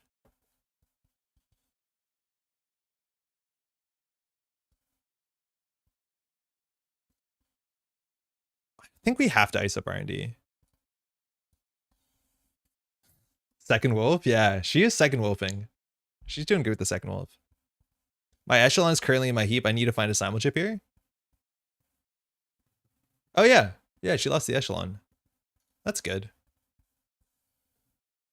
So she's trying for simul chip, so she's going to discard here. Are you running LTF? Light the fire? Damn, how's it going? As a corp? No. Unless that's a different card. Which I don't know what it would be. What would be LTF?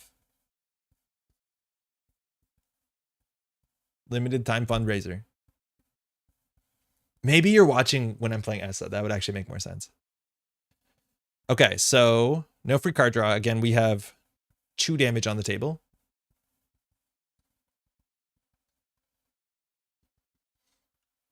Okay, now we want to score at the sting. Because then we have 1.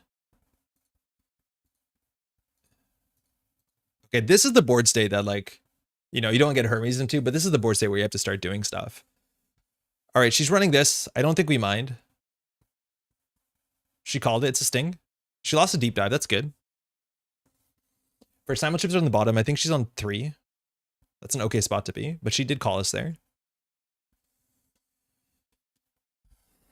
She's getting away with it. There's her simul chip. Okay, so she'll probably trash the imp for either an echelon or something like that. So the anemone is still like some amount of consistent damage as much as it sets her up for a card draw. Oh, we need to draw agendas. We need to have agendas in hand because this moon pool is starving. Spike is live now? No, because this is the that we've scored, not that she's scored. So I don't think we have a huge incentive to res here. Yeah, I don't think we have incentive to res here because if she drops the 2 cards, yeah, it doesn't help. Yeah, you're thinking punitive. If we're on punitive, we had money. Like, I don't know if you can put that in the deck because you don't have money. But here she has to use her overclock in an ugly way. Oh. Oh, that's fine. That's a cool way of using the credits. What's it influence this deck on? 3 spin doctors, all the clearinghouses, and then 3 Maryland, I think it's all it is. It goes quickly. This shuffles back. Oh, yeah, we will. Okay, snare in hand. That's good. So that means that we can kind of like confirm a huge damage. The anemone she can go through clicklessly. Obviously not great for us. I think we'd have to just advance everything once. Oh, wait, no, it's not that good because the moon pool doesn't have targets. We'll draw once. Okay, I'm scared. Then we'll advance. Yeah, you were lagging on YouTube. That's why I thought so. Yeah, it's okay. Okay, there's a chance that there's a win here. Because we can make this 3 meat damage and we can make this 5 net damage. And so if she runs the wrong thing here, she can lose. But the imps were good. Stopping us drawing the mitosis seemed nice. Okay, so we'll res the anemone. We can get this out of hand. So we'll get this in the bin. With Spin Doctor, it's not a real cost. Loss of biobands and SMC. She breaks for 4, pretty expensive. Gets a click back, it's good. Manual mitosis, yeah. There's 2 snares and 25, and we know 3 points are out of the deck. Oh, this is a deep dive. Very good. Okay, this is important. We hit a deep dive. Sick. Yeah, that was meant to be a huge deep dive. Yeah, she's playing a bit aggressive. I like this. Now it's a 50-50 on the snare, so before we have to access. That's the second copy, yeah. Okay, so we have lethal here half the time. Snare, fire. She's on 0 cards. The tag only mines for mindscaping. She trashed the snare. So on the table, we have 2 confirmed meat damage. That is lethal to... Oh, it's not lethal. What do we have to top deck to make this lethal? A 2-1. And even then, if it hits an event. No, this is not lethal. Ugh.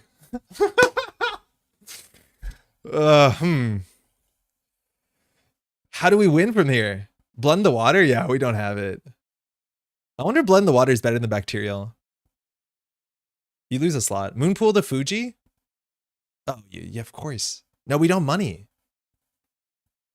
We don't have the money to Moonpool to Fuji. This is 3, right? Like, we're 1 credit short. All right, hold on. That's all we have to do. We have to hold on. Another Moonpool. I think we do credit. We have to end on 3. Yeah, we just don't have money. I think we'll just do this. Like, she can't do much next turn. If she lands on 2 cards in hand. Like, yeah, we can Moonpool the Clearinghouse for 3 damage. Yeah, it's just money. We're just 1 credit short of lethal. So we're close. We've been close on 3 different times. Now she's running Archives here. I think we have to spin Doctor back. So we'll get the agenda back. And I think we want probably the snare back. We still have 2 snares. I think the mitosis is kind of nice, but we don't have the huge hand for it. Interesting. Clearinghouse maybe. NGO front's okay. This is a really interesting decision. I think we'll get Urticus back in the mix. We could have instead Moonpooled, but I think we wanted to Moonpool for fast events. How much is this Stink score? It's 4. Sorry. 5 actually? Okay, wait, hold on.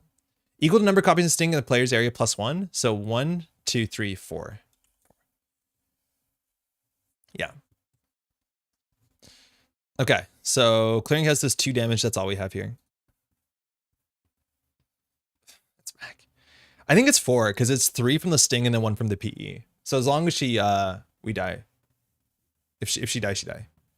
She has 2? Yeah, it's 2 plus 1. It's how many in the opponent's square area plus 1. So that it always at least does 1, right? Yeah. Lana Hoshiko, the worst matchups? Yeah, that's not a good worst matchup spread to have at a competitive event. Onicum, I think it's been a bigger problem than Lad, but like we've got so close. And it's like those minor edges have like, I wouldn't say they're minor, but you know what I mean? They've definitely eked it out. Now, if we had more money, we could jam the Fuji. I guess we put that on the table. It's like, okay, that's our setup for next turn. But actually clicking to draw is super important with Blend the Water. Or sorry, with Moonpool. I just don't want to be on 5 cards in hand. Okay, now we're actually grinding her down. She only has 9 cards in hand. Oh, there's a Cleaver. She doesn't need to install that. She doesn't know the ice in the deck, though. This is worth an install because it saves 2 credits. That's why it's installed. So, Pichachan. No further access to DJ at some point will be an issue. DJ Fenders is also really bad. Couldn't you grind her out? It's harder because with Fuji, you can still win. Right? Like, it's not an additional cost. So she can still steal the Fujis even if things are going terribly. 5 cards in hand. Okay. She knows the top card of the deck unless we shuffle Trickle Light. Okay. We just need to click for 3 credits here. We're not going anywhere quickly. And then we can afford to mitosis while still threatening. But that's the idea, is like, if she steals this, she wins before any text is on this. So like, she can win with 0 cards in hand as long as she's on game point. This is risky. Nice. The single Pichachan's really good here. Oh, okay, now we almost definitely lose. But we can feed her a snare. So we'll do the PE first. That's what I needed. Yeah. Look at the top 7. Oh, we're definitely losing. Wait, no, the only way that we win here is we draw everything. We have to draw everything and then dump it all into a clearinghouse. What is the max for Moonpool? Up to 2. Okay. So choose a card to discard. That's interesting. Okay, so she only has 6 cards left. Okay, choose a card to discard.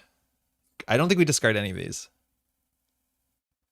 Because she wins on any agenda. The text on the agenda doesn't matter. Is it risky in multi-access with 6 in hand and click as draft for an Anacom? Not really. I wouldn't say it's risky. It's more risky than a single. That's for sure. Card to move to HQ. We're going to move them all to HQ. Fuji. Sting we want to score at. That's how we win probably. I think we win off of Clearinghouse. So we'll just add as many things to hand to pad it out. And we'll leave a Neurospike on top of the deck so she doesn't win.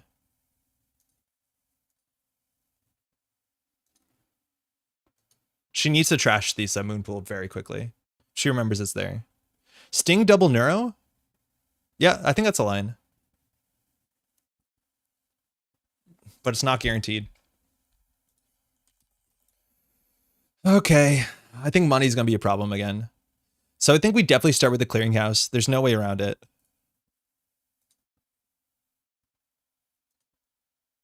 I'm stressed. Okay, mandatory. So we'll do the clearinghouse.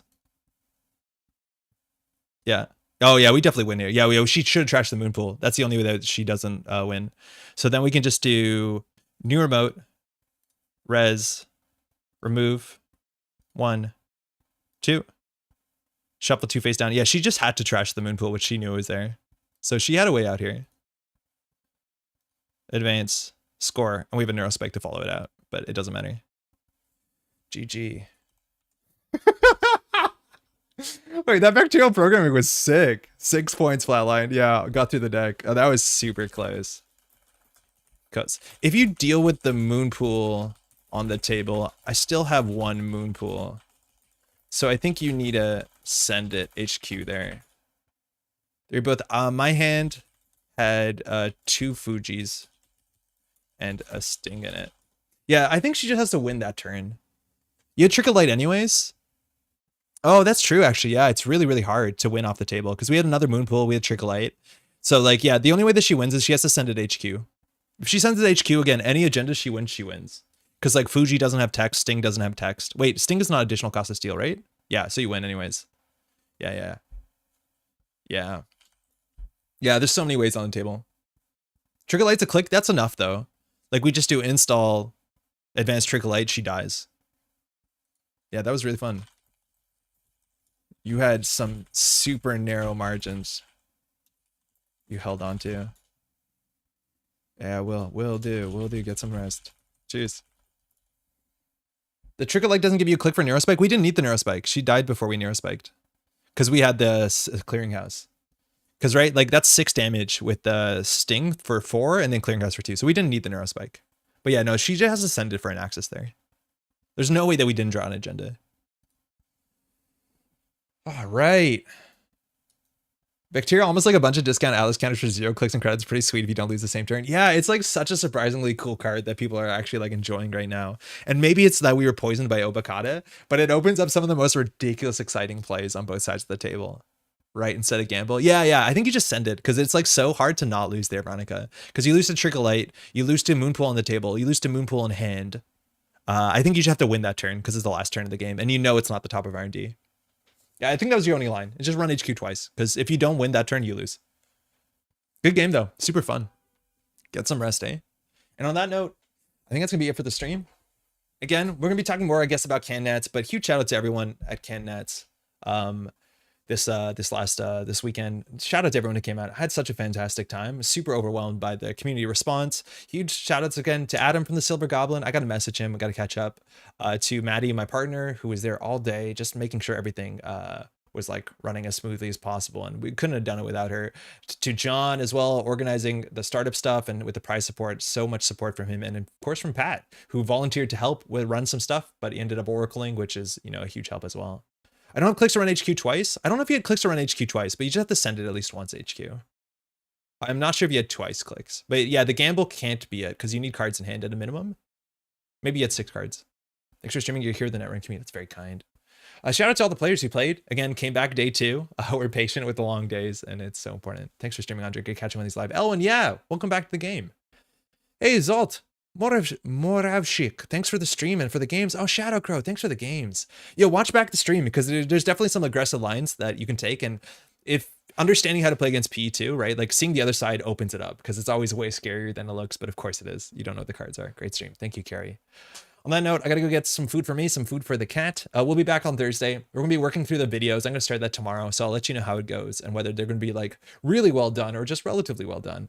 Time intensive stuff. We'll see how it goes. On that note, like it's unfortunate because it's taking to the time that I want to do deck dives. So let me know if you'd rather have like modern deck dives for standard or whether you want to see the games from CanNats because I can only do one at a time. So we'll see which one we prioritize, but I'd love your feedback. Hey, Ian, thanks for the stream. Cheers. Good stream. Thank you. That's it. Again, we'll be back on Thursday. Hopefully you take care. Ciao.